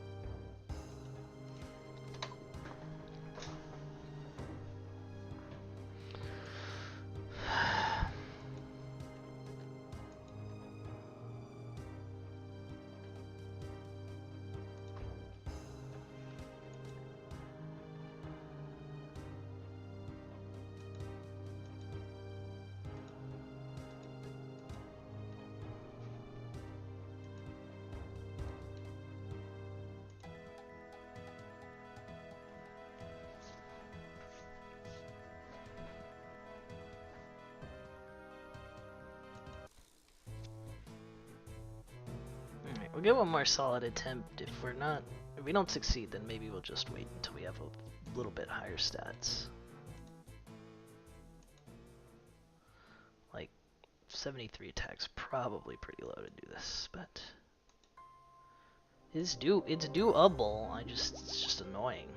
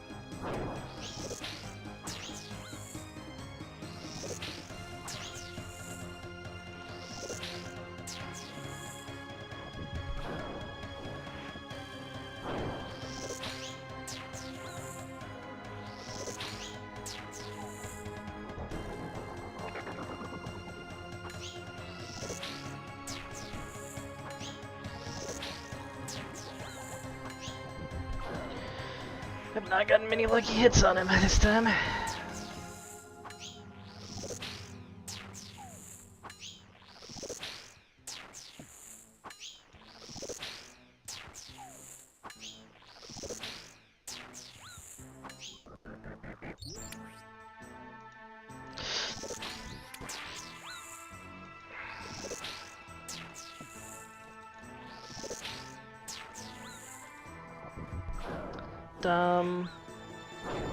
Sometimes your weapons just don't change.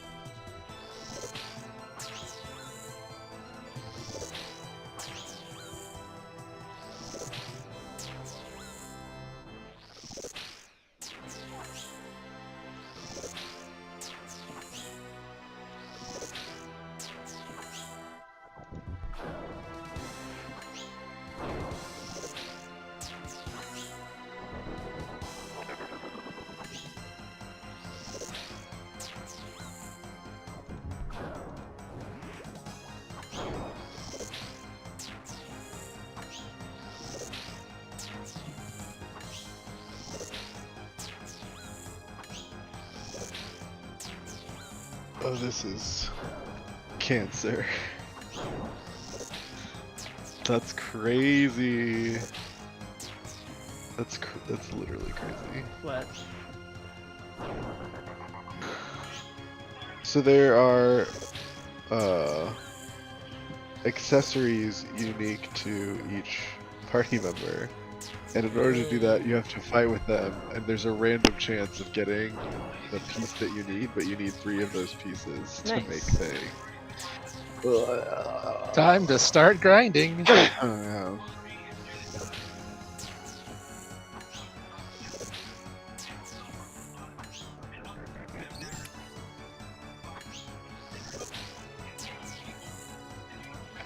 Ugh.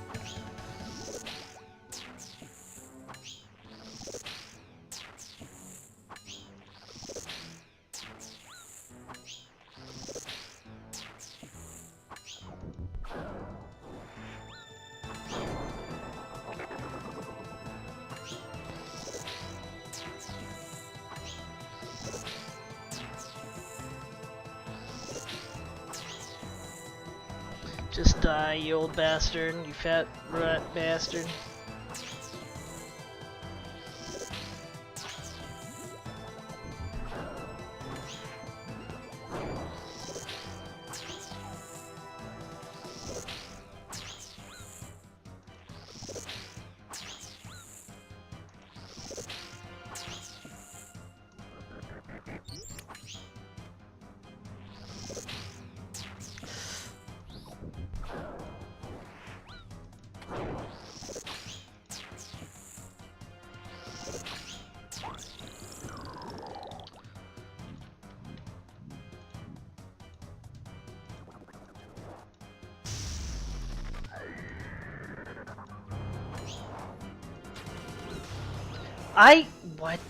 What in God's name, dude? I'm actually real mad. And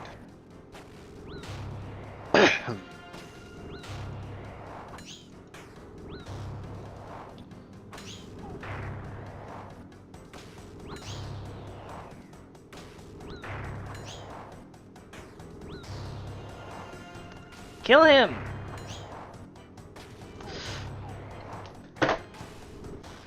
It's so freaking stupid!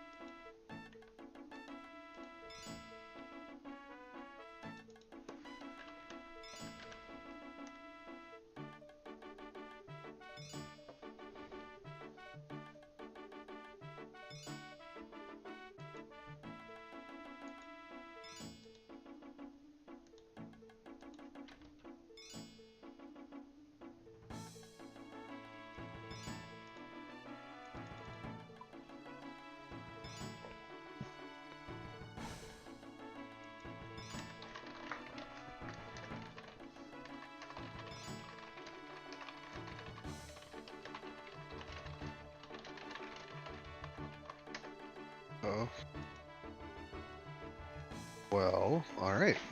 Let's see. Nice edgies. Yeah. Got all our mages here. Just need a evade tank.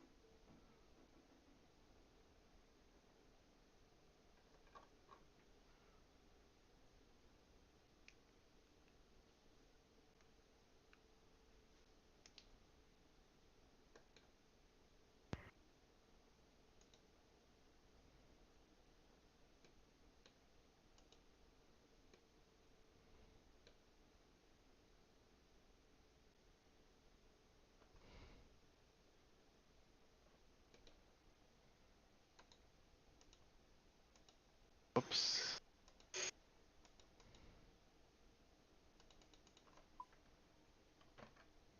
Oh, whoops.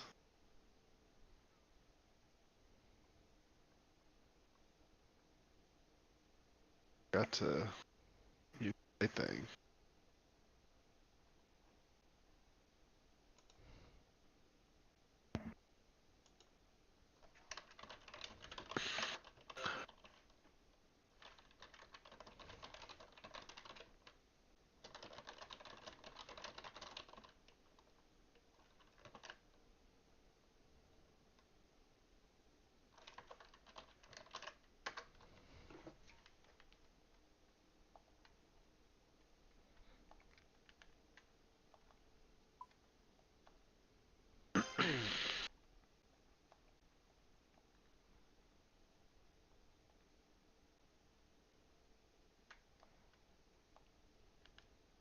Maybe what I do is try to grind out and get a Vampire Slayer task.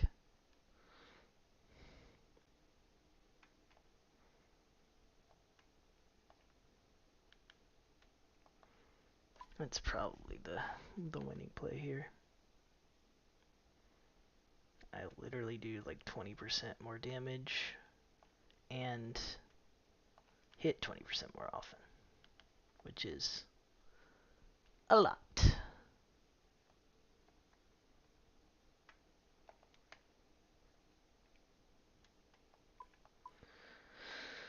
But I gotta go get my stiff back.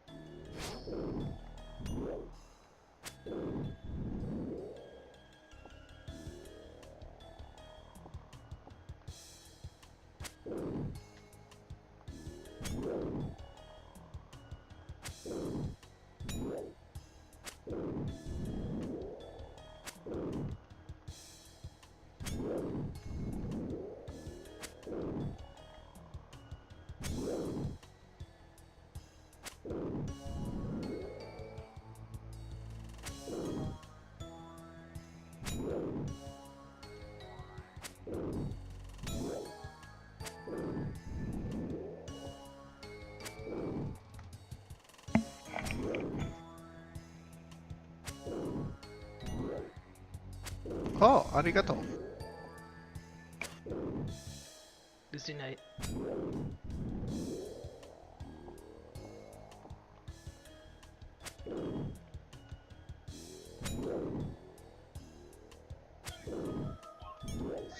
Hughes bullying busty girls again.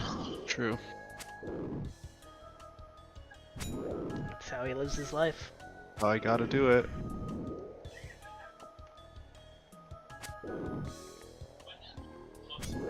Oh, yes, a new character. So many new characters. Is that really a good thing? Yeah. More people to level.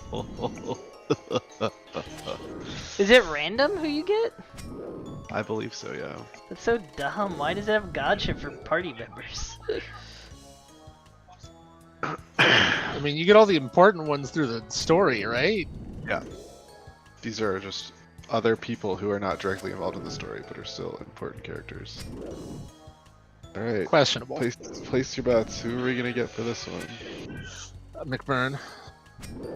Yo! Alright, sure. What'd you get? Crimson Roselia. Ah, yes, the 8 billion-year-old lolly. Yeah, she's also a vampire.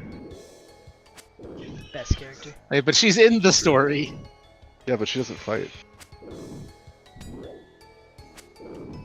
All she does is show up, teleprots behind you, nothing personnel, Ryune.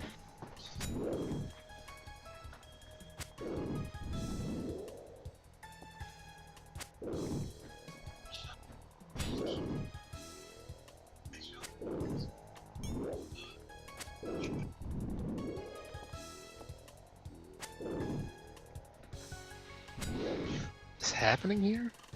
Kitty Noir cat ears, sure. Oh yeah, so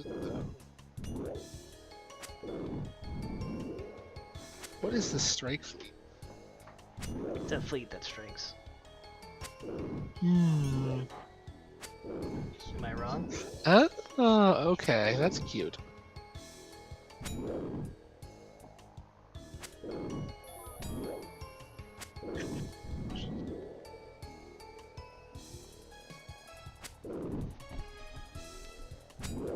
Look, I was wondering why one of these strike fleets is labeled as being part of being from me.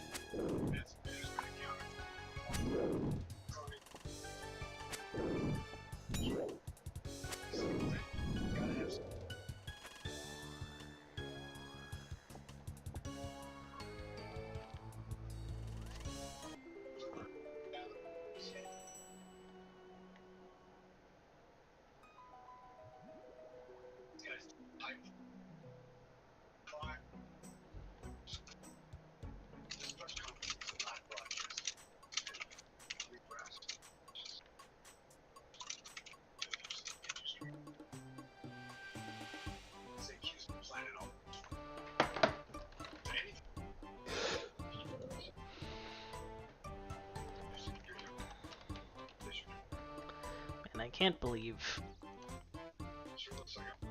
how owned I got. And by got owned, I mean got him to 70 HP, and then he just constantly hits 10s, and what are you supposed to do? Have higher stats? I don't. Yep. It's simply... You tried acquiring higher stats. I am now.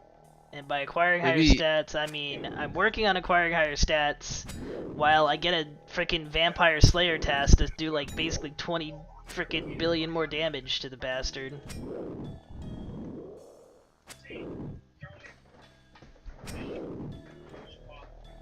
Okay, but have you considered grinding for more party member gotchas? Yeah, that's what I'm You know, saying. I haven't. I probably should. Well, that's all the I can get for this round, right? Yeah. Can you Is it finally farm? time for story? Can you farm more rolls? Can I farm more what? Gotcha rolls? Or no? So each stratum has a fixed number of gold, blue, and red. So gold are character rolls. So this one only has 2. And I just got both. Well, what happens if you... Can you get duplicate characters? I guess that's the real I question. would believe. I would bet not. I would hope not. But I mean, you never know. Hugh, why aren't you getting 3 Reen cold steals? Ugh. Are you sure it's actually random? Yeah, I believe it is random which ones you get. I mean, I guess you can look it up for me, but I'm fairly certain it's random. I'm not looking anything up for you. Not unless you help me kill this vampire. Kate Civ absorbs magic attacks, offensive art steal, critical damage, 40% chance.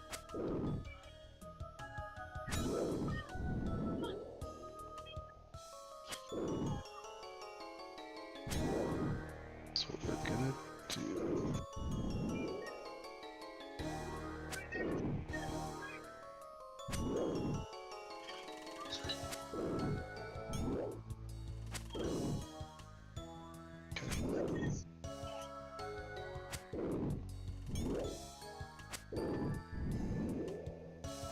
Wait, so these gotcha rolls drop randomly though? What do you mean? Like the actual item? Yeah, kinda. You only get it from fighting, Formidables and Guardians. From what I'm reading. Who taught you how to read? I did. You? Hi. What? You didn't say anything else, so I wasn't. I said yeah. Yeah. Okay. Sorry. I was thinking about what I'm He's equipping. thinking about gotchas. Yeah, so I can only get them from formidable foes, yeah.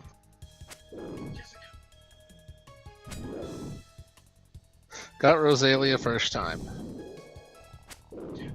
Same?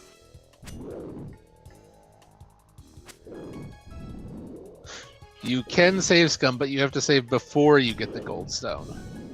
Well, it's also random if you get the gold stones. So. Yeah, no, that's awful. Yeah.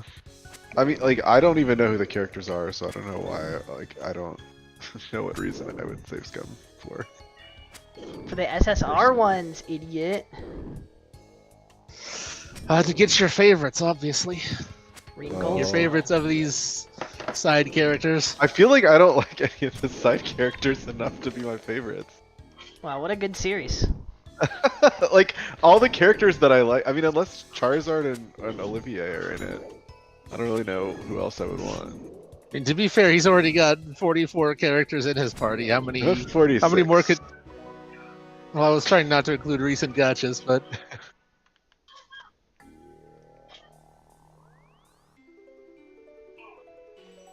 How owned am I about to be? I don't remember how to fight this idiot. Resonance break. Oh, I didn't? A resident sleeper. God damn it. Did I save?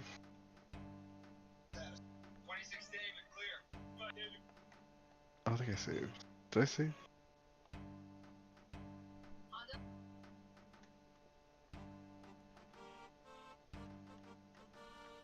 I think we'll be fine though.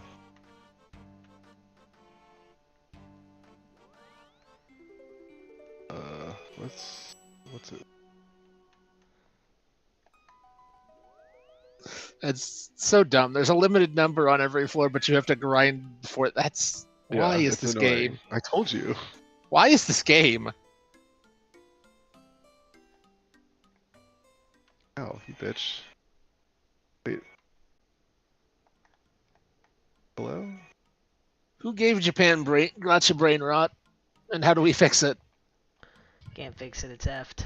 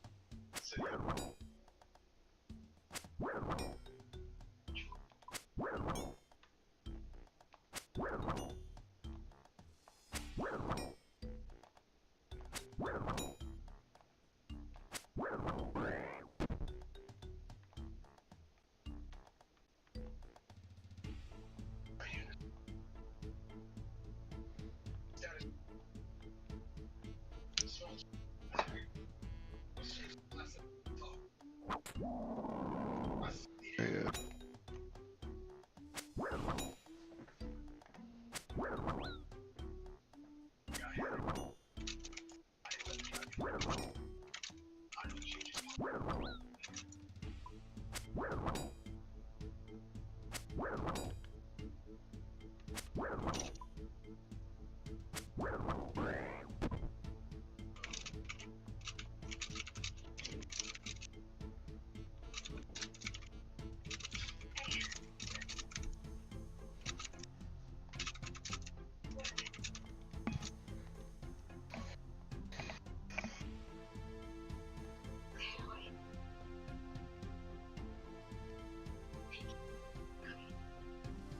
Would you say that gotchas from Texas are dumb?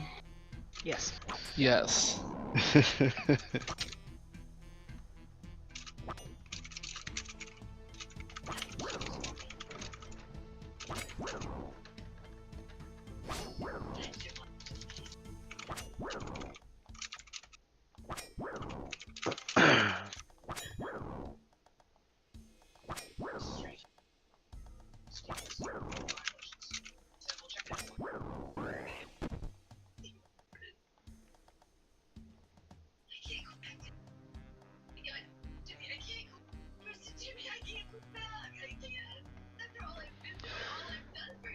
Oh, after all I've done for you, Q. Same.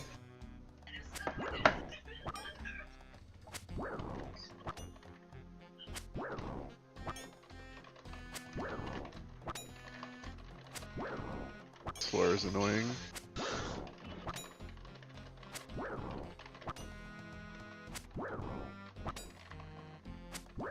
There you go, Talon. Here's the snake with an eggplant. I don't recall saying I wanted to see it.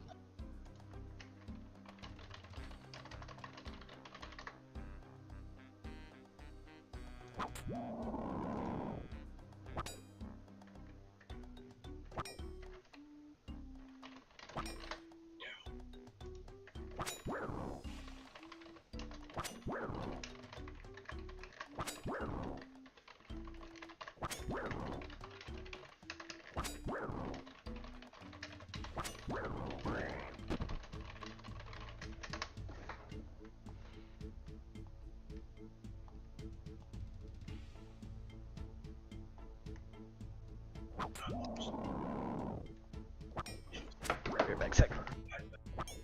Okay, bye.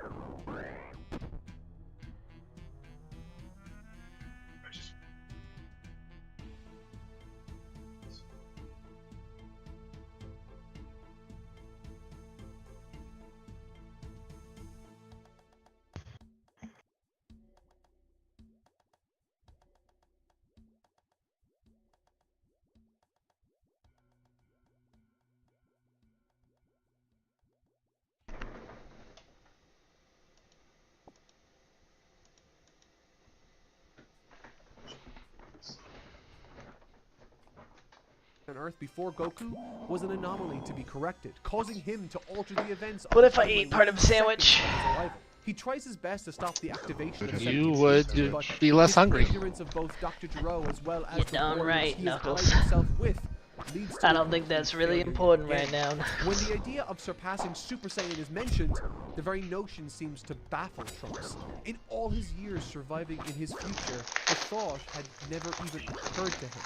Time and time again, despite his incredible strength for his age, Trunks fails. never living up to the lofty expectations he was established under with his introduction. But this fight, this is the culmination of all that. The ultimate humiliation against his youthful ignorance. And with the juxtaposition of Goku's careful nurturing and training of Gohan, it becomes clear that this one, more than any mistake that came before, is not on Trunks to begin with. This one is Vegeta's failure. In this battle where Trunks wanted to prove that he wasn't a failure, that he could be the hero his timeline and mother needs, he failed. And all because his father never took the time to advise or nurture him in the same way Goku taught and nurtured his own son. And I suppose, according to Vegeta, sentiment is nothing more than a distraction on the road to ultimate power. So I guess that's consistent. But in a true twist of fate, the consequences of these actions are brought to a screeching halt. Because Cell doesn't kill Trunks.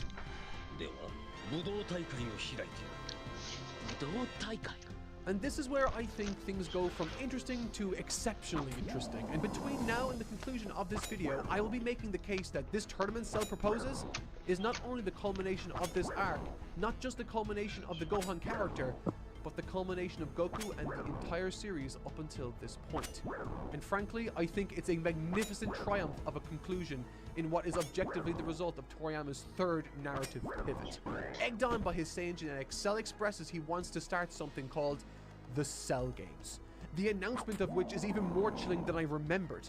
There's something so unsettling about how cheery and matter-of-factly Cell says, and I quote, "And in the end, when I'm the victor, I will kill every single human being on this planet. I'll methodically come after every last one of you, and I'll watch your faces twist with fear." What a horrifyingly personal threat to each individual person alive on the planet. And now, off the back of that stunningly and horrifyingly announced event, just like he did when we were in the pits of negativity with Frieza as he stole Vegeta's will to fight, Akira Toriyama once again breaks out another rare instance of mid-chapter narration. Cell's broadcast filled the Earth's population with overwhelming fear. The world had no faith in the military or the police, marginalized after years of peace. The world had no faith in its champions. But the world had forgotten that long ago, there lived a little boy who fought the great demon King Piccolo. The world had forgotten the warrior that had turned against the threat of the Saiyans and Frieza. The world had forgotten Son Goku. There's something special about what happens next. During Cell's revelation of the Cell Games, he makes mention of a specific tournament I loved from early Dragon Ball called the Tenkaichi Budokai. For the purposes of the Cell Games, he wanted to emulate that event in its presentation and rules. However, for me, this looming tournament, inspired by the contest that helped to define Dragon Ball's past, carries with it a special significance. A significance that stretches far beyond the confines of this one arc, and one that can be felt everywhere in this story because this has been the longest running story told in Dragon Ball's history. As fans of the series, we all understand where the story ultimately goes for Goku. And fittingly, Goku in these chapters follows an intentional and somewhat nostalgic path, revisiting characters that helped to shape who he was, expressing concerns he otherwise hadn't so directly before, emphasizing his role as the Earth's defender. Visibly angered by the military's attack on Cell leading to all their collective deaths, a mistake Goku solves by bringing Dende to Earth as the new Guardian thanks to his unique powers. And what's more is, the news broadcast following the military's defeat talks of their hope. Hope that just like a young boy rose up to defeat the great demon King Piccolo, there too will be another great hero that will stand up when no one else can for Cell. And as we're reading this, suddenly it all becomes clear. This is written to be Goku's ending. A snapshot in time where he passes the torch to the next generation, to someone he knows deserves it, his son. In the past, we got to experience the 21st, 22nd, and 23rd Tenkaichi Budokais as 3 parts to what I expressed at the time were the greatest story Dragon Ball had ever told. A story centered around the progression of the next generation, one of passing the torch, responsibility, and heroism. A story centered around Son Goku, expressed in 3 parts as he grew older. After leaving the room, Goku made a series of announcements, but the most surprising had to have been his refusal to go back into the chamber another time. Surrounded by the likes of Trunks, Vegeta, and Piccolo, this seems like the obvious choice. However, this sudden refusal for me echoed a few wise words offered during the lead-up to his very first tournament. Quote, "Move well, study well, play well, eat well, rest well. That is the Turtle Hermit way." As Goku points out in this scene, both he and Gohan have already put in the work, and he refuses to rob their bodies of the rest it so sorely needs. And when you look at this section with Goku through the lens of his past, there are plenty of poetic references. In this arc, Goku has done his best to foster Gohan's talents, and in this impending fight that Goku knows he will eventually lose, he plans on quitting. Much the same way Roshi bowed out to make room for the next generation in the 22nd Tenkaichi Budokai, Goku too will resign after feeling as though it is finally his time to allow someone else a turn. There are so many more things to that fight, and indeed references to the 23rd Tenkaichi Budokai elsewhere, but before we ultimately dive into the final fights of this arc, I felt it necessary to outline what have been surprisingly poignant chapters for Toriyama to pen. Chapters he wrote this way intentionally to, on some level, communicate to us the emotional gravity behind what's about to happen. The anime only further drives this home, showcasing, dare I say, the best filler episodes the entire series sees. Son Gohan having his own encounters with the evils of humanity, and an encounter with the long-since forgotten mercenary Tao Pai Pai. A birthday celebration and the reminiscing that comes along with that. Every single filler episode is spent furthering this moment, these 10 days of peace before the Cell Games. And right before Goku flies off to the games, Chi-Chi asks him for two things: to come back alive, and to not allow Gohan to fight. Two promises that ultimately prove impossible for him to keep.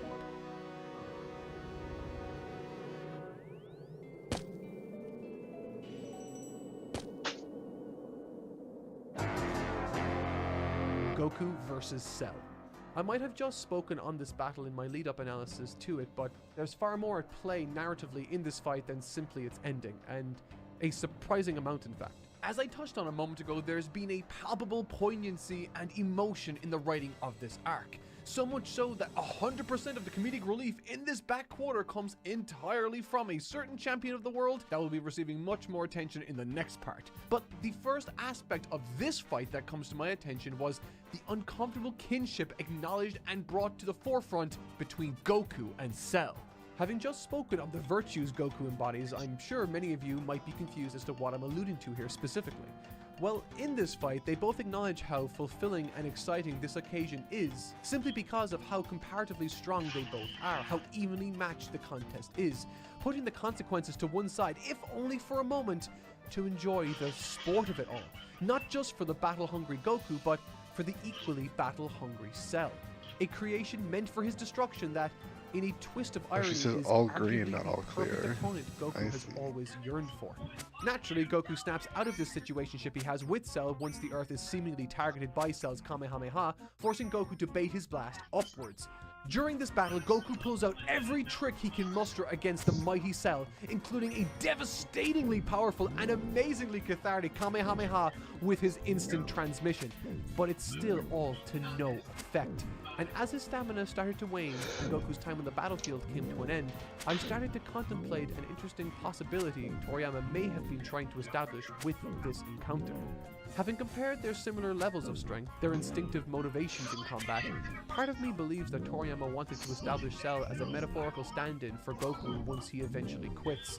A choice that, once made, would mean that in order for Gohan to become the new defender of the Earth, he would need to defeat an enemy that's slightly stronger than his father, with that same hunger for combat. And once Goku tosses Cell that senzu bean, thematically, Gohan is not only facing off against the fighter that holds similar power and hunger to his father, but one that additionally can be seen as the personification of that poison within Goku's character. For while Goku may have been following the same path Roshi led him down with Gohan, intentionally or otherwise mirroring the events of the 21st Oh wait, and I think 22nd those Tenkaichi Budokai, extra as pieces we for approach what Goku no doubt accessories anticipates will be are now Gohan's also in the 23rd pool Tenkaichi for the Budokai rest of the moment, gachas. one So I that could will get see those him instead of crowned as other the Earth's gacha number things. one defender.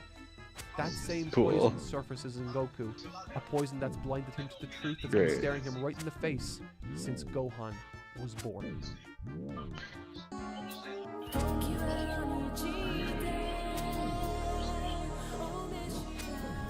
Gohan versus Cell.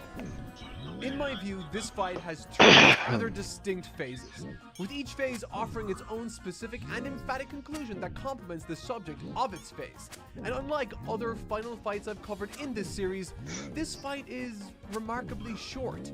Typically within Dragon Ball, the final fights of these more serious arcs are quite extensive, exploring the themes of the material in a more thorough manner. So why does this fight feel much more on the short side? Well, because the fight itself isn't the payoff.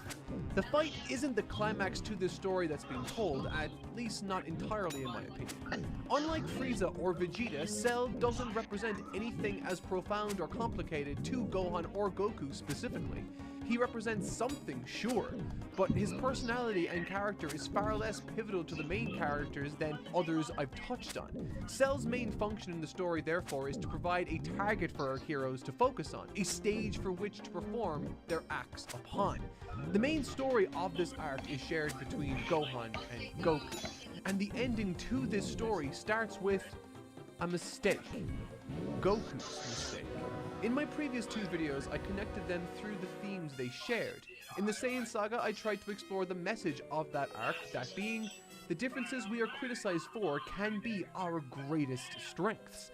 In other words, the differences that existed within Goku compared to the likes of his brother and Vegeta, who thought they themselves were model Saiyans, those differences they saw in Goku enabled him to learn key techniques and form lasting friendships that ultimately made the difference in that arc. Following on from that, the Frieza arc stretched those themes and ideas to their natural extremes, forcing us and Goku to contend with questions like, what happens when you encounter a foe your friends cannot help you best? Who threatens your very family? Someone that forces you into a corner to fight with instinct, forcing you to contend with what you are instead of who you are.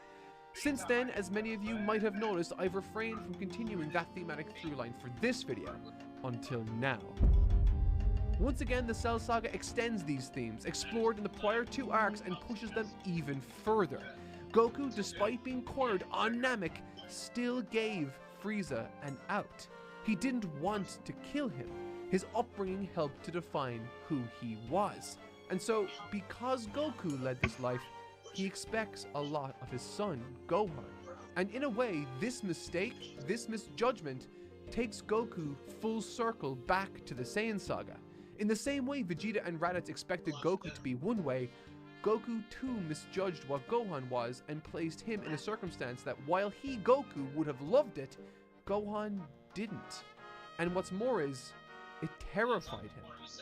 For the entire series, Gohan is framed as totally different to his father.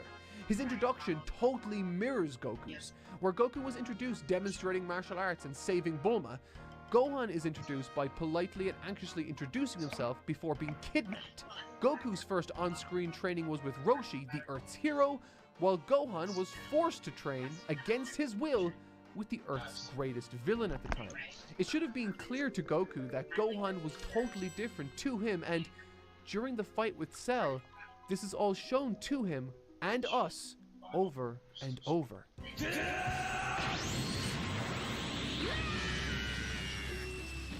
But the thing is, this mistake is largely kept under wraps for quite a while. As Gohan begins to fight with Cell, there is a feeling, a presumption by the reader that this plan is destined for success. Since leaving the Room of Spirit and Time, Goku, who we know is a tactical genius in battle, has been completely confident in this plan of his. And while we may have once known Gohan as a skittish, scared little kid, he's grown a lot since then, faced the likes of Vegeta, the Ginyu Force, and even Frieza head on. And now, coming off a year of somewhat secret training with his father, there's the feeling that this will be the final step in his journey to become a hero. The hero. But Gohan, our newfound point of view, figures this out just about as quickly as we do, and reveals to us the underlying man is still grinding in him that we are all not privy to. He knows his father's plan. Both of you, For really. a while. But he doesn't Gonna really be for a want while. it My current because team he need to doesn't. be at 139, When the scenario is and most pushed of to its them natural are at conclusion, least Gohan will 132. almost certainly So, erupt in fit How do of you know they rage. need to be at And the gap 139? between their respective because that's what strengths will level the rest of my completely like close. when But I went through this this is not dungeon, something Gohan my team wants ended to up at happen my in the first strongest place. team ended up These fits of 139. powerful So I'm rage trying No, to I keep see. not We're everyone- actually pride for grinding Gohan, and but like a a nerd. weakness instead. Yeah, And I'm just trying to keep still, everyone up to telling the same Cell this level. doesn't scare him off. Because who knows when Because it's going to of be course like, it now does. split your As party we've into said 10 before, Cell in pieces. this instance is a de facto stand-in of Goku. The So I'd thought of rather the horde not be like, erupting into oh, well, rage my and level as strong as Cell 105 is about as character that I perfect haven't as a used promise is he could useless, possibly that I ask haven't for. used since the Cell beginning, says, and I quote, isn't going to own "Did me. you think I would get cold feet if you told me that? You still think like a kid. Now I want to see you mad." As Cell takes things up a notch and begins to absolutely pummel the ever-loving life out of Gohan in an attempt to make him angry, the true crux of Goku's mistake is revealed, and it Titus goes even deeper than Rage. Gohan not being battle-hungry like his father, as Piccolo lays out plainly. なぜお父さんは僕が苦しんで死にそうなのに助けてくれないんだろう。僕の命よりフェアな男らしい勝負の方が大切なんだろうかと。 Goku mistook Gohan's previous fits of rage as an extension of his fighting prowess, an additional level to his strength. But that's not what they ever were. Gohan was only ever pushed to those fits of rage as an involuntary, painful, need-driven attempt to protect others. Looking back as far as the beginning of this series, the only time Gohan has ever really erupted as a self-defense mechanism is when Piccolo chucked him at a mountain as a toddler. Every other instance of his rage-driven power was in service of someone else. A friend, someone in need, anyone but himself. Outbursts that came when there was no one left to protect those he loved. But this time, everyone is right there, safely watching from the hills, his own father perhaps capable of at least hurting Cell standing by as Gohan is beaten to the ground. He isn't angry, he's just hurt and frightened. Now, of course, by the time Goku truly comes to terms with the situation he's put his son in, it's too late. It doesn't take long for Cell to realize that Gohan is not the type of person to react to his own harm, and so Cell begets his little Cell Juniors to pummel all of Gohan's friends and family, as Cell keeps him out of the fight himself. And as a result, Goku's strategic plan to leverage Gohan has completely fallen apart. With more than Cell at play, someone is going to die before Gohan erupts.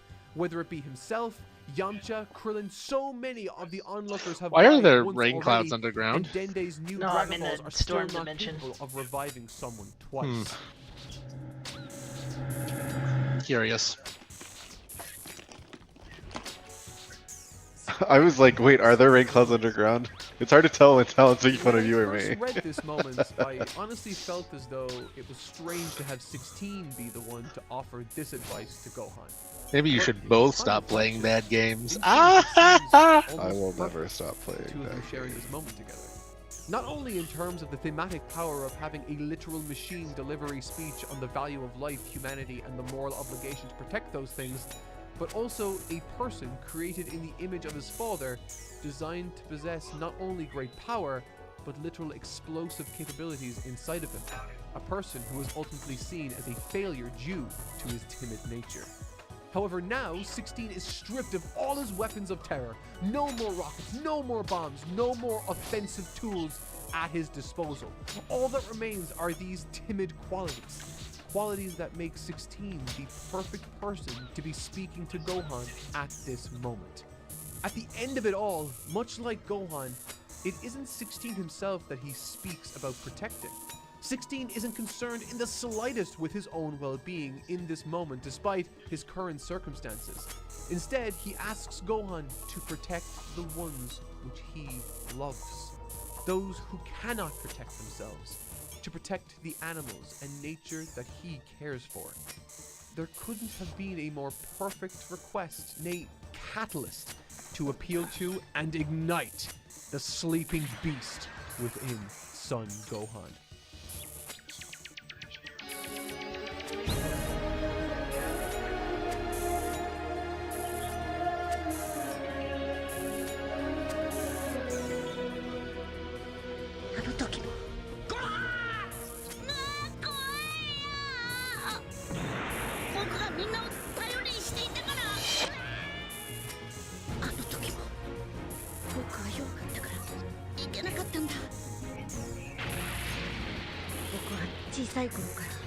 怒りでカッとなると自分でもよくわからなくなることがあったんだ。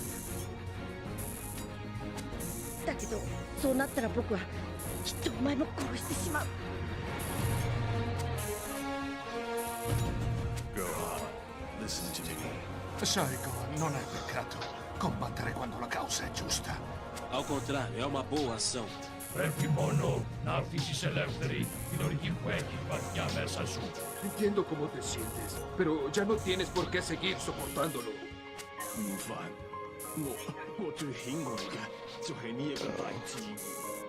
Protect them. For me. It's the Tower of the...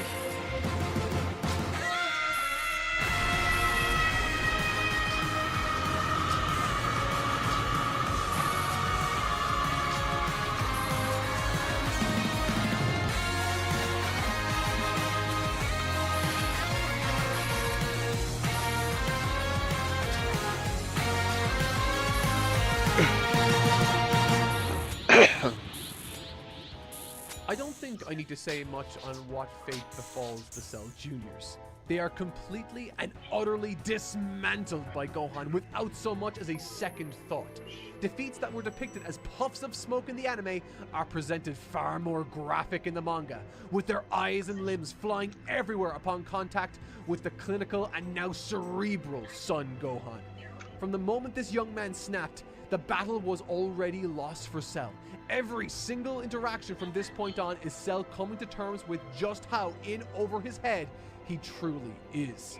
Even destroying his Cell Juniors, which were clearly similar in strength to him, is enough to anger and unnerve him. As Cell powers to his maximum, Gohan is completely unimpressed. 3 solitary blows. That's all it takes. Extended in the anime, but in the manga, it's emphatically clear just how fucked Cell is. Now, deeply injured beyond anything Goku managed in just a few choice blows, but it is at this point that we see the true difference between Goku and Cell. Where Goku, when faced against a foe he can't possibly measure up to, responds with unwavering determination to overcome the obstacle and reach new heights, Cell completely breaks down and cracks under the pressure. Maybe it's those genetics from Frieza within him that elicits such a scared, childlike response. Much the same way Frieza, when finally met with someone stronger than him, petulantly immediately resorted to blowing up the planet, Cell too takes to the skies and charges an Earth-ending Kamehameha. But once again, all involved underestimate the strength that lay dormant within Gohan.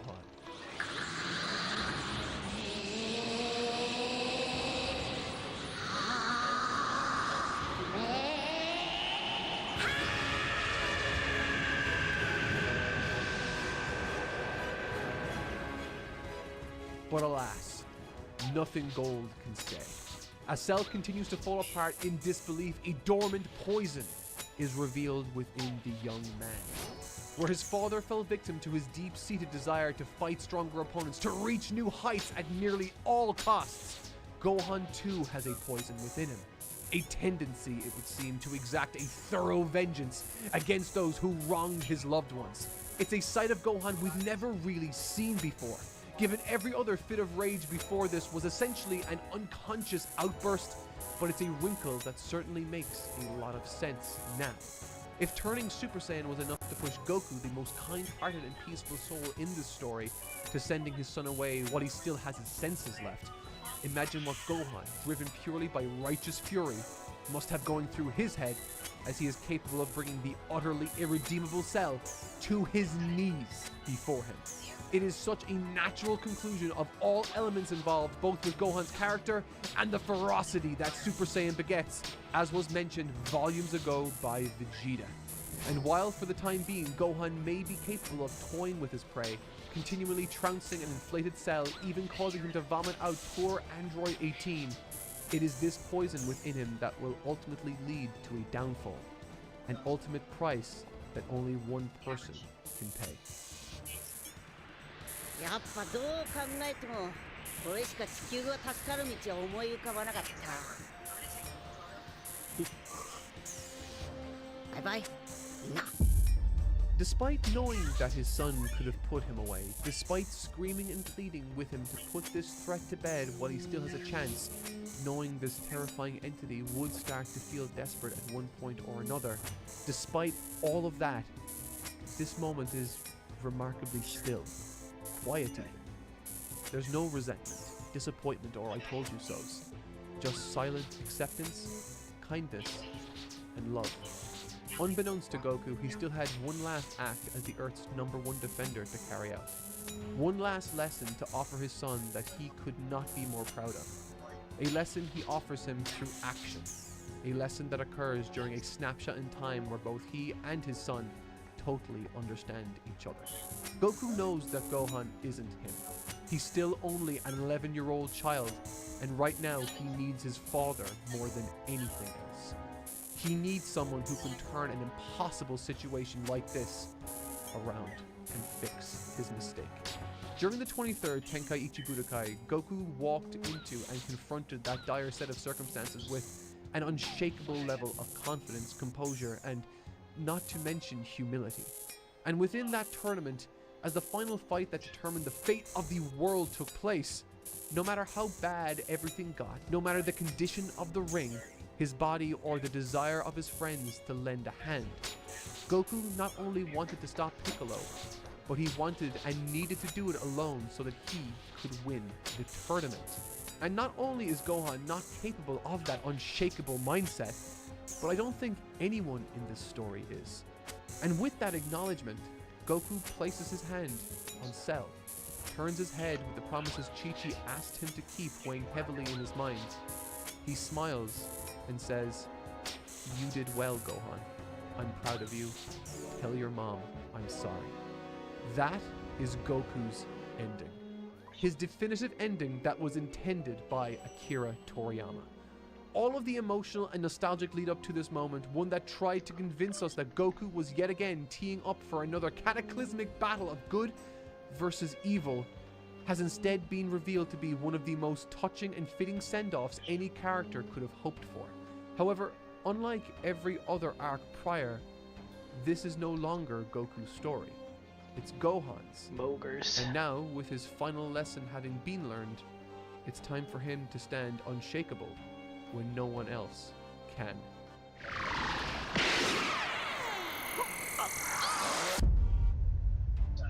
As I've alluded to on a number of occasions, while a large amount of focus was placed on Goku and Gohan's relationship, Vegeta and Trunks have contributed a captivating and somewhat difficult to experience story. One that felt as though it was destined for tragedy.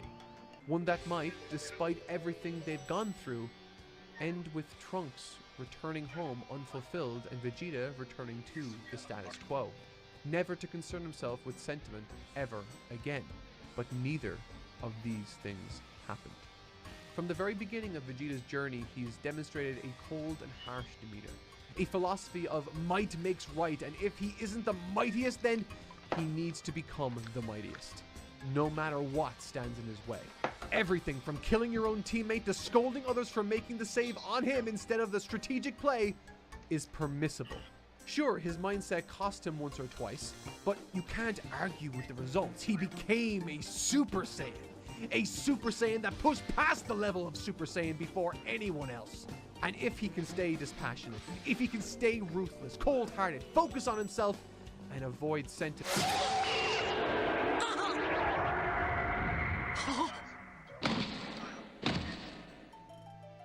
In this scene, and in this arc, Goku and Vegeta both learn to appreciate their children for who they really are.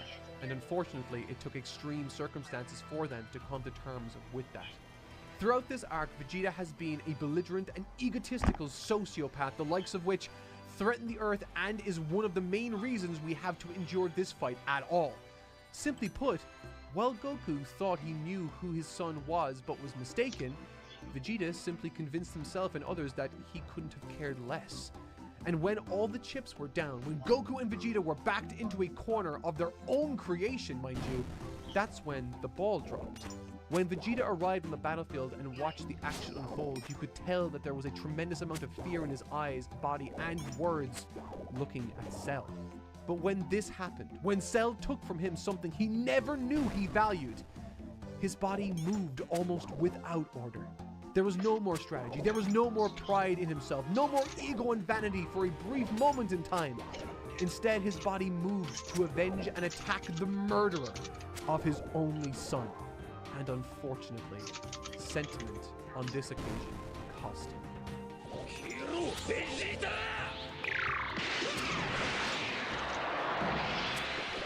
It's remarkable how despite this final battle really only concerning two powerful entities, Gohan and Cell, Trunks, Vegeta, and Goku all have a role to play in the big finale feeling as resonant as it ultimately becomes.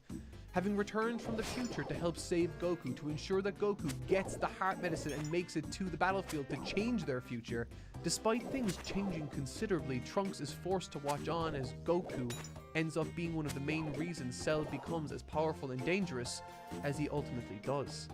With the last thing he sees right before he dies being the cold embrace of death brought on by the tyrant he tried and failed to kill. Cell said it himself, and I quote, "Son Goku didn't defeat me at all. He just made me better." In response to this, Vegeta, following his first selfless act he's ever attempted, ends up needing to be saved, in a fashion that almost perfectly mirrors the save Gohan offered him against Recoome all those years ago. Only this time, it's different. This time, Vegeta understands. He doesn't scold Gohan for not using this as an opportunity to kill Cell. He simply says, sorry. And this resounding and phenomenal build-up to what is the best beam struggle in the series sees on one side, Cell, now having returned more powerful than ever, having removed any and all hope of anyone else helping in this battle, and Gohan now, much like his future self, reduced to only using one arm. It's an incredible moment that only gets better the closer you look at its outstanding writing. Everyone is cursing their own powerlessness. Vegeta's uncharacteristic apology even suggests a level of hopelessness itself. And as Cell powers up his solar system destroying Kamehameha, Gohan too resigns himself to death. That is until...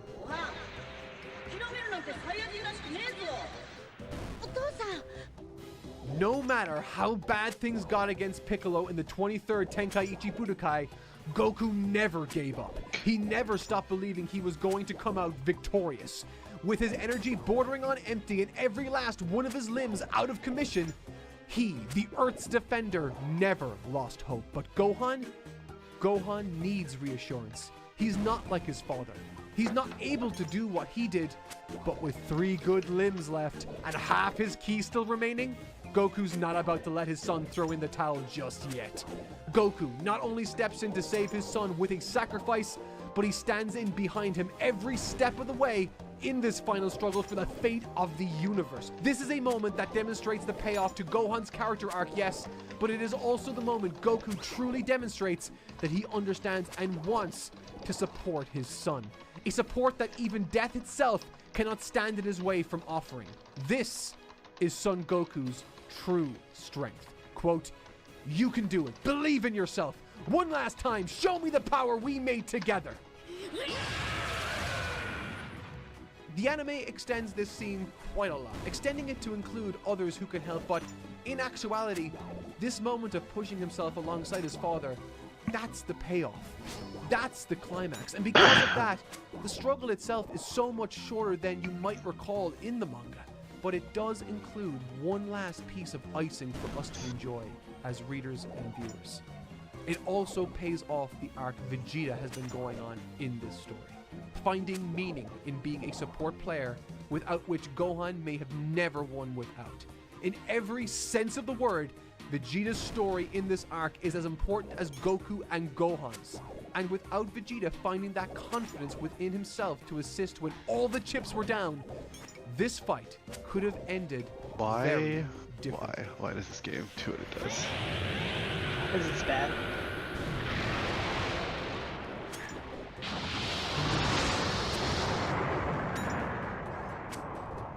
Whew. Okay. This arc has taken us a very long way. More so than pretty much any other arc before it. It covers a span of years following the journeys of characters that change drastically over the course of it all. It is a remarkable journey, much more so than I had previously given it credit for, and at the end of it all that remains is Son Gohan, lying on the ground with a smile on his face, and Son Goku watching from the afterlife with an even bigger smile, if you can believe that. As Gohan and Co. fly off to recuperate, and Satan begins to work on taking credit for it all, Vegeta finds himself at an impasse.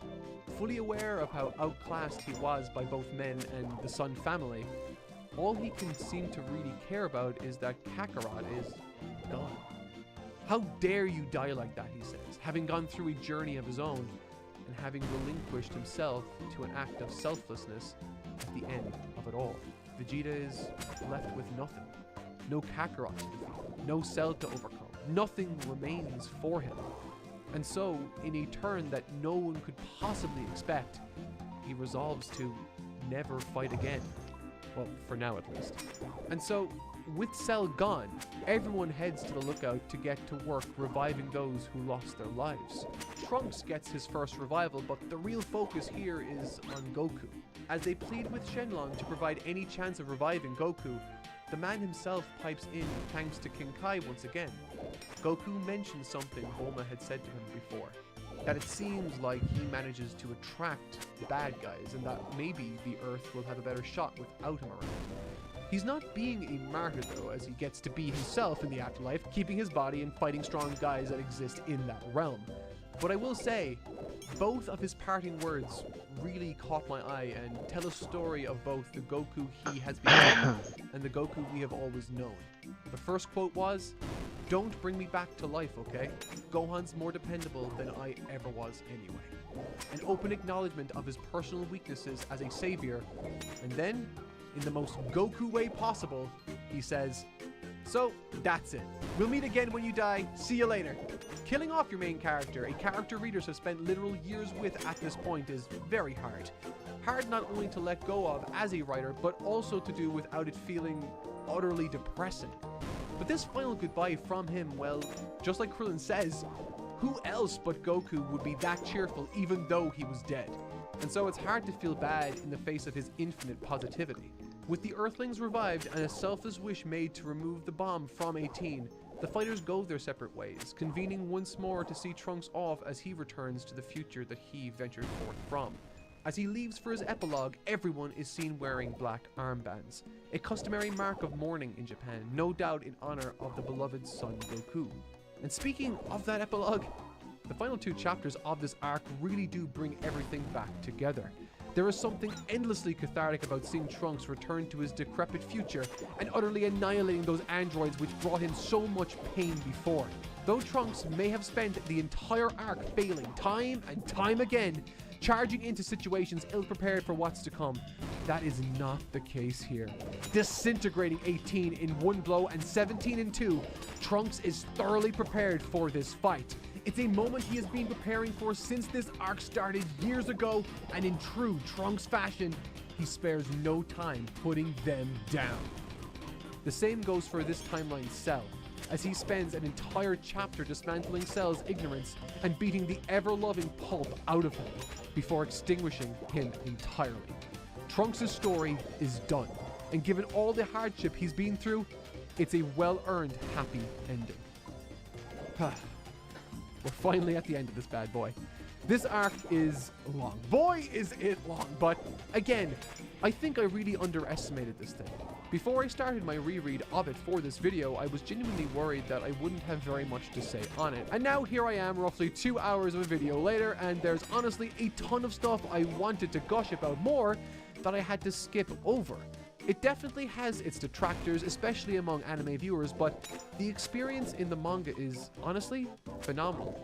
So boy, am I thankful that this is the longest arc in the series. Nothing could possibly be longer than this. Aren't I supposed to be interrupted with a joke to the Boo arc now, or something? Hello? So I can't use the helmet for the tournament. Can you come up with a workaround? Think you can pull off a do-rag? I mean, I can try. So, what do you think, Trunks? I think if I'm honest, Mom will ground me. Probably. Well, if it isn't the great Saiyan man gracing us with his presence, having fun using our name for your stupid superhero bullshit. Vegeta, did you take out the trash like I asked? Why? We have slaves for that. Stop calling them slaves. Fine. Interns. Thank you. Hey, Vegeta. You taking part in the World Martial Arts Tournament too? Why? So I can beat up a bunch of weaklings for money? I'm already rich and I've got nothing to prove. What if I was there? Oh no, the voices are back. No, I'm real. King Kai, am I real? Oh yeah, no, I'm real. Not according to that court-ordered quack! Actually, I hear him too. What the hell? Heaven, actually.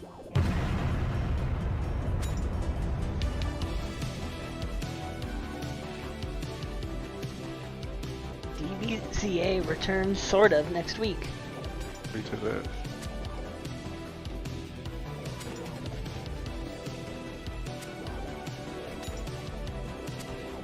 I was doing big Dragon Ball Z arc reviews, and they might DBZA some of Boo arc. That'd be fun. How long has it been since Dragon Ball bridged? What? How long has it been since they released an episode? Well, they intentionally stopped at the end of the Cell Saga, but they said, you know, maybe one day we'll come back to it. Algundia.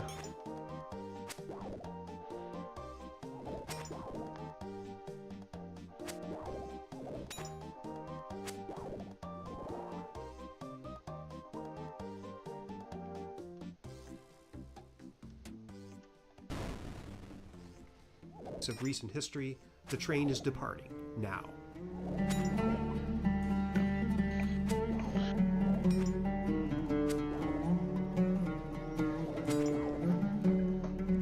Hello, I'm Sean Munger. I'm a historian, I have a PhD in history, and I do deep dive videos on historical topics here on YouTube. I'm also a teacher and author. In 2013, while I was working on my dissertation, I taught a university-level course on the Iraq War.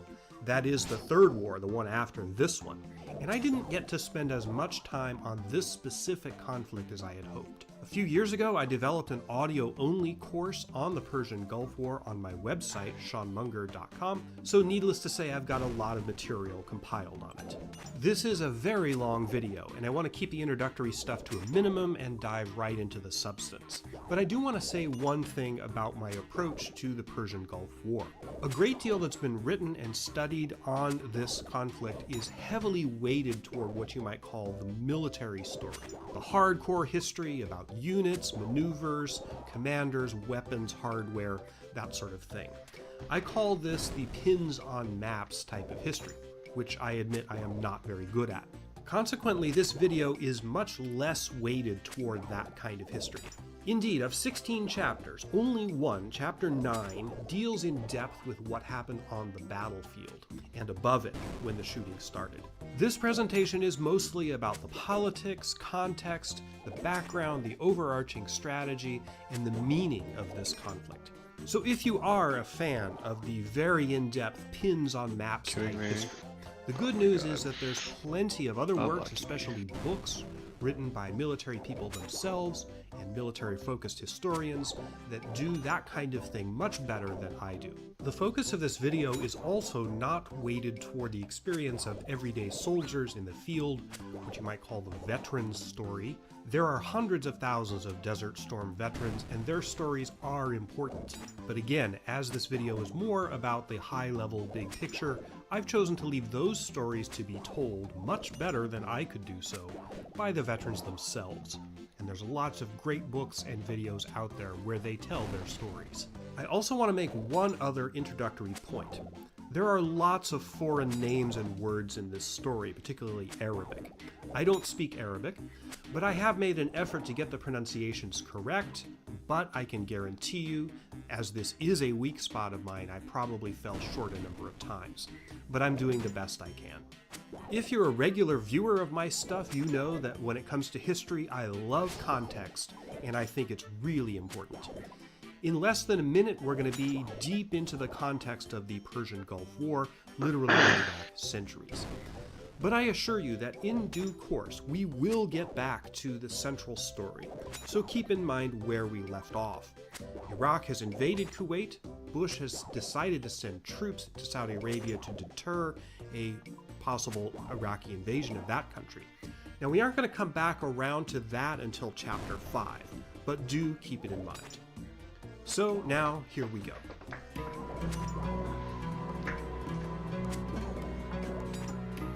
This is a map of the modern Middle East. It probably looks familiar to you, but in case you need a refresher, that is Iraq, that is Kuwait, that is Iran, that is Saudi Arabia.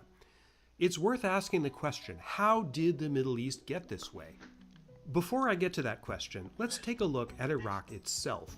In the 90s, Iraq's population was about Who's the dark purple hair? The ethnicity of the people of Iraq is important. The majority were She has a and sister? are ethnic Arabs, but the country's second largest ethnic group Reen. are I thought you Kurds, said who live mostly in Why are you northeast. making Reen and his There sister are walk also around in the bathhouse Turkmens, but together, Q? exactly how many It's at an this time wasn't achievement clear. in order to get Saddam may purple have script. screwed around with the numbers Wait, and really? the censuses taken while he was in power. Well, Reed's not in the Among party. the Whatever you ethnic say. Arabs are a minority group known as the Midan, or Marsh Arabs, who live, as their name suggests, in the marshes between the Tigris and Euphrates rivers. This is one of the oldest places of human habitation on the planet. While not ethnically distinct, the Marsh Arabs are culturally distinct from other people in Iraq. They'll pop up in our story again, especially right as the war ends. You cannot separate religion from ethnicity in Iraq. A majority of Iraqis, about 60%, were and are Shia Arab. I'll explain the difference between Shia and Sunni Muslims in a moment, but about 20% are Sunni Arab and about 17% are Sunni Kurdish. Sunni and Shia are sectarian groups within Islam. The majority of Muslims worldwide are Sunni. The Shia are a minority, except in only 4 countries. 2 of these 4 are Iran, which is ethnically distinct from Arab countries, and Iraq, where a majority, as I just said, are Shia Arab. Saddam, however, and in fact almost all of Iraq's rulers historically, have been Sunni, not Shia. So he was a Sunni Muslim ruling a majority Shia country. That becomes vitally important in just a minute. The split between Sunni and Shia Muslims is complicated, and it goes back to the time shortly after the foundation of Islam in the 7th century CE. The split developed over a disagreement by the Prophet Muhammad's followers after he died about who should be the next leader of the Islamic faith. Sunni and Shia have developed different religious traditions. There are several pilgrimage sites especially important to Shia Muslims that are located in Iraq, such as the city of Karbala. The place that eventually became Iraq is, of course, one of the oldest societies on planet Earth, with a fabulously rich and vibrant culture. In the Middle Ages, Baghdad, the capital of the Abbasid Caliphate, was one of the world's great cities of art, science, and trade. In modern times, Iraq has produced world-class writers. I've been slaughtering trolls again. They're Mogers? Excuse me? I'm fighting Moger. Pi should be thanking me. Opera House. Iraqi music is famous for the oud, one of Actual the most ancient Mogers. musical instruments still played today. So back to the question, how'd the Middle East get like this? Well, the simple What the heck answer is Epic 7? 3 different empires. The Ottomans, 7 the that's British, epic? and the French. What are you talking about? Much of what we today I don't know, think of as the Middle I East opened was Twitch ruled because I for a was time thinking by about the checking Ottoman Pi, Empire, and among other things. Such I as saw so I selling thought I was going to enormous say Q, this is pig your here. fault because it The looks kind Ottomans of were like very Trails. good at administration. So I thought some Trails They garbage had divided appeared their on my empire feed because into of Q. provinces and But it's Epic sub-provinces, 7, some whatever of that which is. were pretty Pi's not even autonomous. streaming. What became Iraq, the ancient land He of isn't? Mesopotamia, was mostly 3 Ottoman provinces: Mosul, Baghdad, got owned. and Mosul. Oh, is it movie night? The thing you have to understand Yeah, about it's time the for you, Ottomans Hakusho, is that idiot. It's kind of hard to draw the No. line between Or like what you He's yank doing something on more shit. garbage than them Mafia then. and what was, for most purposes, independent. Wow. and autonomous. Got him, This is got him, got him, got him, got him, especially got him, Took him a second. a modern incarnation of which was founded in 1613, and which carried on for much of its existence as if it was an independent city-state, based mostly on trade and shipping. If you looked at a map of the Genshin Ottoman Impact is here too. I do blame Q for this. There's century, the generic you would anime see things. Kuwait Yeah, that's what it is. encompassed by the territory of Basra province. But if you ask the Kuwaitis themselves, who had their own rulers, many of them would claim that they were and always had been independent. This ambiguity is going to become important in 1990. How much more can you really evade in this game? World War I shook up the entire region. The Ottomans, whose empire was in severe decline, sided with Germany in the First World War, a big mistake. The British tried to buy the support of various Arab peoples in the region against the Ottomans by making promises to those people that they'd be independent countries after the war. Cue Lawrence of Arabia, the Arab Revolt, and that whole story, which I'm not going to go into. When the war ended, though, running true to form, the British and the French turned the Middle East, they reneged on these promises and turned the Middle East into a series of mandates, colonies by another name, with lip service paid to the idea of independence. They also drew these borders, which ignored, in many cases deliberately, the ethnic, linguistic, and nationalistic realities of the people who lived there. The traditional homeland of the Kurds, for example, got sliced and diced like sushi, with parts of it ending up in Iraq, another part in Iran, and a third part in Turkey. Iraq became a British mandate in 1920, and the British pretended to honor their pledges of independence by letting Faisal, who had been the leader of the Arab Revolt, one of the leaders against the Ottomans during World War I, he became the king of Iraq. Faisal and his family continued to rule Iraq off and on until 1958. Interrupted by a brief coup of right-wing generals. Your task is to kill 12 vampires. Buddy, I only need one. I'm bloodthirsty now. Wow, that was faster than I thought. I didn't think I was going to get another shot at it tonight. Talon, are you ready for me to kill a vampire? For real this time? Please. Nah. Oh. Sorry, but killing the vampire is the new Pharaoh scepter. I would yikes IRL at that. Do you know I have 1,660 cooked salmon? I didn't remember having those. Tasty fish. Yeah. I need to.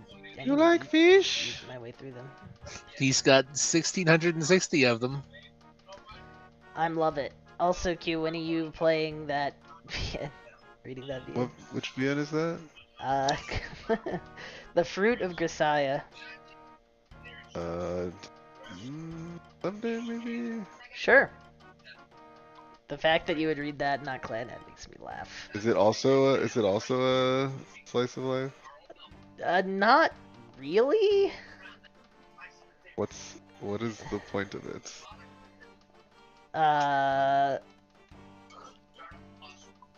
To date the girls.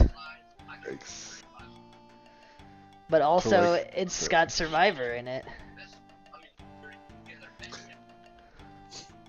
It does do this thing. Nah, I mean it is. I would call it drama. It has like a slice of life common route, but the girls' routes are not slice of life anymore for any of them. As soon as you get into girl route, they all do something different, except for the one girl. That one's slice of life. It's got a little bit of drama. Michiru, best girl.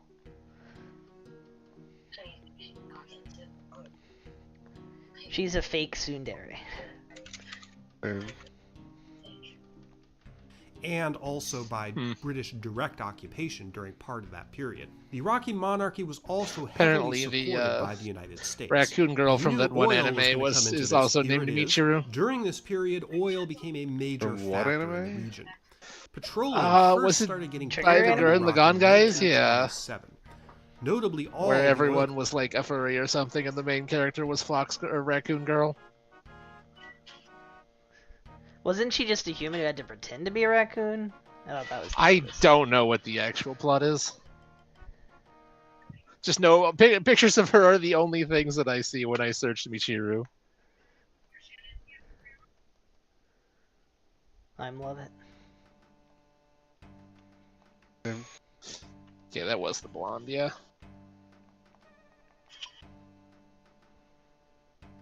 She has her own spin-offs where you can be Magical Girl, Chiru, Michiru.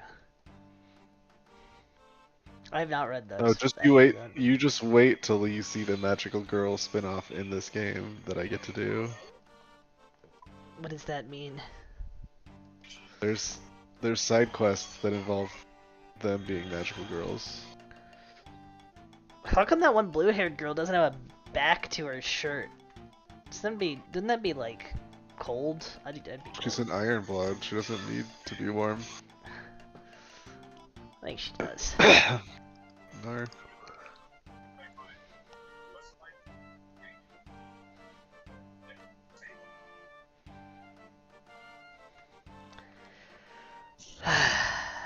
Take a deep breath, Ivan. You'll get through this.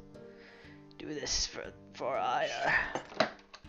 Sorry, Ivan, you won't because you now live in a Trails game. Oh, who lives in a Trails game? Under the sea, shut up, Talon. True. This guy can't accept.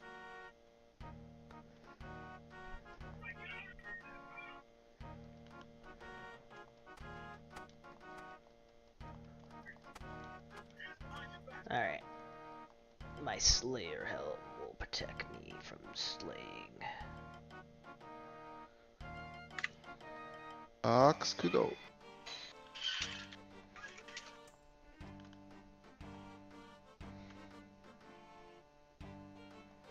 Does this have higher magic defense too? Literally win-win situation here. Cool. Okay, we need to get our Mauritania pants.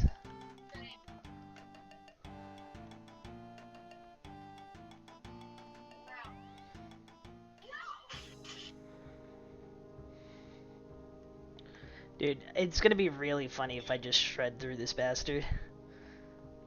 I'll have a horty chortle. A horny chortle. A hardy torkoal.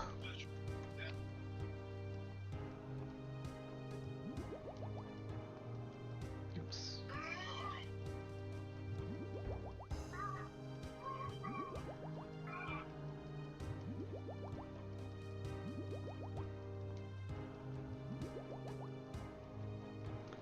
That's probably good.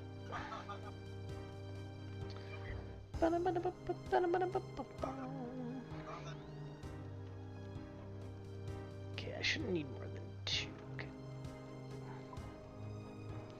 Shouldn't need more than 2 of those. Do you want this? We need our knives.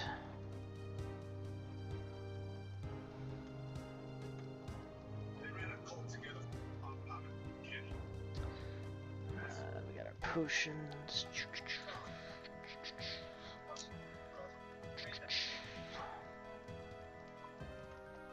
These away. Grab our pineapple pizzas. Oh, my health is low. Let's grab salmon. Munch, munch, munch. Munch, munch, munch. Munch, munch, munch.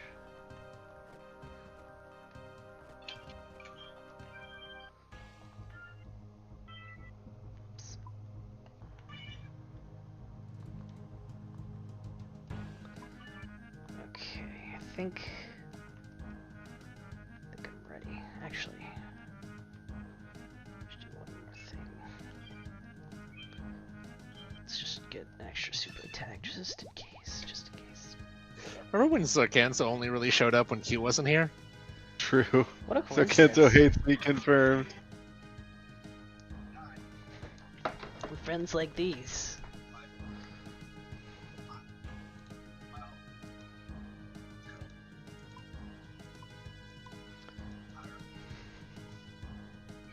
Be some Kariba.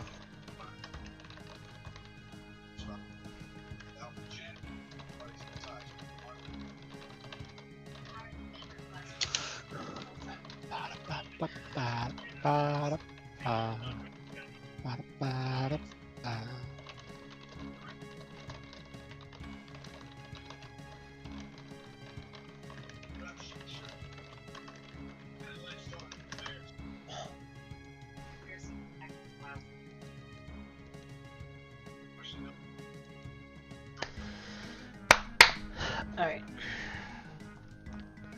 No more Mr. Nicefin. Because it's time for the vampires to end.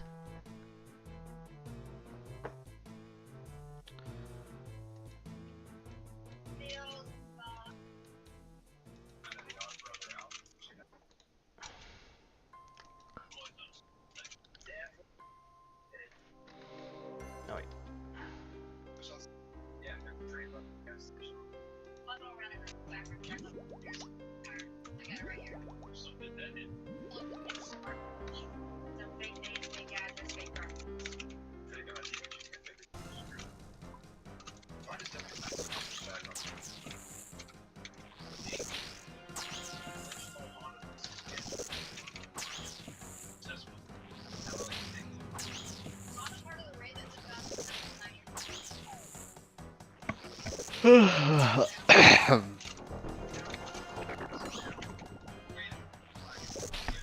I can hit him for 36.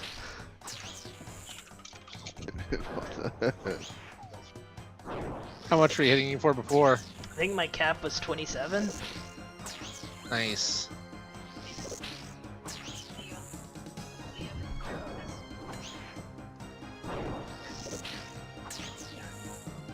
My accuracy should be a lot higher too.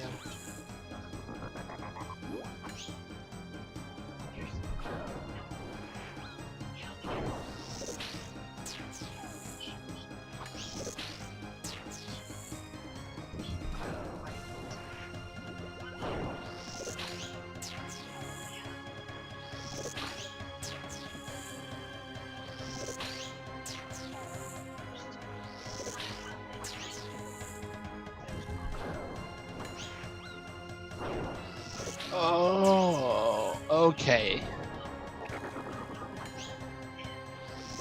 I was wondering why two people just left the Alliance Society, man. Why? Because they're going to war with each other.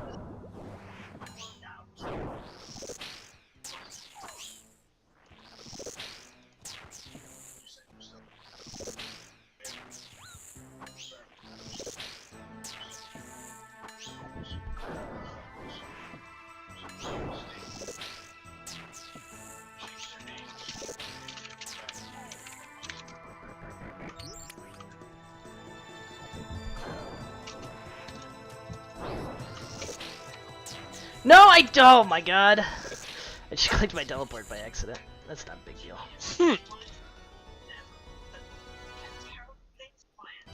Okay, I need to move this down here maybe. I was trying to do my range switch and I just hovered a little too far. Alright, I used half of a prayer potion. It's fine.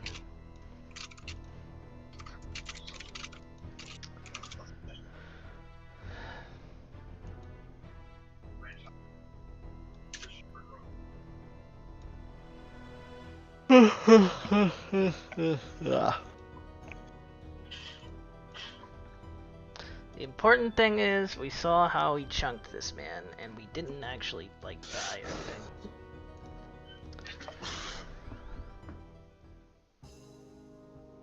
Oh, I do need to go to my house.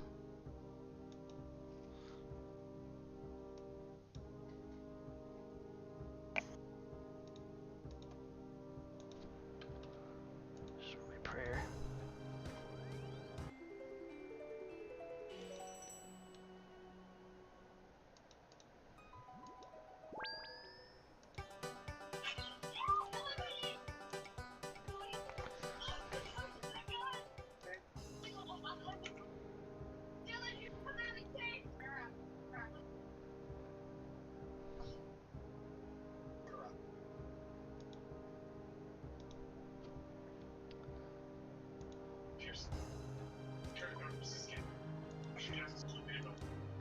Alright, this should be fine.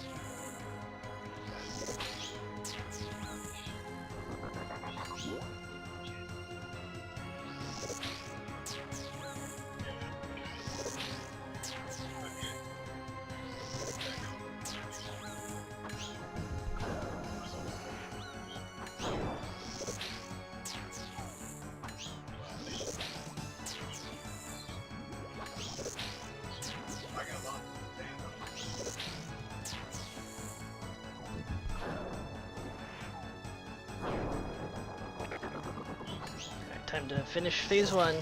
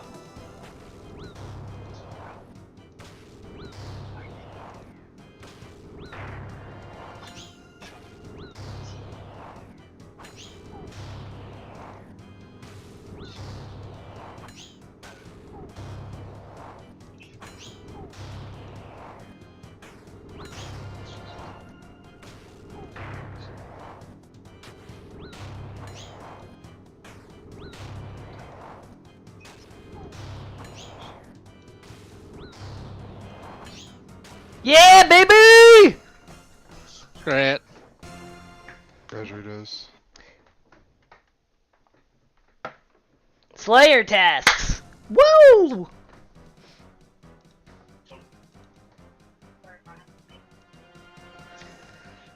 Oh, he loves being a vampire. I remember it.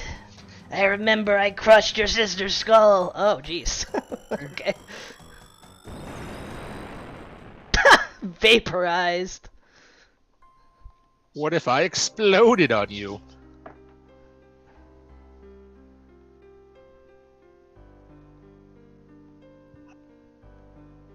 What have I done? Yeah, you killed your dad, but he's a dick.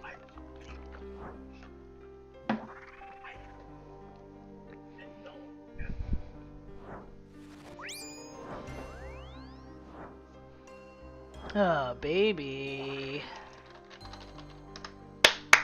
Woo! I'd say, I think that's the quest with, well, aside from the new one, I guess. I don't know. I'm not even gonna try that for a long time. But I think this is the quest with, like, the hardest melee themed, like, boss. Which I think makes it a lot harder. Anyway, the vampires won. I'm glad I got through 950 health on a boss for the vampires to win. The Myreek are dead. He's gone. They've all gone. Alright, Ivan, I'll see you later. That's setting up for another quest in the future. In RuneScape 3! Well, this quest is unique to RuneScape too. Hmm.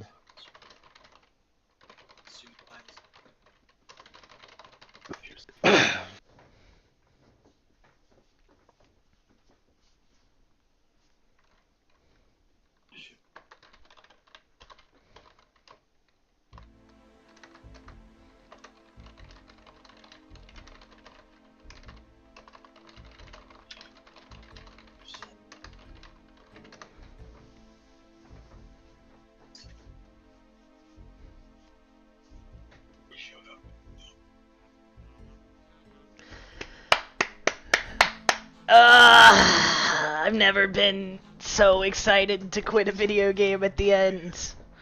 And by quit, I mean I didn't quit. When the going got tough, Ivan cheated and got a Slayer task. Wow.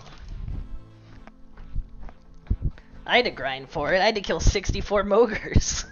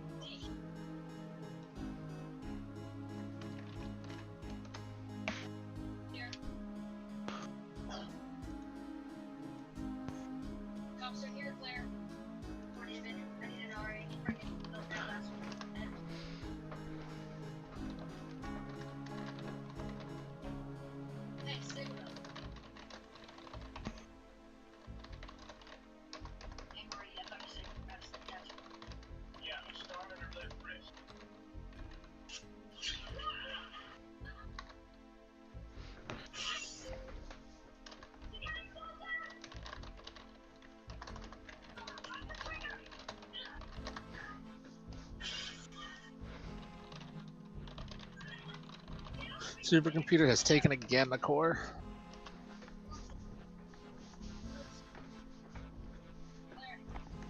What if you forced Dave to produce AI cores and then made him eat them? Sounds about right. Oh, what if your father sinned? Alright, let's get our XP. I was just like chilling.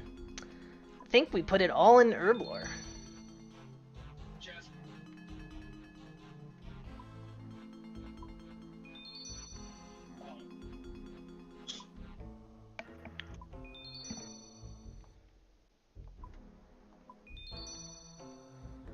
I love that it gives you 6 different like allocations of Herblore XP.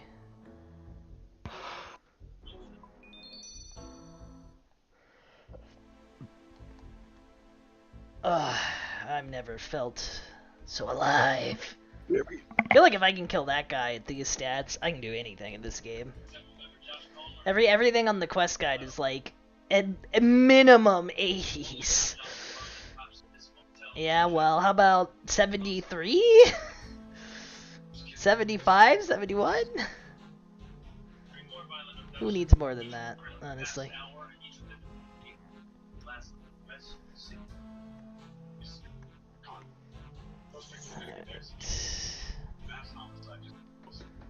Do I want to do another quest?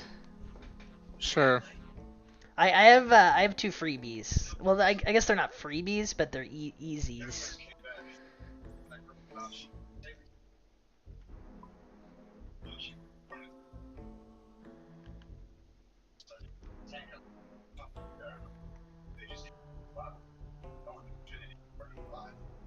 Okay, I'm trying to let's see. I can't do really this one.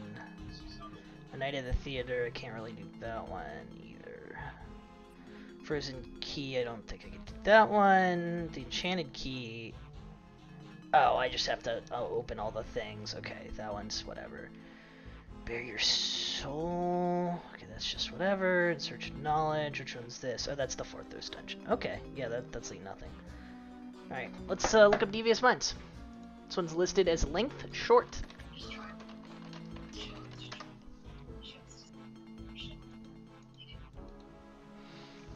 You know what the worst part about this is?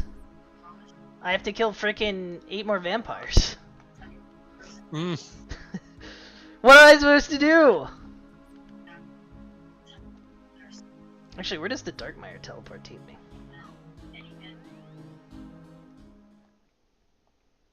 Where am I in this town?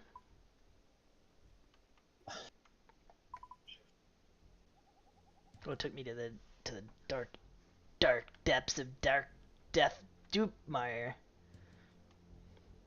I like that I can just hang out with the vampires now. Oh god. That's just how it is. They're hostile. They're hostile when I'm not in my outfit. Oh no.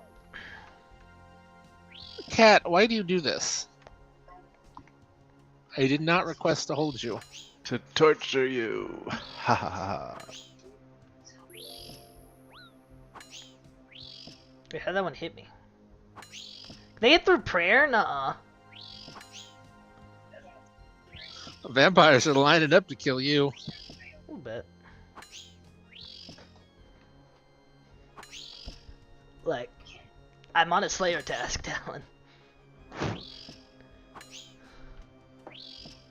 Are they called Firewatch Sentinels?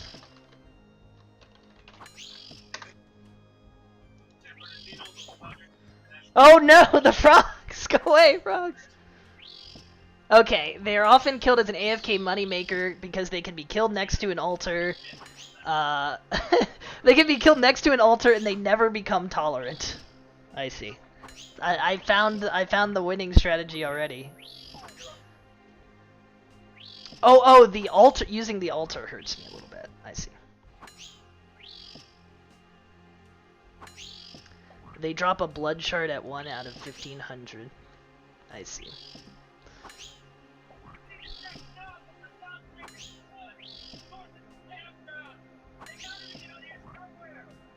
They have a bunch of decent drops, honestly. It's kind of weird.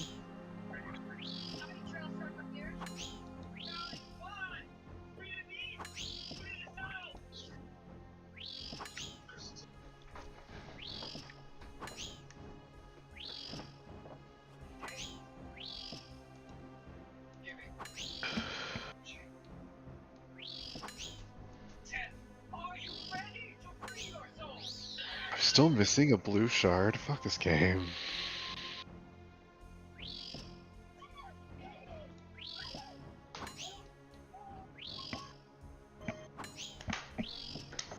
Ugh.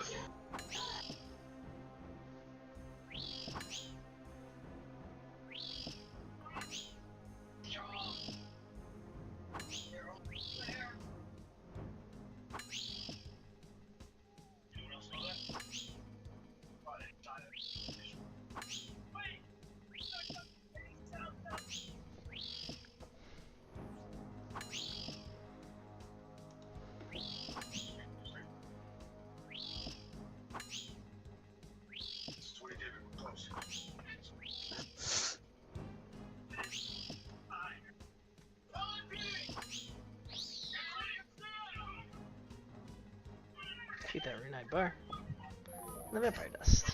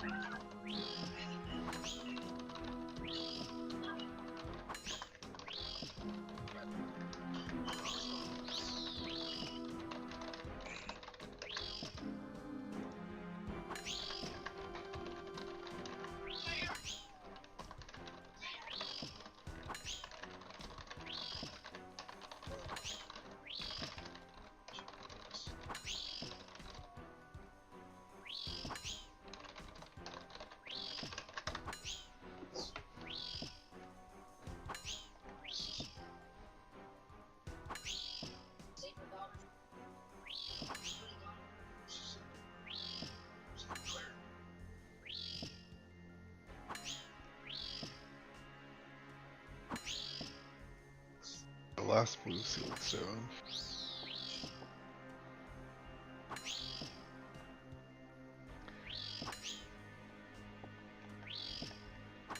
What if you're a hot vampire chick? Be hot and a vampire chick? Oh. But most of the heat was from me burning you with holy water! Arr.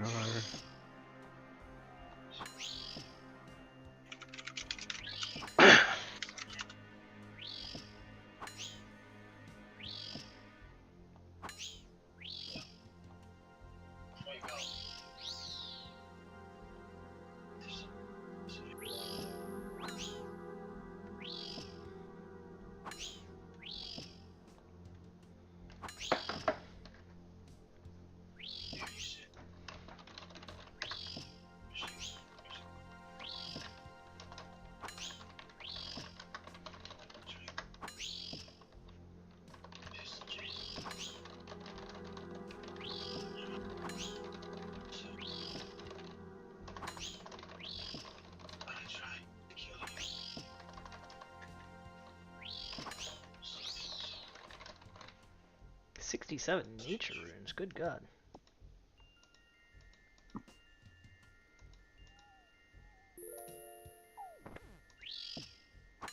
Get my coins.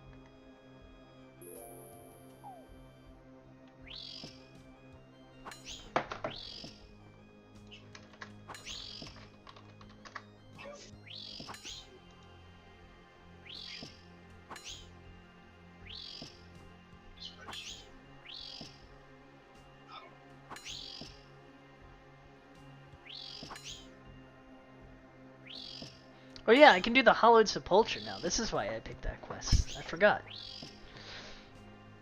Are you ready, Talon, for a way to level agility that isn't rooftops? Banned. Yeah, I know, right?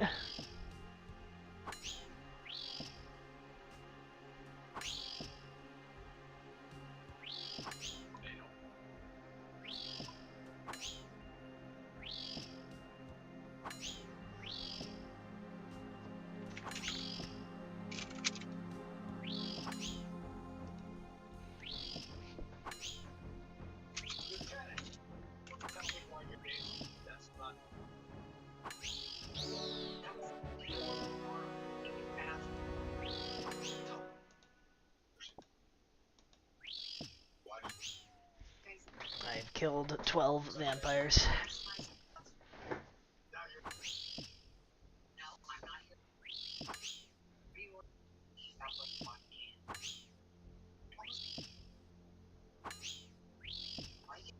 You can buy raw mystery meat. The raw mystery meat can be given to Frank, the little blood-fell roaming Darkfire.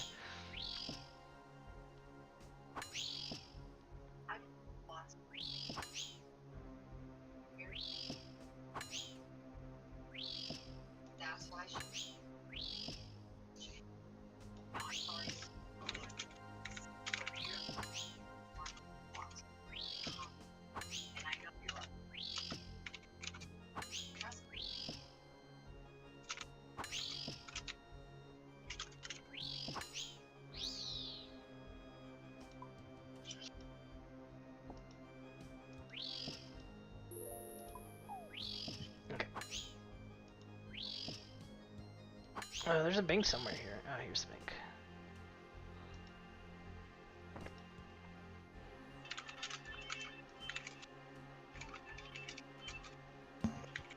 The heck? How do I use this bank?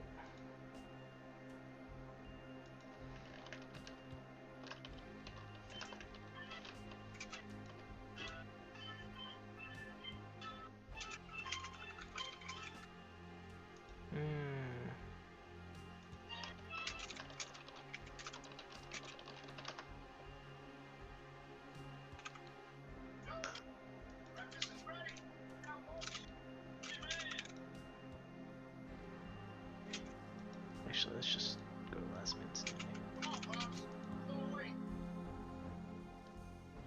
Unlimited blade crafts.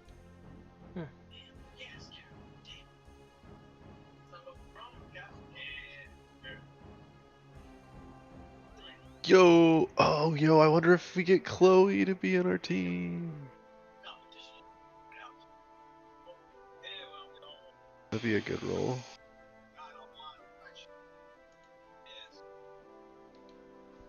Chloe, more like Another true awakening headband. Ooh, that's nice.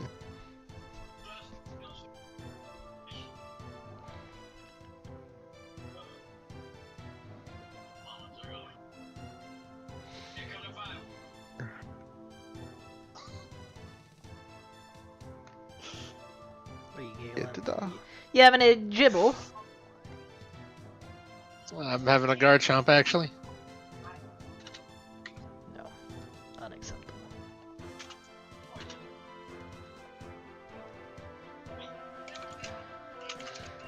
I'm still not over the fact that I did a quest.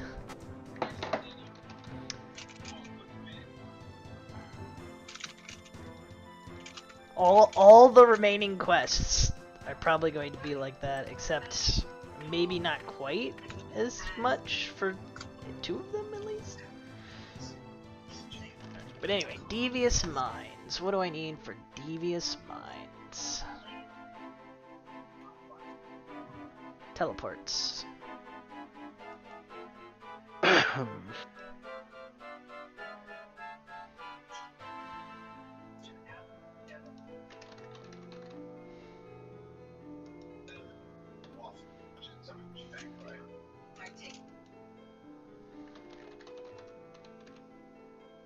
Need to make a mithril 2-handed sword? What do I need for that? 64 smithing. Okay, that's not a problem.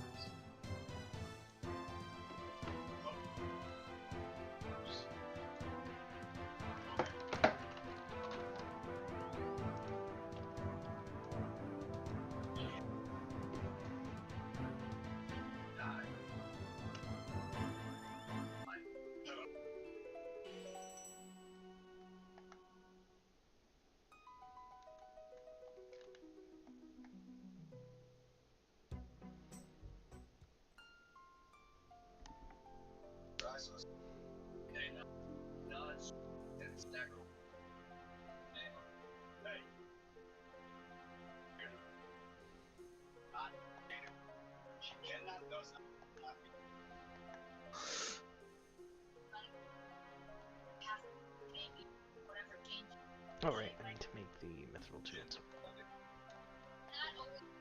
Since why are there smiths or anvils right here?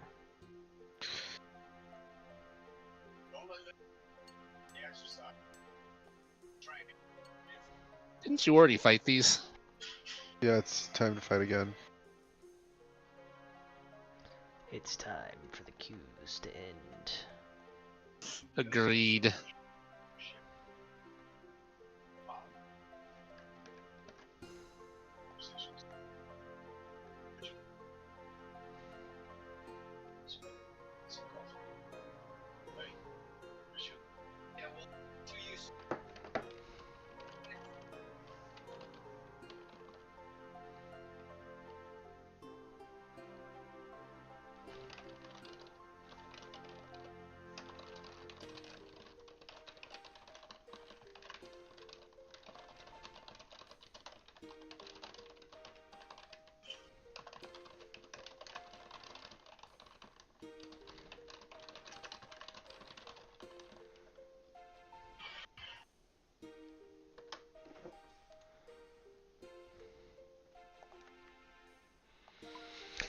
I need to elk stuff, and soon, because I'm out of money.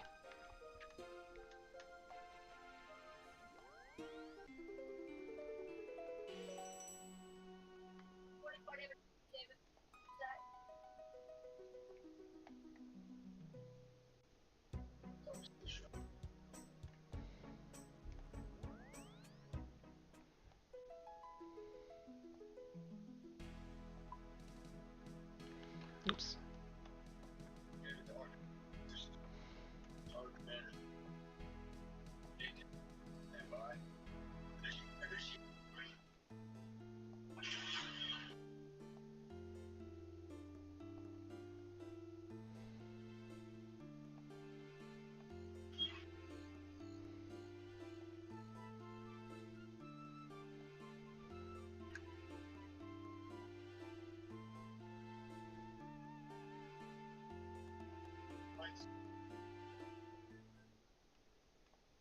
Talk to Monk.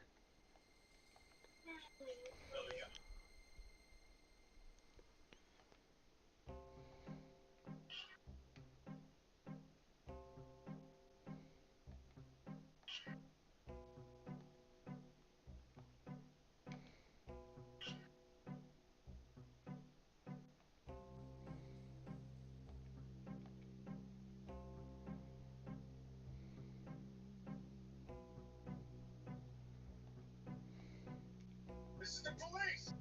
LAPD! Lay down your weapon!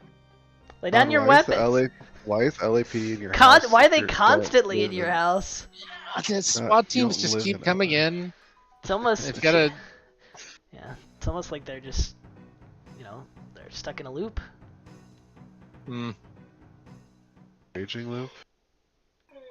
Yes.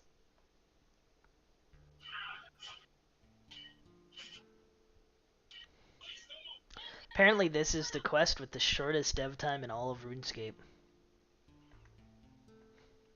Is that a good thing or a bad thing? I think it means it's a fast thing. I think it's just set up for a quest that they added a lot later in the game.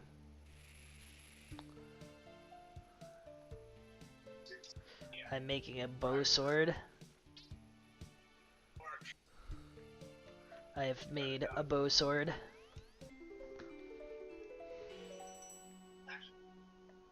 For the upright stand. Yeah. You know what? What was I even trying to say? Upstanding.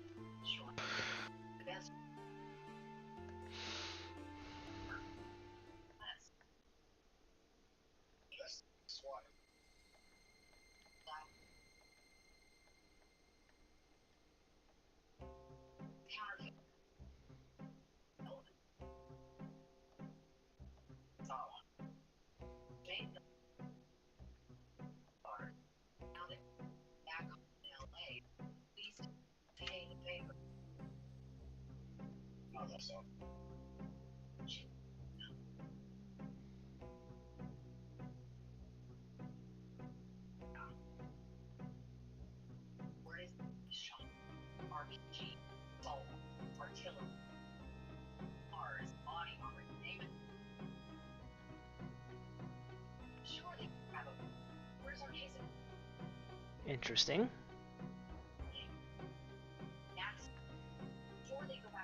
This is the sussiest quest I've ever done. You know those monks who forbid all armor and weapons? Let's just as a surprise, let's smuggle something in. They'll never see it coming.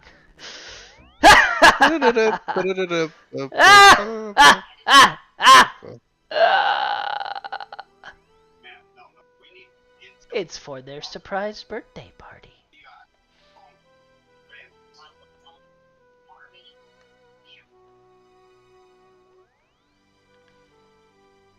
They'll never see it coming. It's time to go inside a thing.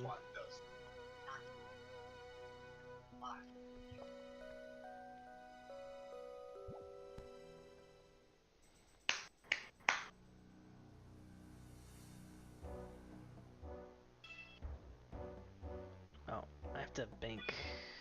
I don't think I can do this with the X.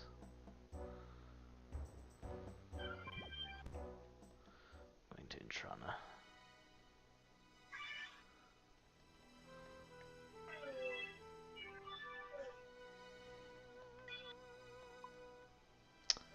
What am I looking for? These.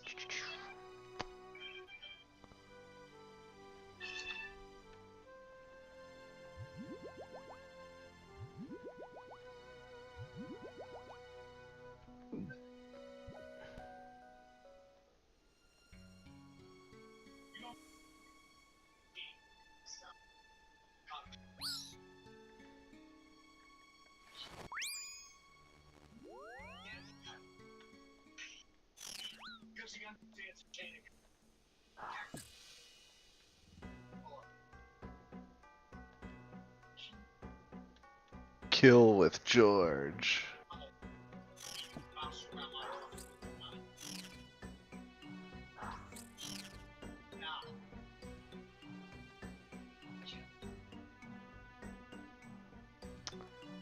Law. I am the law.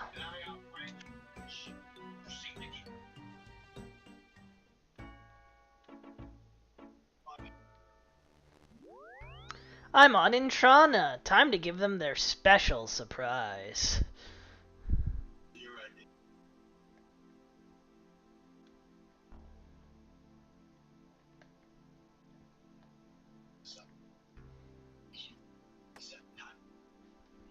Alright, let's see what happens.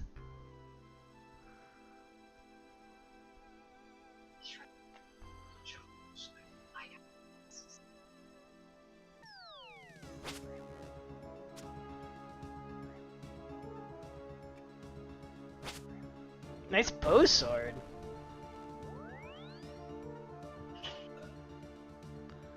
Gotta use that to teleport in. I just helped them kill a bunch of monks. Now you're marked for PvP? Because I went through the abyss. Hmm. To give them their surprise present. That allowed a guy to teleport in and murder a bunch of monks. Why are you evil? No. I did what a monk told me to do, and I just didn't question if he was actually a monk at all, or check his credentials, or verify this in any way with anyone.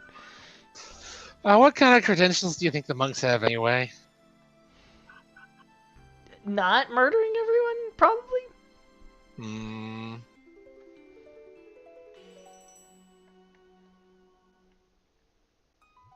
But yeah, this is definitely all set up if all that happens is monks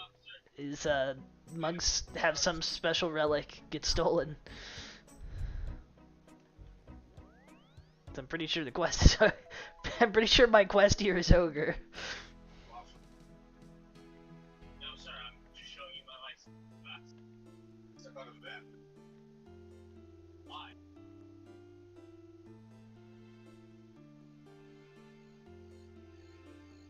Put your hands up on the van. Reach up. Is that card? I'm not getting my man. That's theft. Teleport something. Already, your hand.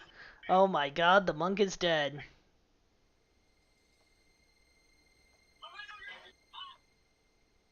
Who could have killed this monk? Who could have killed him and impersonated him? Definitely not the guy I talked to. Definitely not. It definitely wasn't that. You can't prove anything. Court of law cannot convict me of assisting in murdering that monk.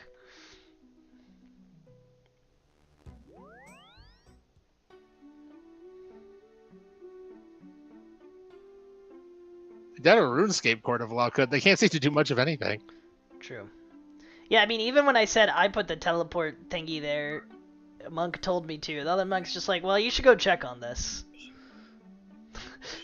He wasn't like, arrest this man immediately. That sounds like the biggest lie I've ever heard. Oh, well, if another monk told you to, I guess you should go check that out.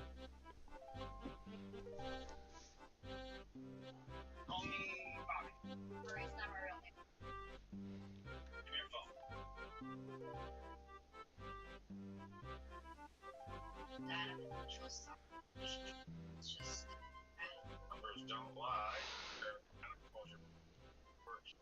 Me.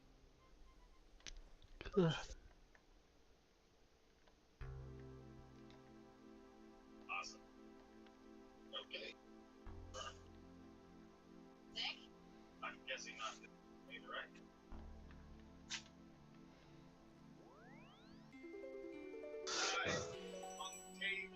Uh-oh, that's not good. Finding a dead monk isn't good. Go tell the leader of the White Knights, which I am also a part of. I'm such a good person. You'll never believe what happened. You'll also never see it coming. True.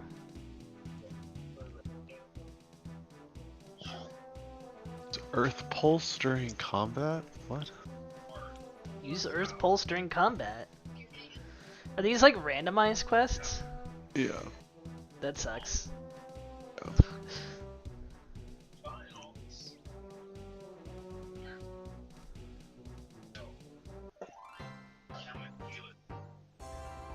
$6,500 fletching, 5,000 runecraft, and 6,500 smithing XP.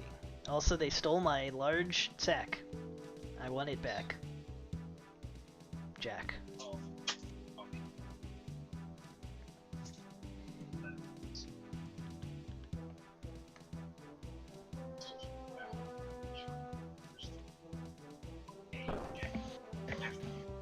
Surely this asshole, yep. Alright. Garden. Depth.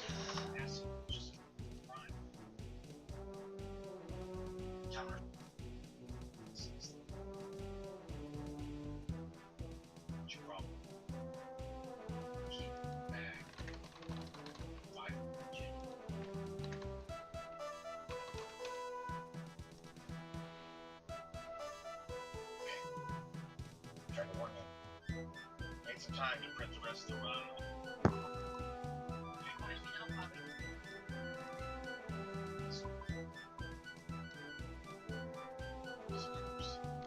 Very BLS.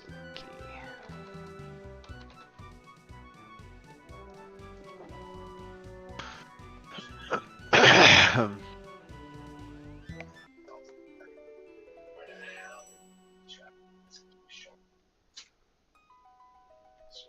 One more link attack between Loido and Fee, and then to feed everyone while wearing cosplay. Kill myself.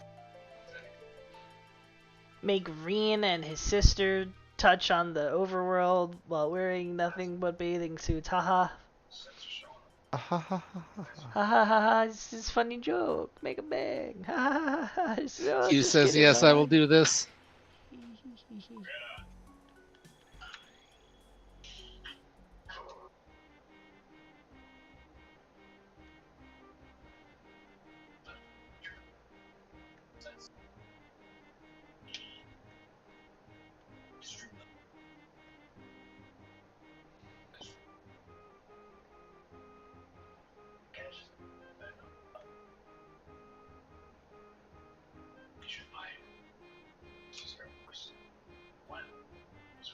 Start the Garden of Death quest.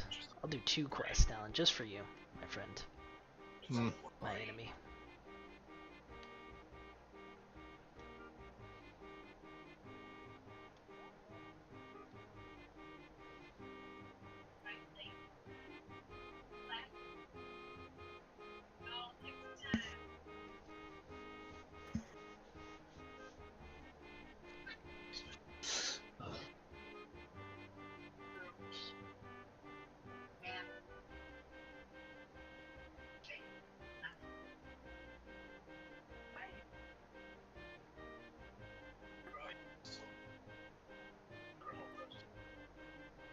Okay, so as magical girl costume, she does. That's one. Amok Miki tal toka kimo lino toka mak tal tlene osto astes ikam. Does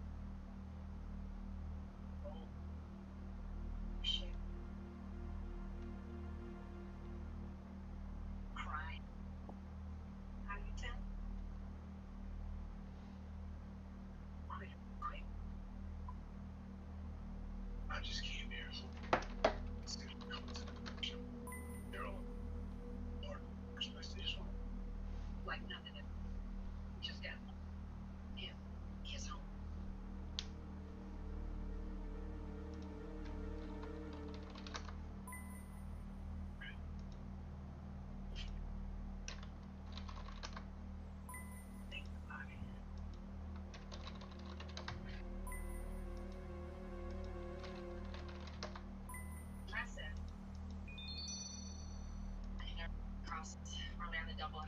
Well, like anything else.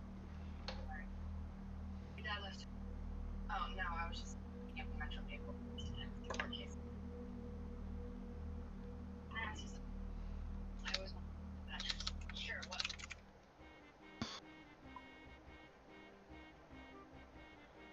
As far as aren't you worried? DJR. It's a big old blur. I get you. I do. Oh, but break together.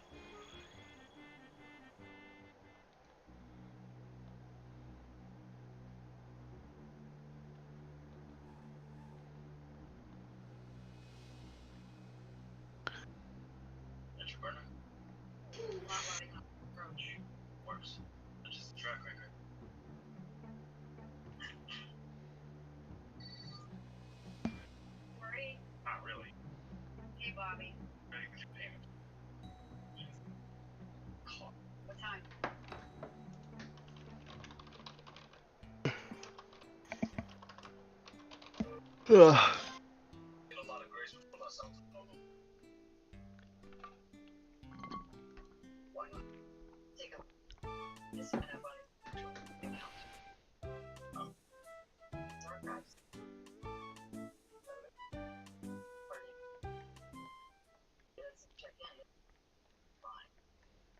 Yep, these rides all right.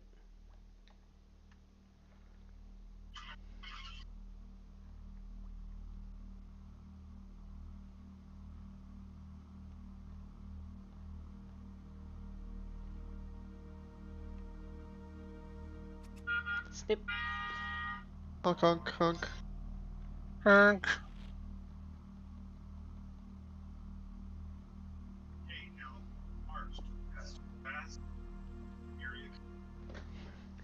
Sua, old cat needed. Old cat need tal. Qualt old cat tal vessel. Need yoka garden leany method. Oh, the leany method. Silam below aki waters ali.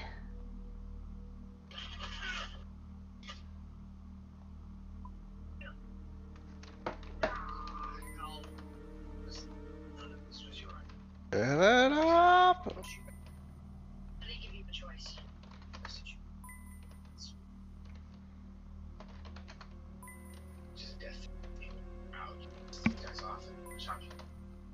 Quest is pretty cool. Body needed. Body need tall. Food body tall vessel. Need yoka garden leany method. West below poison water earth.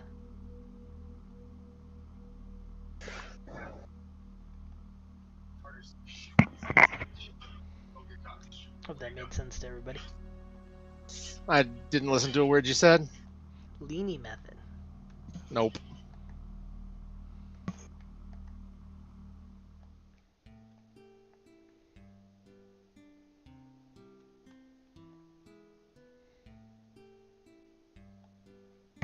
You know, it's probably faster to just do all the missions over and over again, though it's more boring. Yeah, but you're a boring person. True. Oh, but then I'm not gathering. Oh no, I need more gacha items so that I don't have to grind for them later. Okay, fine. Bad game. I mean, cha.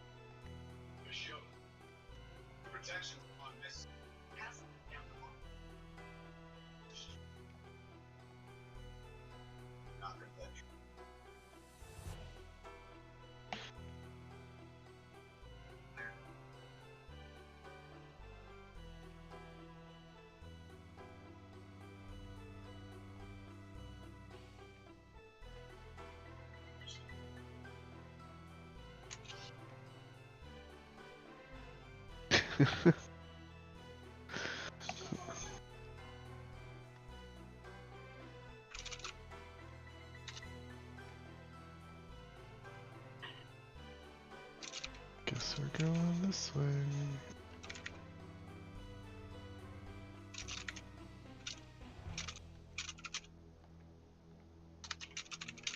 Goodbye, Swampy Man.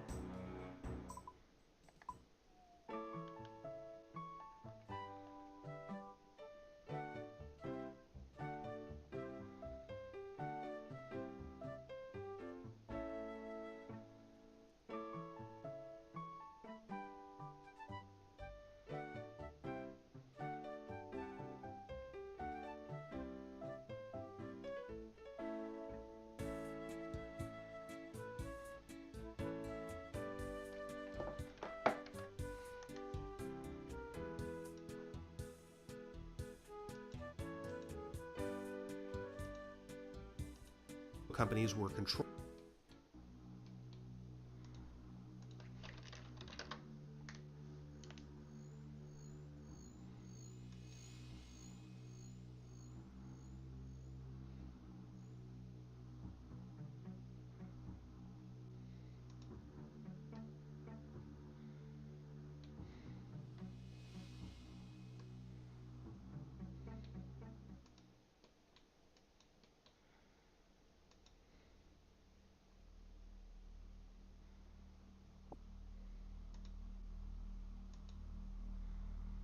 Time poison no, garden make Rani time. Move until tepat. No tall vessel no. Zimatal tepat.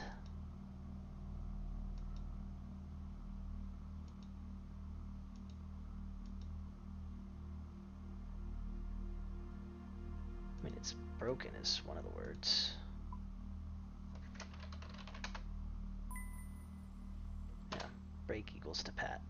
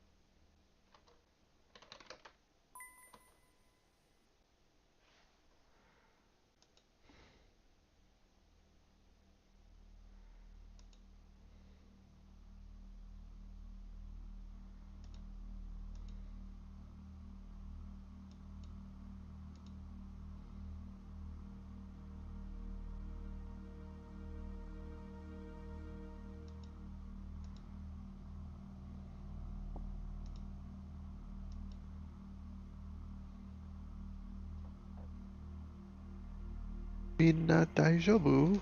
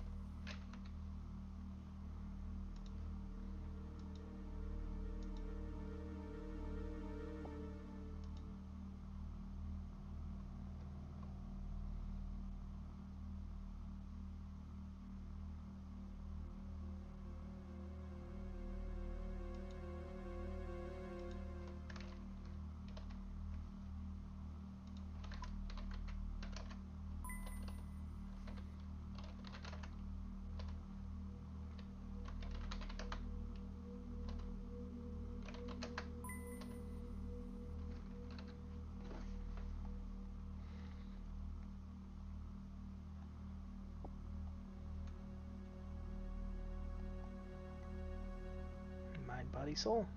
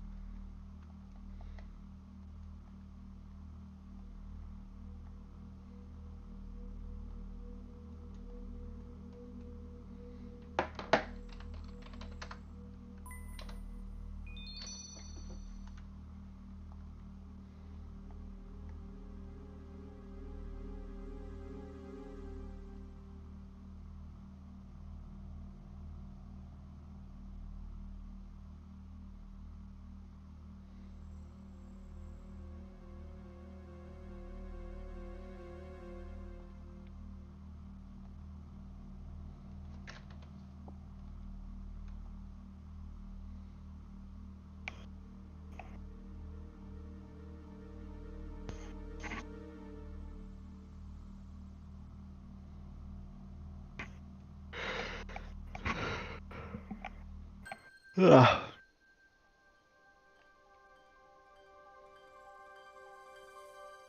Oh, that's fine.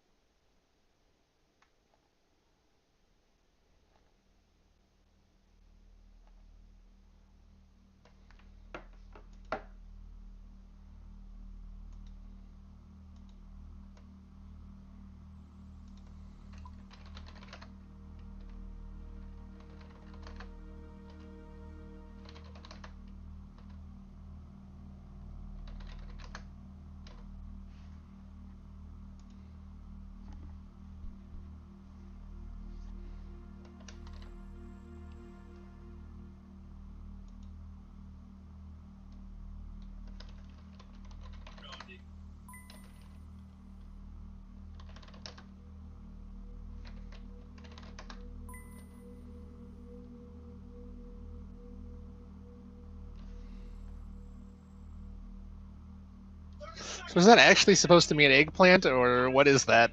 I think it's just supposed to be like a dark crystal. Hmm. Seal, freeze.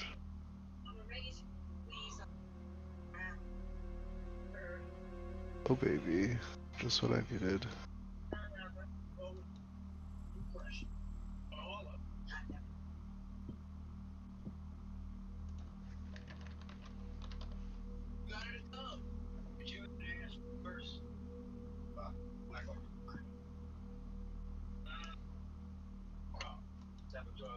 It's gold. I'm stupid.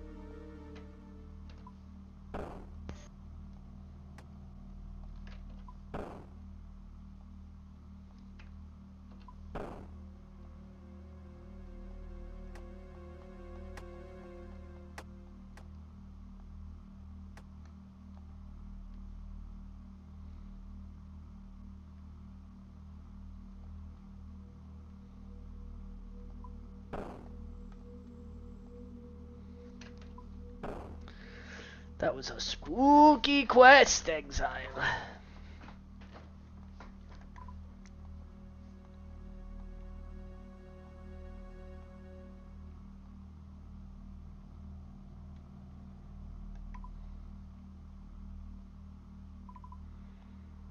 Alright.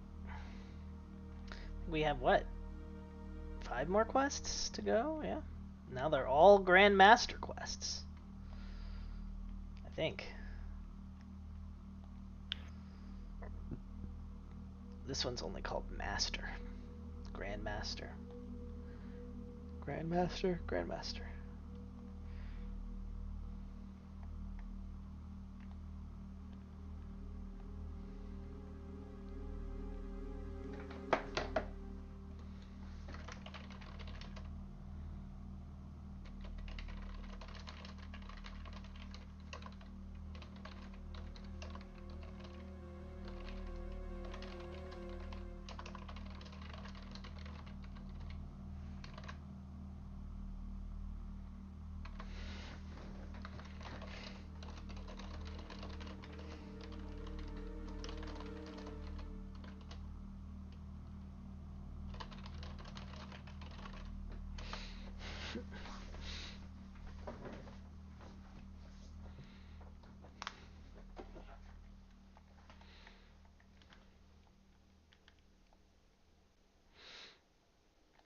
Secrets of the North, somebody said, is the easiest quest out of those 3.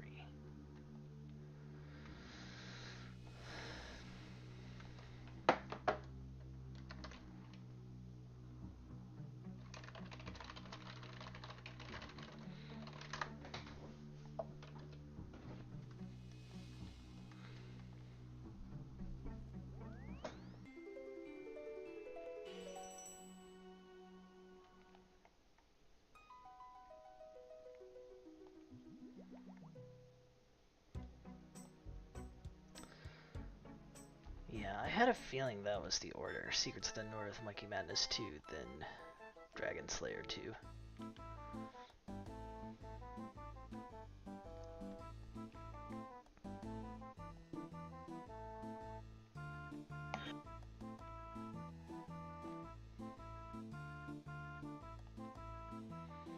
Aberrant Spectres? I don't really want to kill Aberrant Spectres.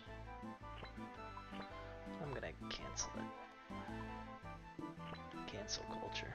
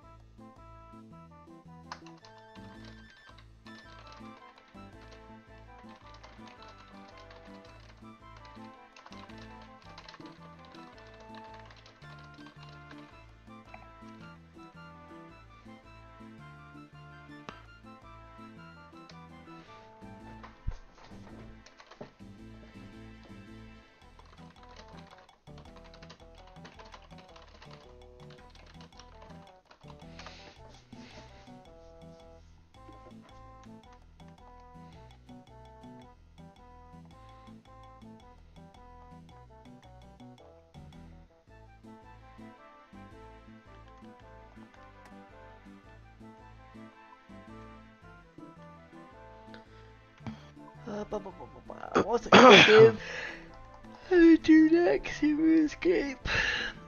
Oh yeah, I said I needed money. What if I had money?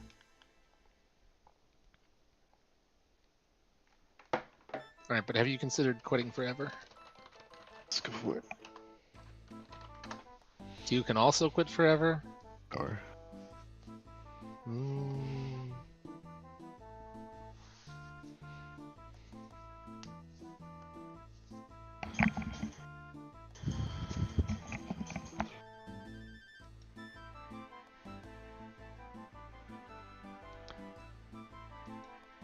What if I quit listening to Q?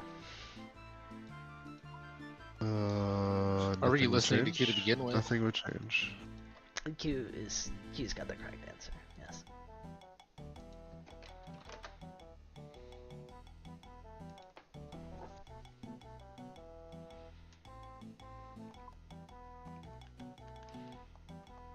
No, not her. Does he though? Because you listened to Q to get that answer, therefore you were listening to him. Or... Not her, no. I can't believe there's 5 quests left, man.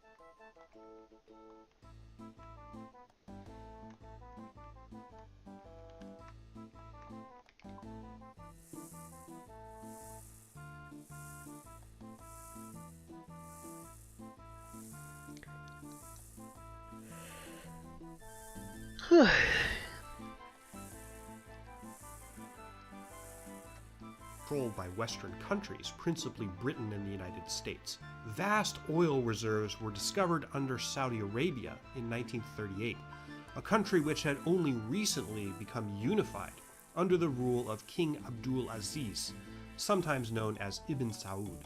President Franklin Roosevelt famously paid him a visit in 1945 on Roosevelt's way back from the Yalta Conference, and this meeting helped establish the close relationship between Saudi... I kind of feel like playing Guardians of the Rift for a while. I don't even really need to, but I feel like it. Yeah, okay, so that's not a good strategy. Alright, good to know. Saudi Arabia and the United States, which would become important in the Gulf War. Anyway, back to Iraq. The monarchy was overthrown by a surprise coup in 1958, and Iraq's new prime minister, Abdul Karim Qasim, proved a little too friendly to socialism for the United States, who hated him. In the late 1950s, a new political party arose in Iraq. This was the Ba'ath Party, and they were an Arab nationalist secular party. The idea of pan-Arabism, that Arab nations should stick together in a common front and de-emphasize the political differences between them, this idea was powerful in this period. Saddam Hussein, who became a member of this Ba'ath Party, was a dedicated pan-Arabist. In 1959, the Ba'ath Party tried to assassinate Qasim by shooting up his car. Saddam, then aged 21, was one of the gunmen, and the assassination attempt was apparently co-sponsored by the CIA. I'm going to talk more about specifically about Saddam's background in the next chapter. Anyway, this gun attack failed, but the Ba'ath Party did eventually gain control, first in a united coalition with other Arab nationalist parties in 1963, and then in a full-on coup that deposed the military ruler in July 1968. By now, Saddam was very high up in this party, having supervised its reconstruction in the mid-60s. The CIA also backed the coup that took out Qasim in 1963.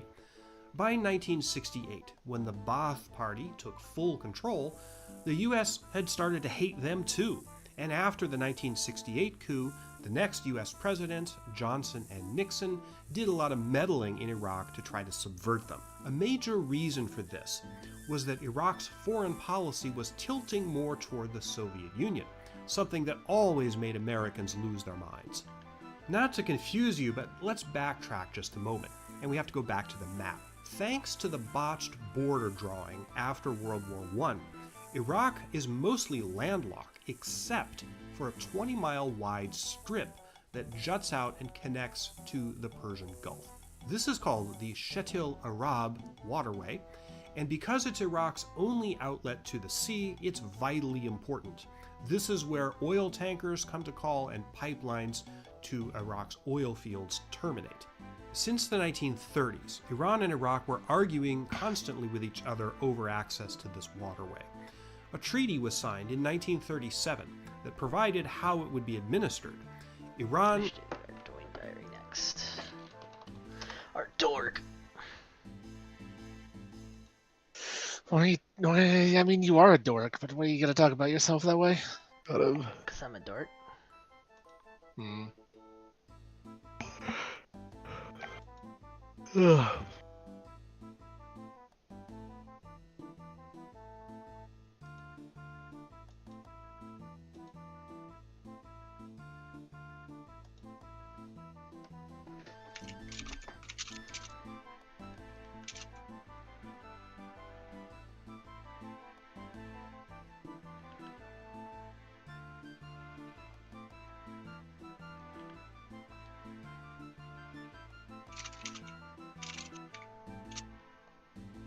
could use it, but it had to pay tolls to Iraq, and there were also some other provisions.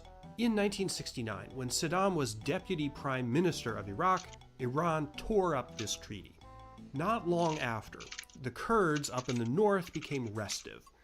Iran, then ruled by Shah Reza Pahlavi, a stooge of the United States, started supporting the Kurdish rebels. However, the Shah didn't want to risk all-out war with Iraq. The CIA and everyone's least favorite meddling Machiavelli, Henry Kissinger, were also covertly supporting the Kurdish rebels. In 1975, Iran and Iraq negotiated a compromise over the Shetil Arab waterway. Iran and Kissinger promptly withdrew their support for the Kurdish rebels, and the Kurdish rebellion collapsed. The Shah was unpopular and a revolution was brewing in his country, Iran. One of the main Iranian revolutionary leaders, the Ayatollah Khomeini, I described him in one of my earlier videos as Santa Claus from hell, had been living in exile in Iraq. Saddam distrusted Iranian opponents of the Shah. He was afraid that they would stir up similar trouble inside Iraq, which, as you recall, had a majority Shia population. Saddam and the Ba'ath Party were Sunnis. In October 1978, the Shah of Iran demanded that Iraq expel the Ayatollah Khomeini. Saddam granted their wish and kicked him out of the country.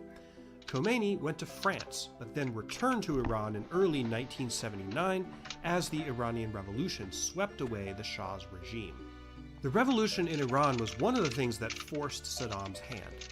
Basically second in control of Iraq, he feared that the Iranian Revolution would embolden those Shia dissidents in Iraq that he was afraid of. So in order to prevent this destabilization, and also to forestall a political union between Iraq and Syria, neighboring Syria, which was in the offing, Saddam decided to take over the country. He mounted a coup in July 1979, took direct control of the government, and more importantly, purged the Ba'ath Party of any perceived enemies. Again, more detail on this in the next chapter. So, what was going on with Kuwait all this time? During the 20th century, Kuwait developed very differently from Iraq. Kuwait was firmly under the control of the British even long before World War I. Despite how good the sea and shipping trades had been in earlier times, Kuwait was largely impoverished until they found, guess what, oil in 1937. The question of whether Kuwait was or should be part of Iraq was contested throughout this whole period. There were political movements within Kuwait to stick it onto Iraq or stick it back onto Iraq, depending on whether you believe they had ever been attached in the past. In 1961, Britain's mandate ended and they granted Kuwait full independence. Iraq protested. British troops guaranteed Kuwait's independence, which was also guaranteed by the Arab League, an organization that had existed since the 40s. Indeed, troops from Arab countries, mostly Egyptians and Syrians, replaced British troops in Kuwait, humiliating Qasim, then the leader of Iraq. Kuwait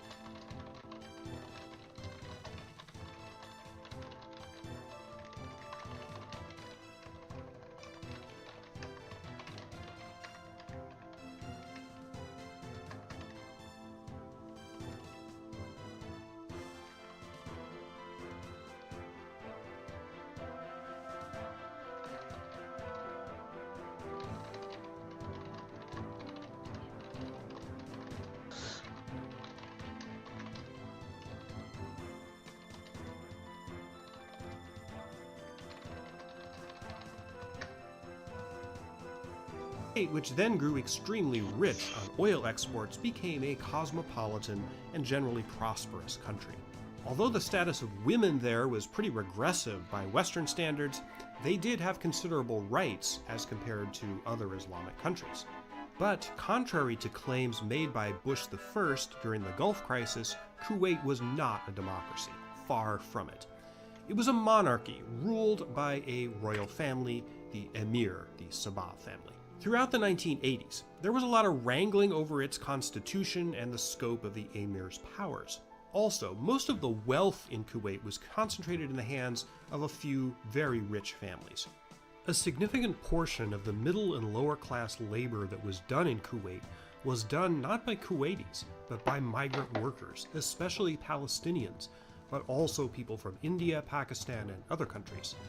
Palestinians, who generally had Jordanian citizenship, were ineligible for citizenship in Kuwait.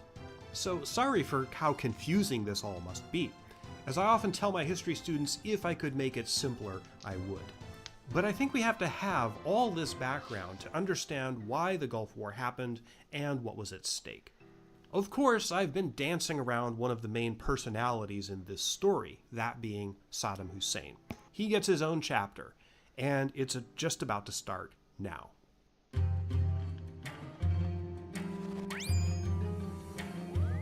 Saddam Hussein and his family were from Tikrit, a rather dusty place in north-central Iraq. His biological father died shortly before he was born. As a kid, he was sent to live with his uncle, a member of the Ba'ath Party, and then back with his mother and an abusive stepfather. He was raised as a thief and a petty crook. If they had the mafia in Iraq, Saddam would have made a great mafioso. An important fact to know is that Iraqi society functions largely on a patron-client model, where people advance through clan and familial ties, and basically if you become prosperous or powerful, it's your responsibility to get jobs for and to help out your kin and others from your hometown. This is what happened with Saddam, and also what he did for others from Tikrit, especially his family. Saddam got into the Ba'ath Party through his uncle. He was also a cousin of Ahmed Hassan al-Bakr, who was president of Iraq from 1968 to 1979, and whom Saddam pushed out. Al-Bakr thought that because Saddam was a blood relative that he wouldn't turn on him. Sorry, buddy, we're dealing with Saddam Hussein here. The Ba'ath Party started out small and was mostly linked to revolutionaries in Syria. I already mentioned Saddam's involvement in the assassination attempt against Qasim in 1959 when he, Saddam, was wounded in the leg. Saddam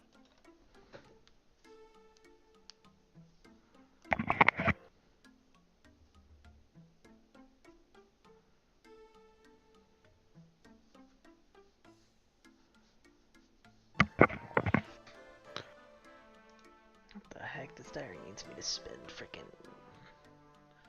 750k.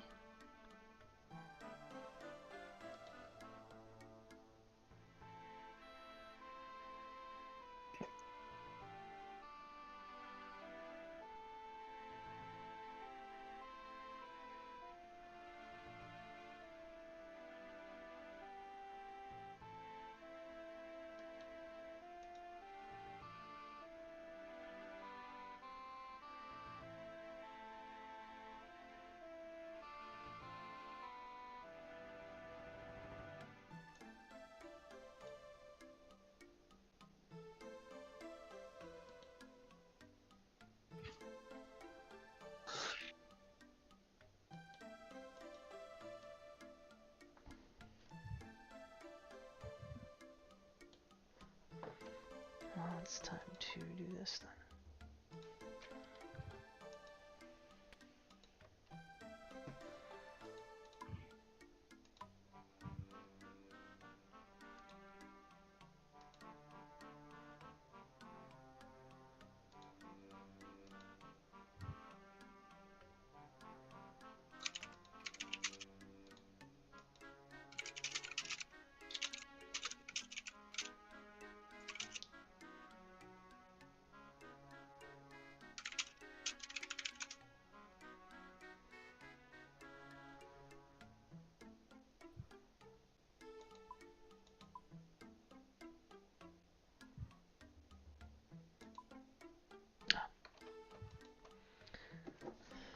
Right, and I got a bunch of nature runes again.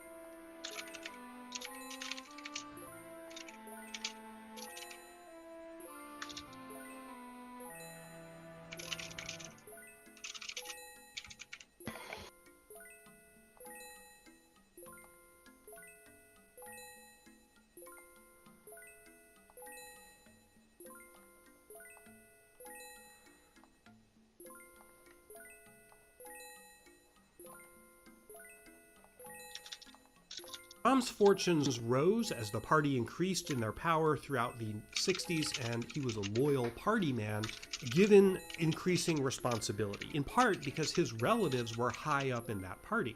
He didn't really have an allegiance to a well-developed ideology in the same way, for example, that fascist or communist leaders did, although the Ba'ath Party did resemble fascism in many ways, and some people classify it as a fascist party. Saddam was a pan-Arabist, and he greatly admired the rule of Abdel al-Nasir in Egypt. In 1972, while he was rising in Iraq's government, Saddam oversaw the seizure of foreign oil interests, essentially nationalizing Iraq's oil industry. This made Iraq different from other oil-producing countries in the Gulf region, whose industries were still heavily intertwined with Western companies, Saudi Aramco, for example, in neighboring Saudi Arabia. Oil revenues in the 70s made Iraq surprisingly prosperous, though they were never as rich as the Kuwaitis, who were rolling in money. By 1979, al-Bakr was sick and ineffectual, but he was making some moves to bring Iraq closer to Syria, which was ruled by the ruthless Hafez al-Assad, also a Ba'athist. There was talk of a unification between Iraq and Syria, which would have reduced Saddam's importance in the new government. This, plus the urgent problem of Shia dissidents getting all stirred up by the Islamic Revolution in next-door Iran, a majority Shia country, all of these things spurred Saddam to push out al-Bakr and to take over the country himself. This happened July 16th, 1979. A couple of days later, Saddam presided over a convention of the Ba'ath Party. At this meeting, he claimed to have found out a treasonous faction within the party that he said was planning to sell Iraq out to Syria. He read the names of 68 supposed conspirators, whom his thugs then removed from the convention hall one by one. Some of these men were spared, but 21 of them faced a firing squad. Saddam videotaped the executions and widely distributed the tape all around Iraq. Kind of like the Night of the Long Knives within Germany's Nazi Party in 1934, this mass execution was essentially Saddam's purge of the Ba'ath Party of elements that he thought might oppose him. This set the stage for the rest of his rule, which, as you might imagine, was brutal and bloody. Through the coup and the purge, Saddam had solved the problem of al-Bakr and the proposed Syria merger. But those Shia within Iraq continued to bother him, particularly as the new revolutionary government of Iran came into increasing conflict with the United States. Saddam feared that the Shia in Iraq would start looking up to Ayatollah Khomeini for spiritual leadership. The state that Saddam wanted was secular and pan-Arabist. He also had reason to fear that the Iraqi military might try to overthrow him. Above all, he wanted Iraq to be the big dog in the Middle Eastern region. Iran was a thorn in his side in a number of ways.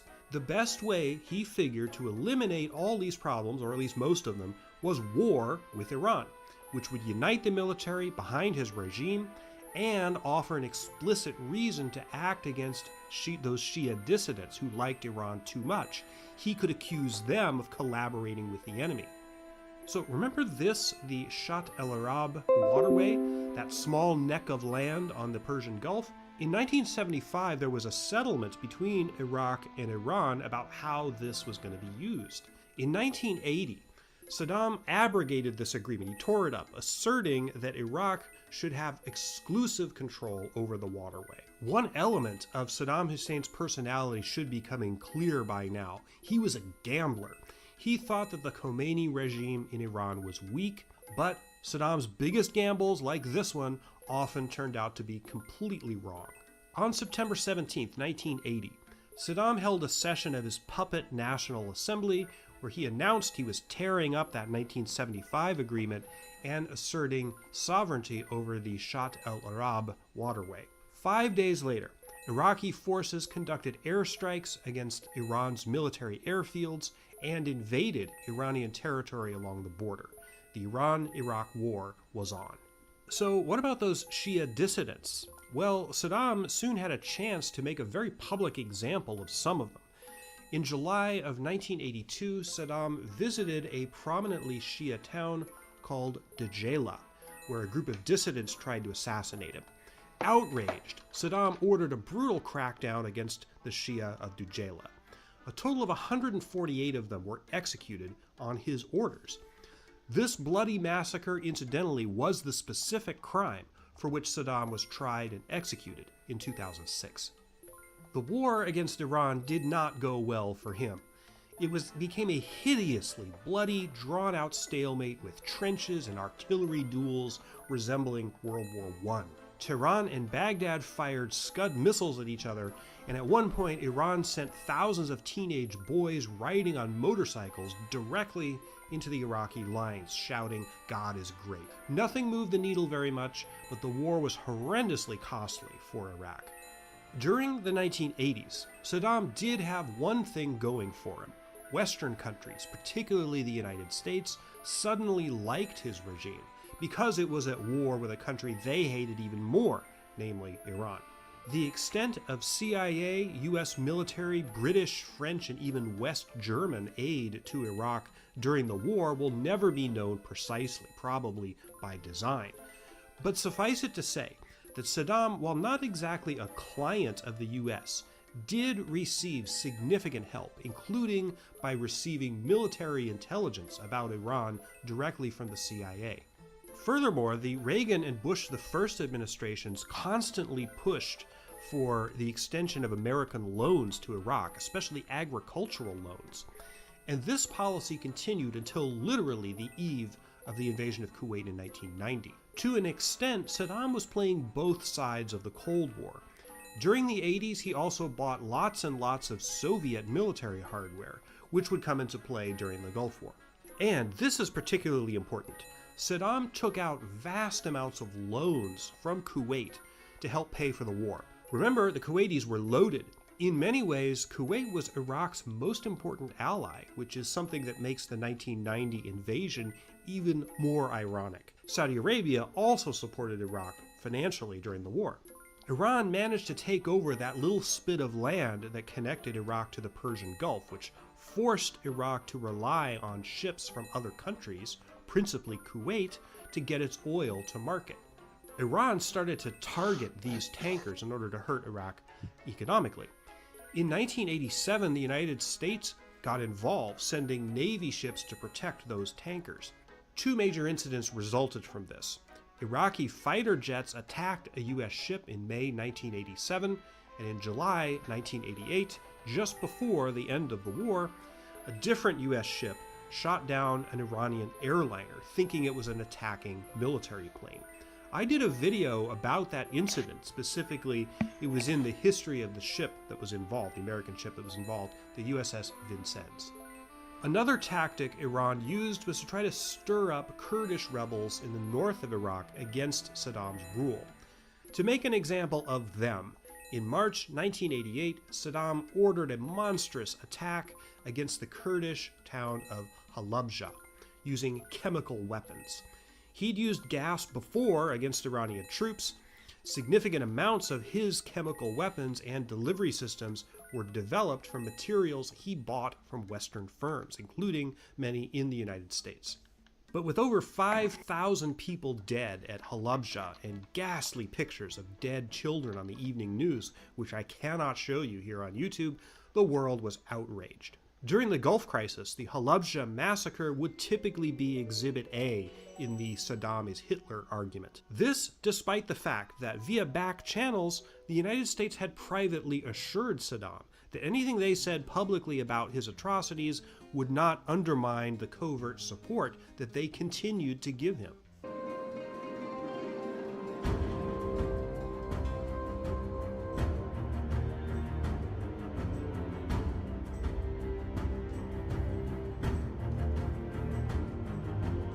One of the major causes of the Iraqi invasion of Kuwait in 1990 involved something that had happened 4 years earlier. The price of oil collapsed. This was due in part to cheap oil coming from the Soviet Union, which was economically desperate in 1986. This oil hit the market and depressed prices. Saddam begged OPEC, the Organization of Petroleum Exporting Countries, to hike the price of oil. They refused. What this meant is that Iraq's #1 export was suddenly worth a whole lot less than it used to be. And this happened when he needed the money the most while he was at war with Iran. The war finally came to an end in the summer of 1988. Saddam had finally scored a partial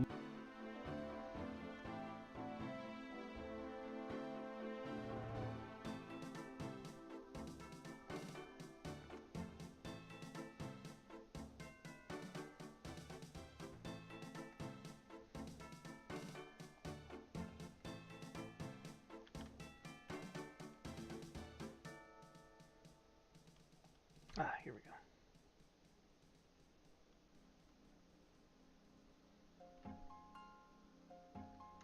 military victory by recapturing the Al-Faw Peninsula, which controls that Shat el-Arab waterway. Both sides were by this time exhausted. Iran accepted the terms of a ceasefire that had been proposed years earlier by the United Nations. Saddam declared victory, but it was far from clear that he'd actually won. His archenemy, the Ayatollah Khomeini, died of natural causes less than a year later in June.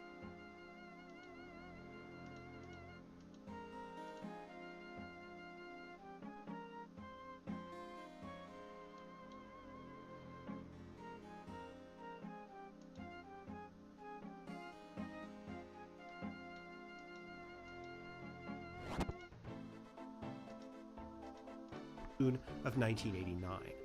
After the war, Iraq was broke.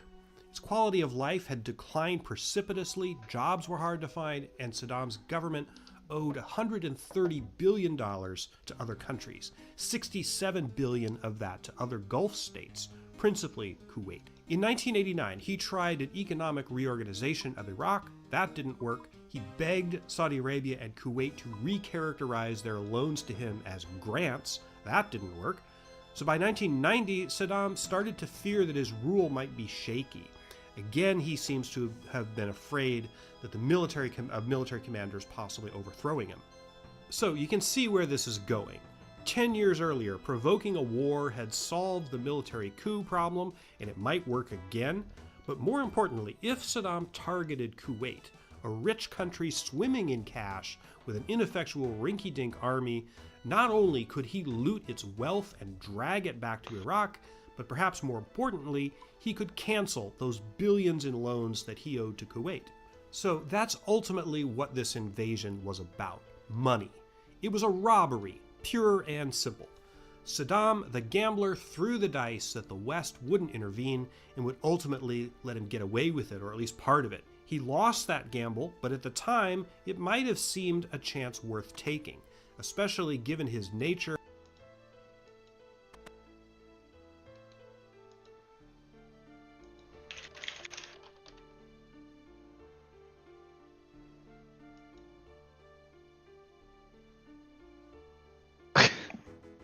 What are you laughing about? So Kansas says, I don't know if it was physically possible for me to stay up until 2.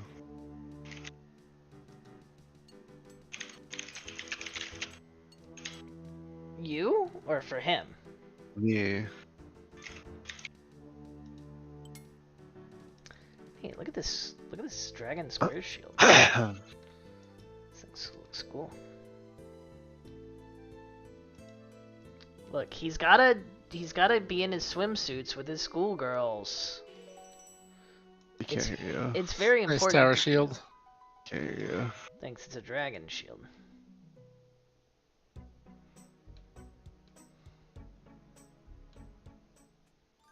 This is not where I meant to go, frick. When you click a teleport, but hit the wrong one. When you teleport, but she's still sucking.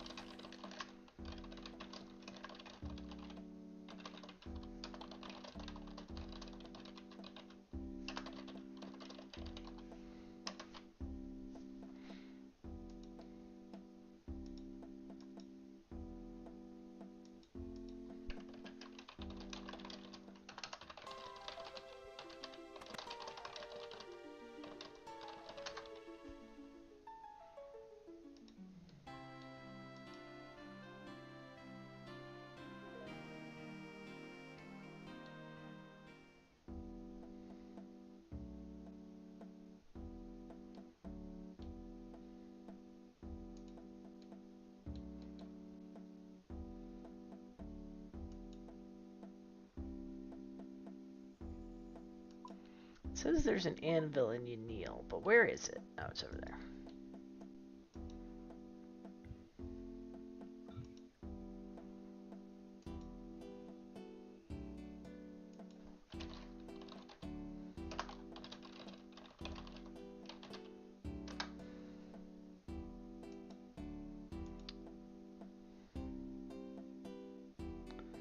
Mithril plate body.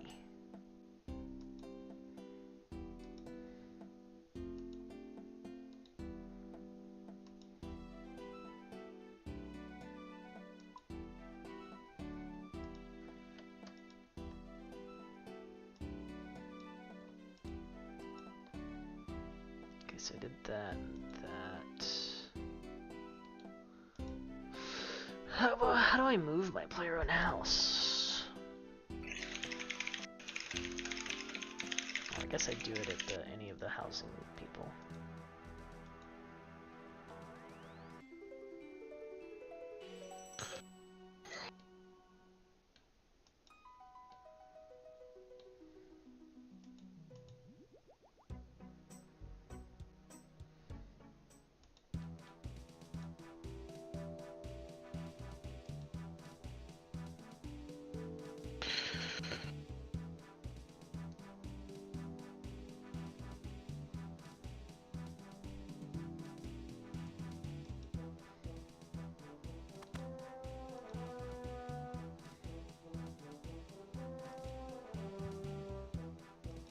Put away my money because I'm an idiot. And how desperate he was in 1990. EP3, Saddam's roll of the yeah. dice meant that he suddenly faced a new and more powerful enemy, the most formidable one he'd been up against to date. I'm going to tell that person's story in the next chapter.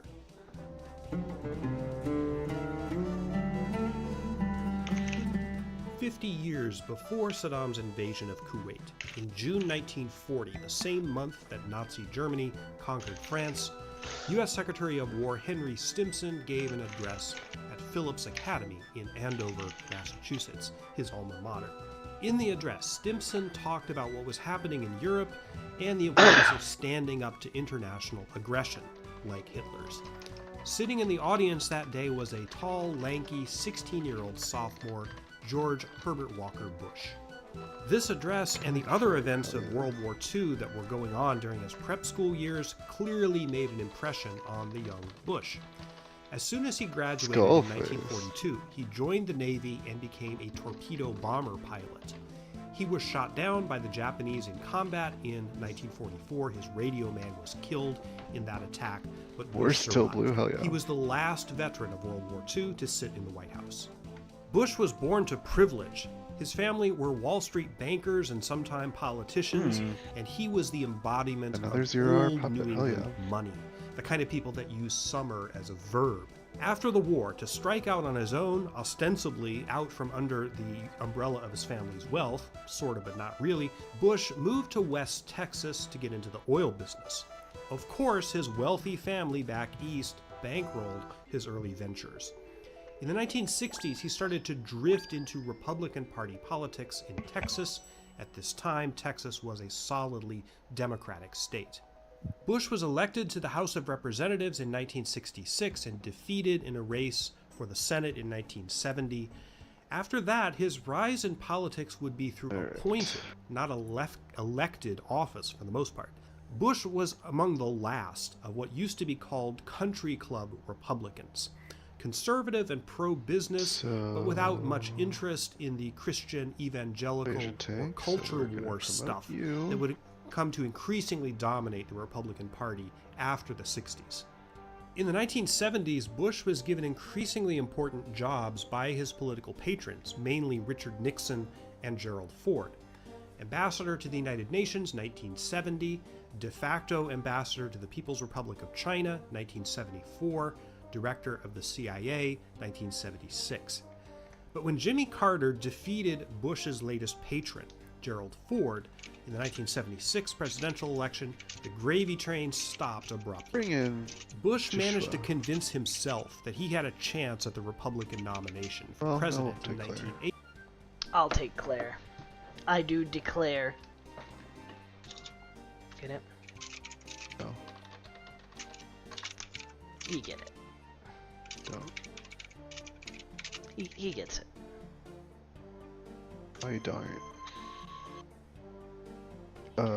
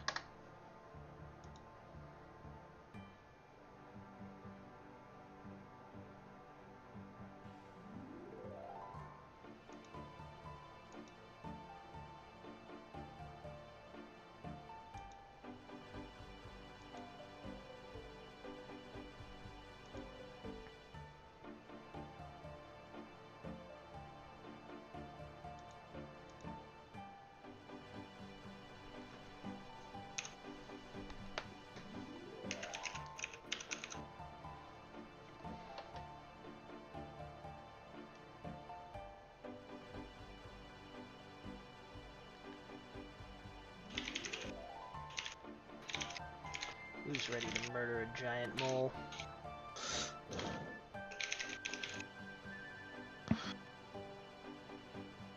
She's probably ready to watch a show called The Mole. Ooh, I would love to. Cancelled. I canceled it. No, they're filming a new season.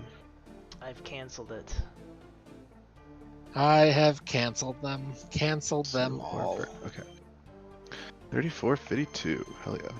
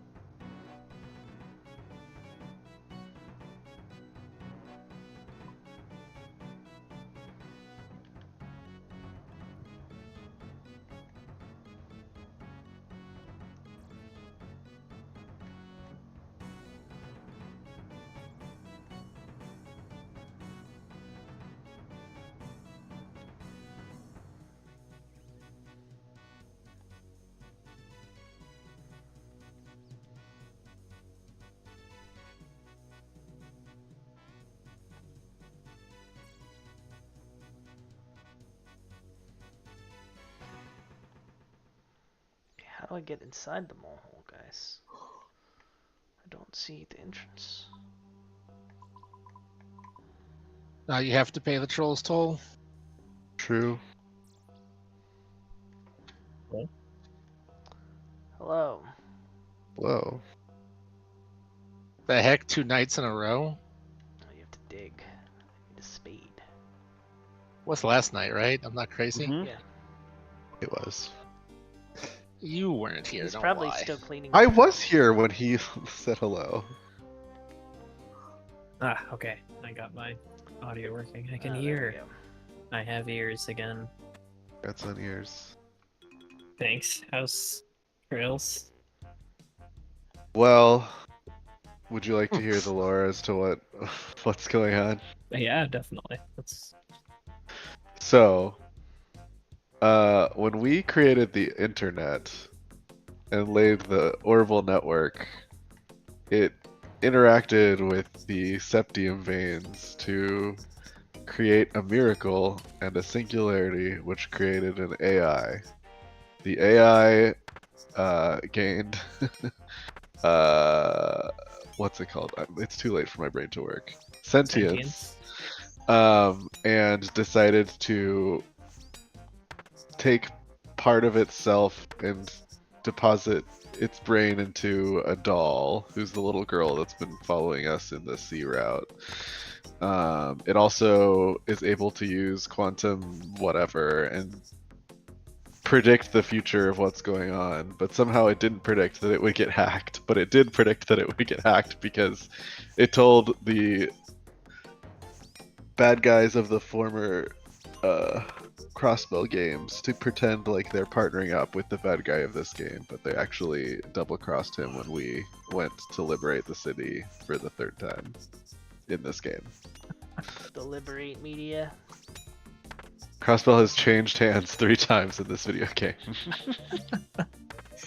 Oh, you don't mean the third time in the series. You mean the third time in this game. In Literally this game in this alone. Interesting. It's a really normal, safe, secure place.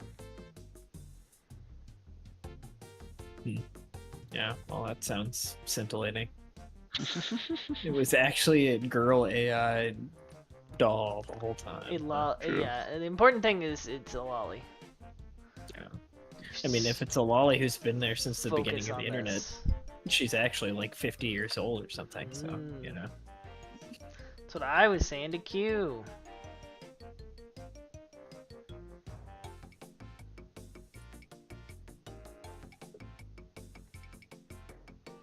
Who else needs to go in the party? She does.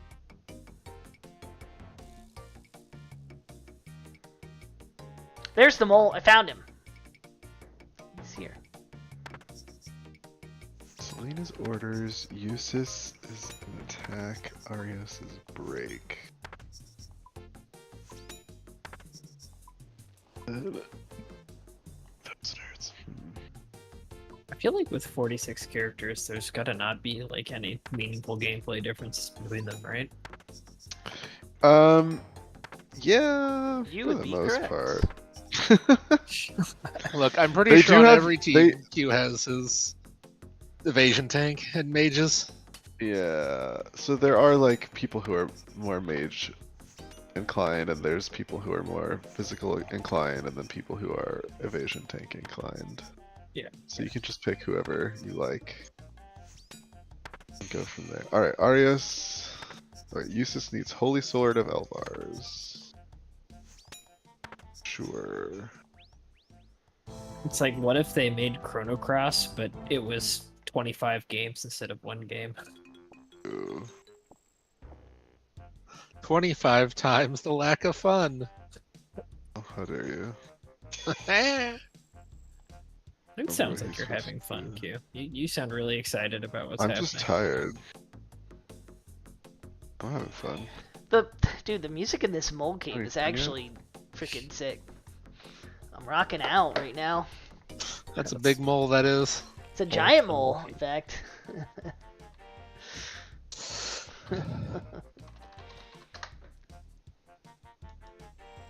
Is there any other combat achievement I should get for the giant mole right now? Well, it's just like Earthbound for real. For real, for real. All of the moles are mole number 3.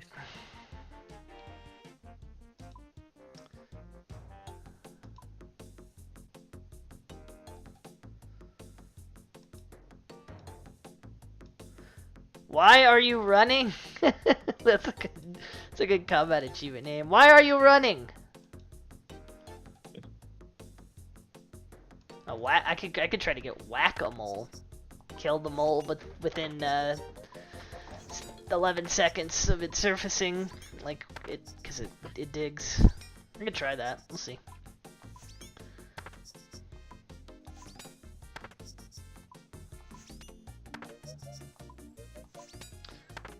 Each mole skin is worth what?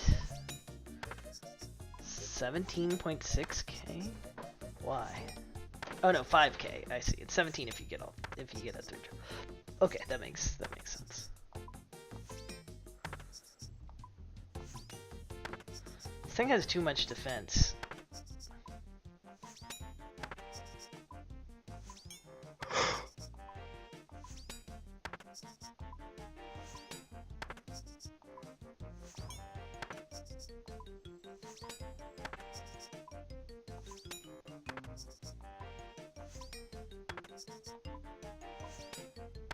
Got that stupid costume.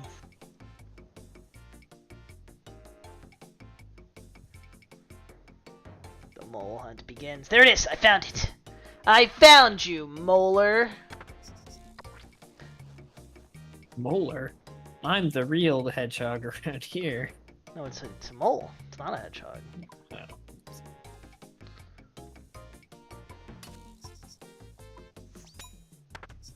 Ooh, back-to-back good hits. It's good hits in the mole neighborhood tonight. Alright, one more good hit, and then dig. Right, you need to dig before you die, or else I'm not gonna get this combat achievement. Okay, dig. Yes, yes, yes. Where is it? Where is it? Where is it? There it is. No, stop running away from me. Why are you running? Was that 11 seconds? No. He's too busy running away. Dude, if he ran towards me instead of away, that'd be it. All right, I'm not gonna kill him again. Not today. Do it. What do I do with these mole claws? You trade them for bird's nest. What do I do with the mole skin?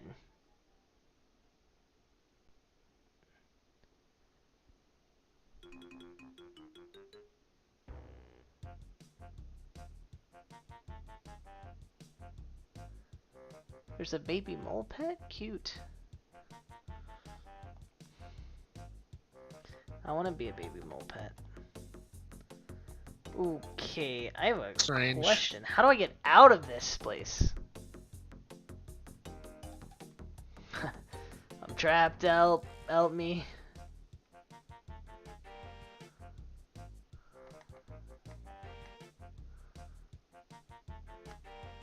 Help. I'm mold.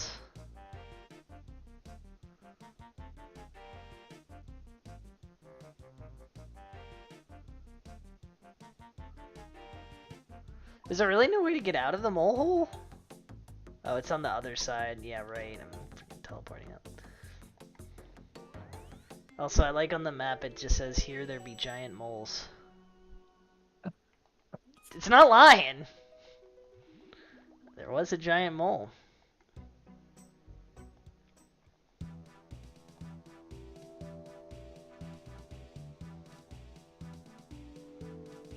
Okay, so I can trade the gardener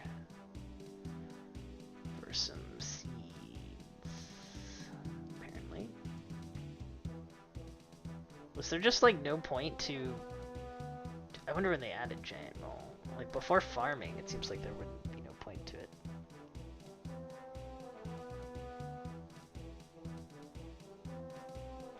Okay, I will trade the mole parts. It's like you will eat the bugs, you will eat the mole parts. No. Magic seed, that's not bad.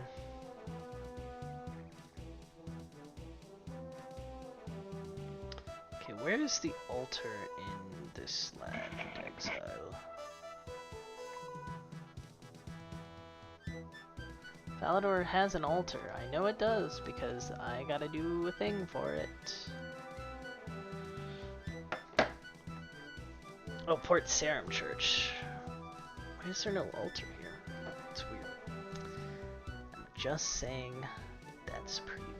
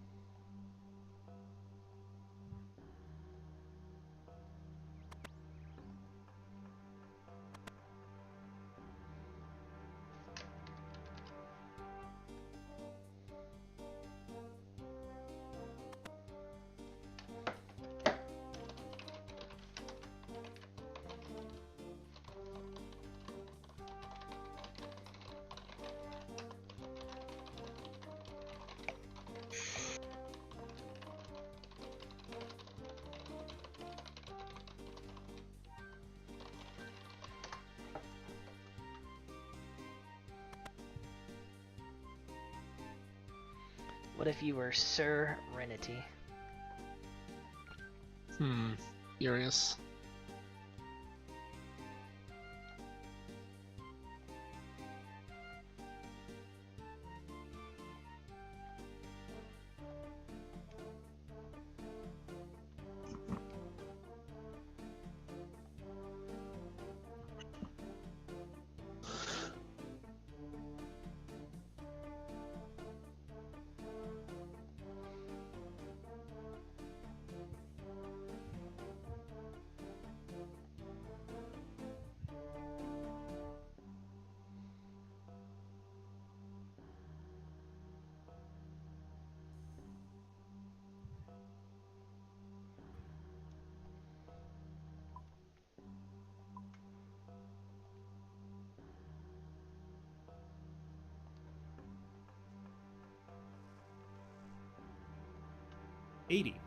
Maybe he would have if Ronald Reagan hadn't been in the race.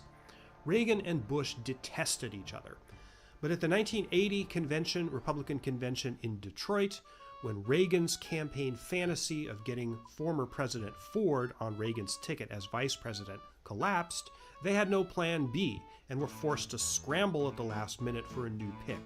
Select Bush who had you come wish in a to distant use as your second in problem. the 1980 Republican primaries. Reagan and his campaign manager, Bill Casey, settled on Bush in as little as 3 minutes. Few decisions If I were with playing such trails, I would wide-reaching slick my gut and consequences stick had ever myself. been made so hastily. Bush, suddenly and miraculously saved from political oblivion No, by that's yet good. another powerful patron, joined Reagan's ticket and was inaugurated Yattane. vice president in 1981. Bush almost became president himself 2 months later when John Hinckley nearly killed President Reagan. I made a video about that event, specifically what might have happened if Reagan had died. As it was, Bush remained a loyal and quiet vice president for the next 8 years. His role in the Iran-Contra Alright, so scandal, let's see. and potentially in earlier negotiations with Iran to delay the release of U.S. hostages in 1980, a long-standing speculation which There's has 31 recently been people still need to bolstered get to, by or newly no, discovered evidence, that always remained unclear. When Bush ran 29 for president people in his to get to own level right in 139, hell 1988, yeah. he was by no means We're a shoo-in. close. The hardcore fans of Reagan, principally devotees of supply-side economics, and those who were in or who sympathized with the Christian dumbass. evangelical right, were not sold on Bush as the natural successor to Reagan. He was particularly incensed by this 1987 Newsweek cover, which summed up rather crudely the It's going to be doubts about really whether funny he when they had what never it split took Q's to sit team in into the chair. 10 different teams. Fortunately cry, for I'm Bush, gonna the cry. Republican Party coalesced around him, for there really weren't any alternative candidates who wanted to take on the man that Reagan had anointed as his successor. Even more fortunately for him, the field of Democratic candidates in 1988 was extraordinarily Alright, I weak. think it is The one who time to fought go his to way to the bed. nomination, nerd. Massachusetts Governor See Mike you later. Huckabee, was a Bye. significantly weaker candidate than Bush and proved completely incapable of capitalizing on any of Bush's weaknesses. The 1988 campaign really wasn't about issues, with one notable exception, which I'll get to in a moment. The themes of the campaign revolved around patriotism, especially the ad nauseum repetition of the Pledge of Allegiance, and stale critiques of doctrinaire liberalism and the Democratic Party that Republicans had campaigned on since the Jimmy Carter era. A racist TV commercial run by a Republican dark money organization tried to tag Dukakis as responsible for a sexual assault committed by an African-American convict. Because it was a dark money ad, the official Bush's campaign fingerprints weren't on it, at least not directly, but the damage was done. The one pledge that Bush did make in 1988 that everyone remembered was this famous one. And the Congress will push me to raise taxes and I'll say no, and they'll push and I'll say no, and they'll push again and I'll say to them, read my lips, no new taxes. This is going to come up during the Persian Gulf crisis, so hold that thought. Once in power, Bush showed little interest in domestic affairs, for which he was consistently criticized, but he did show a talent for foreign policy. World leaders, at least friendly ones, seemed to like and trust him, particularly Margaret Thatcher of the UK and Mikhail Gorbachev of the Soviet Union. In 1989, Bush faced two major foreign policy crises. The first crisis was the massacre of pro-democracy demonstrators in Tiananmen Square, Beijing, by the hardline communist Chinese regime. Most of the world was outraged, but behind closed doors, Bush, who had been U.S. ambassador to China, was relieved and sympathized with Deng Xiaoping, who had ordered the massacre. Bush feared that the demonstrations would destabilize China and mess up the world order. Congress thwarted Bush by passing a package of economic sanctions against China without a single dissenting vote. Bush undermined the sanctions anyway by executive order and fumed. The second crisis involved Panama. Manuel Noriega, the dictator of Panama, had long been supported by the United States and in fact was a CIA asset, having received a lot of money from the agency over a 30-year period. No one is sure exactly how much. The Reagan administration turned a blind eye to Noriega's extensive drug trafficking operations, which contributed to the flooding of America's inner cities with drugs, whose impacts fell disproportionately on African Americans and other people of color. A detailed rundown on Noriega's villainy and the collusion in it by the Reagan administration and Bush himself is not necessary here, at least beyond the greatest hits that I mentioned. But suffice it to say, even Bush, who had supported Noriega, couldn't turn a blind eye to him after the dictator ruined an election in Panama in 1989 with fraud and violence. After increasing hostility to the United States, Bush ordered an American invasion of Panama in December 1989 to kick out Noriega and capture him. He was wanted on drug charges in Miami. The United Nations, which in less than a year's time Bush would rely on heavily to legitimize his strategy in the Gulf, condemned the American invasion of Panama as violation of international law. Noriega was captured, he was put on trial and sentenced to 40 years, but he was eventually extradited to Panama, where he died. Bush also faced international and domestic pressure to act on global warming. In July 1990, just before the invasion of Kuwait, the Intergovernmental Panel on Climate Change report was released. I'll be talking about that more specifically in Chapter 12. It is related to the Gulf crisis, as you'll see there. Bush was not a denier of human-caused global warming. In fact, he raised it himself as a campaign issue in 1988. His chief of staff and principal political advisor, John Sununu, however, was a global warming denier, and he did much to ensconce denialism as official U.S. government policy on climate change. In the summer of 1990, at the time of Saddam's invasion of Kuwait, Bush's pet project in foreign policy was to guide East and West Germany toward formal unification, which was scheduled for October. The communist satellite states of the Soviet Union had collapsed like dominoes in the fall of 1989, as demonstrated most dramatically by the breaching of the Berlin Wall. Bush was eager to count the reunification of Germany as a foreign policy feather. He did eventually get it, but as the Gulf crisis was going on by then, it didn't make as much of a splash as he'd hoped. One last thing relevant to the Gulf crisis. The Bush family had extensive business and personal ties with the royal family of Saudi Arabia. As vice president in the 1980s, Bush was a friend of Prince Bandar, the Saudi ambassador to the United States. Later, the Bush family became much more directly involved with the Saudis through a private equity firm called the Carlyle Group. These ties became much stronger in the 1990s after the Persian Gulf War, but they did exist nascently prior to that. In 1990, the year the crisis began, some Carlyle execs pulled some strings to get Bush's son, George W., the future President Bush II, on the board of one of Carlyle's subsidiary companies. The Saudis were deeply involved in Carlyle, and the Saudi royal family, in particular, was cozy with the very large and very rich bin Laden family, one of whose black sheep sons, Osama, crops up in our story at the very end. The Bush-Saudi Carlyle connection became much more prominent in the 9/11 era for obvious reasons, but it did exist at the time of the Gulf crisis. In the next chapter, we're going to look at the big picture of the Iraqi invasion and Bush's response. Geopolitics zoomed out. Then, I promise, we'll get back to what was happening on the ground.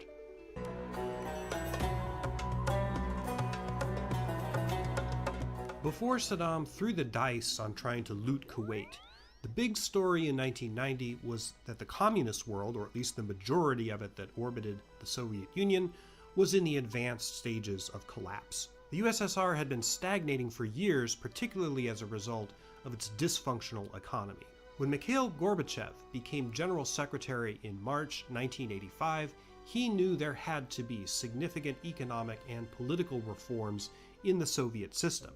But he also knew, or at least suspected, that these reforms might unleash a tidal wave of change that would bring the whole system down. That is what happened. Gorbachev gave up on the Soviet satellite states in Eastern Europe. He simply couldn't afford to prop them up anymore. Nor could he afford to continue the disastrous war in Afghanistan, which began in 1979. The Chernobyl disaster of 1986 was another heavy punch right in the kisser of the Soviet economy. So if you wonder why the Soviet Union, which still existed in 1990, was not a major factor in the Persian Gulf crisis, this is why. Gorbachev simply couldn't afford to get involved. In any event, he was way too busy trying to hold together what little was left of his empire. In the West, Bush and his friends, Thatcher, West German leader Helmut Kohl, Bush's foreign policy wonk Brent Scowcroft and such, they interpreted the weakening of communism as an unqualified victory for neoliberal capitalism. They were looking forward to a world in which the United States was the sole superpower, which it was thought would validate decades of ferocious anti-communist rhetoric about why the West and its free market economies were so superior. These people deeply misread the world situation. The world wasn't becoming simpler, it was becoming more complicated and much more dangerous. Nevertheless, the blinkered assumptions of 45 years of reflexive anti-communism created a distorted picture in the minds of Western leaders, especially Bush and Thatcher. As I think I've demonstrated, the main motivation of Saddam in taking over Kuwait was financial. It was a robbery. He cloaked his motives by bringing up various grievances that Iraq supposedly had against Kuwait. For example, Saddam claimed that Kuwait had always been part of Iraq, and only meddling Western colonialism had separated them. As we've seen, that's far from clear, and a pretty disingenuous argument, but it wasn't totally false. The grievance that he offered that probably had the most legitimacy involved drilling from a large oil field called Rumalia that straddled the border of Iraq and Kuwait. Rumalia was one of the largest oil reserves on Earth. Saddam accused Kuwait of having engaged in what's called slant drilling, meaning that the Kuwaitis drilled their wells sideways to extract oil that lay underground across the border of Iraq.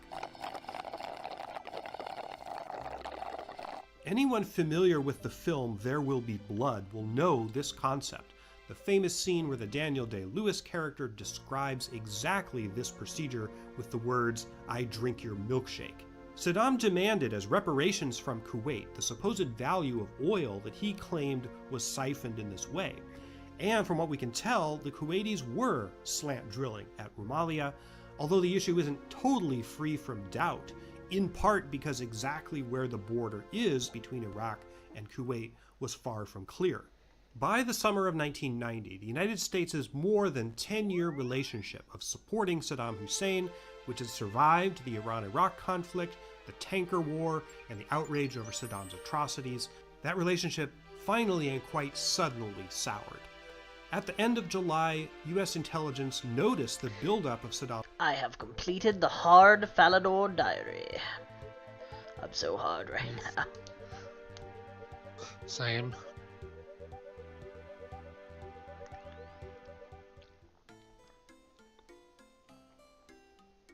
When's our Kenzo leave? Probably when Q did. No, he said internet went out. Good night in your chat. Oh, good night. That is almost 4. I think that Falador diary will be the last thing I do this eve. No. Oh.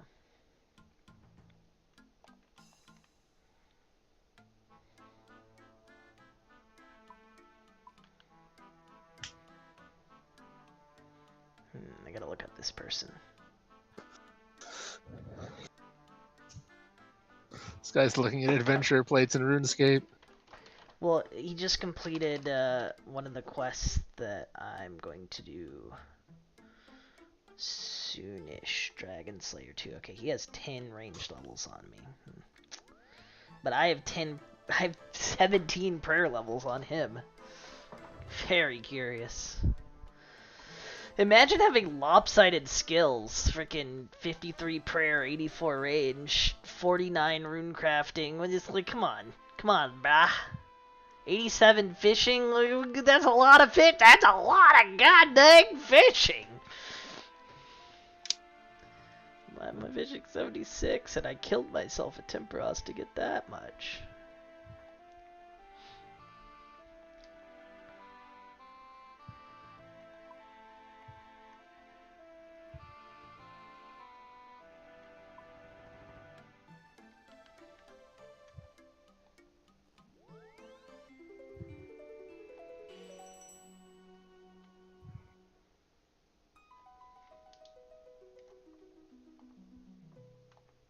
Saddam's forces along the border with Kuwait. About this time, there was a fateful meeting between Saddam Hussein and the American ambassador to Iraq, April Glaspie, which occurred on July 25, 1990. Glaspie was an expert on Arab countries and the first woman to be posted as an American ambassador to an Islamic country.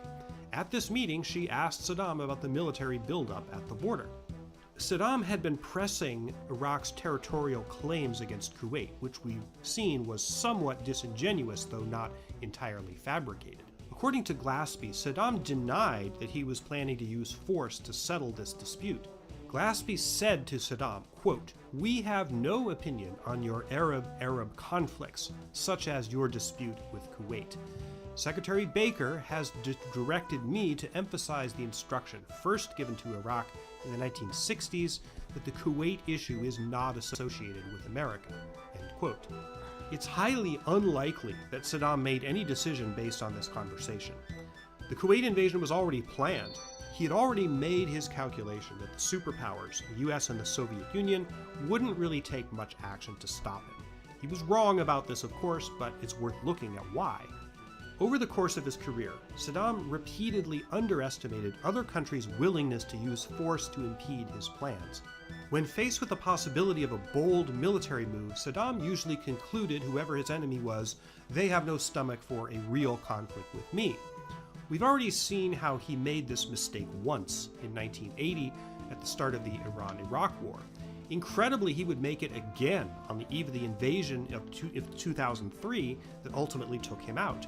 His goal in taking over Kuwait was principally to loot it and to cancel the debts that Iraq owed to that country.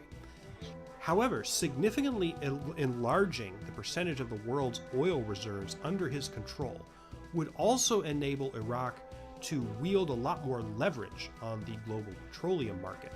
He could use that influence, he thought, to get oil prices back up to a point where Iraq was no longer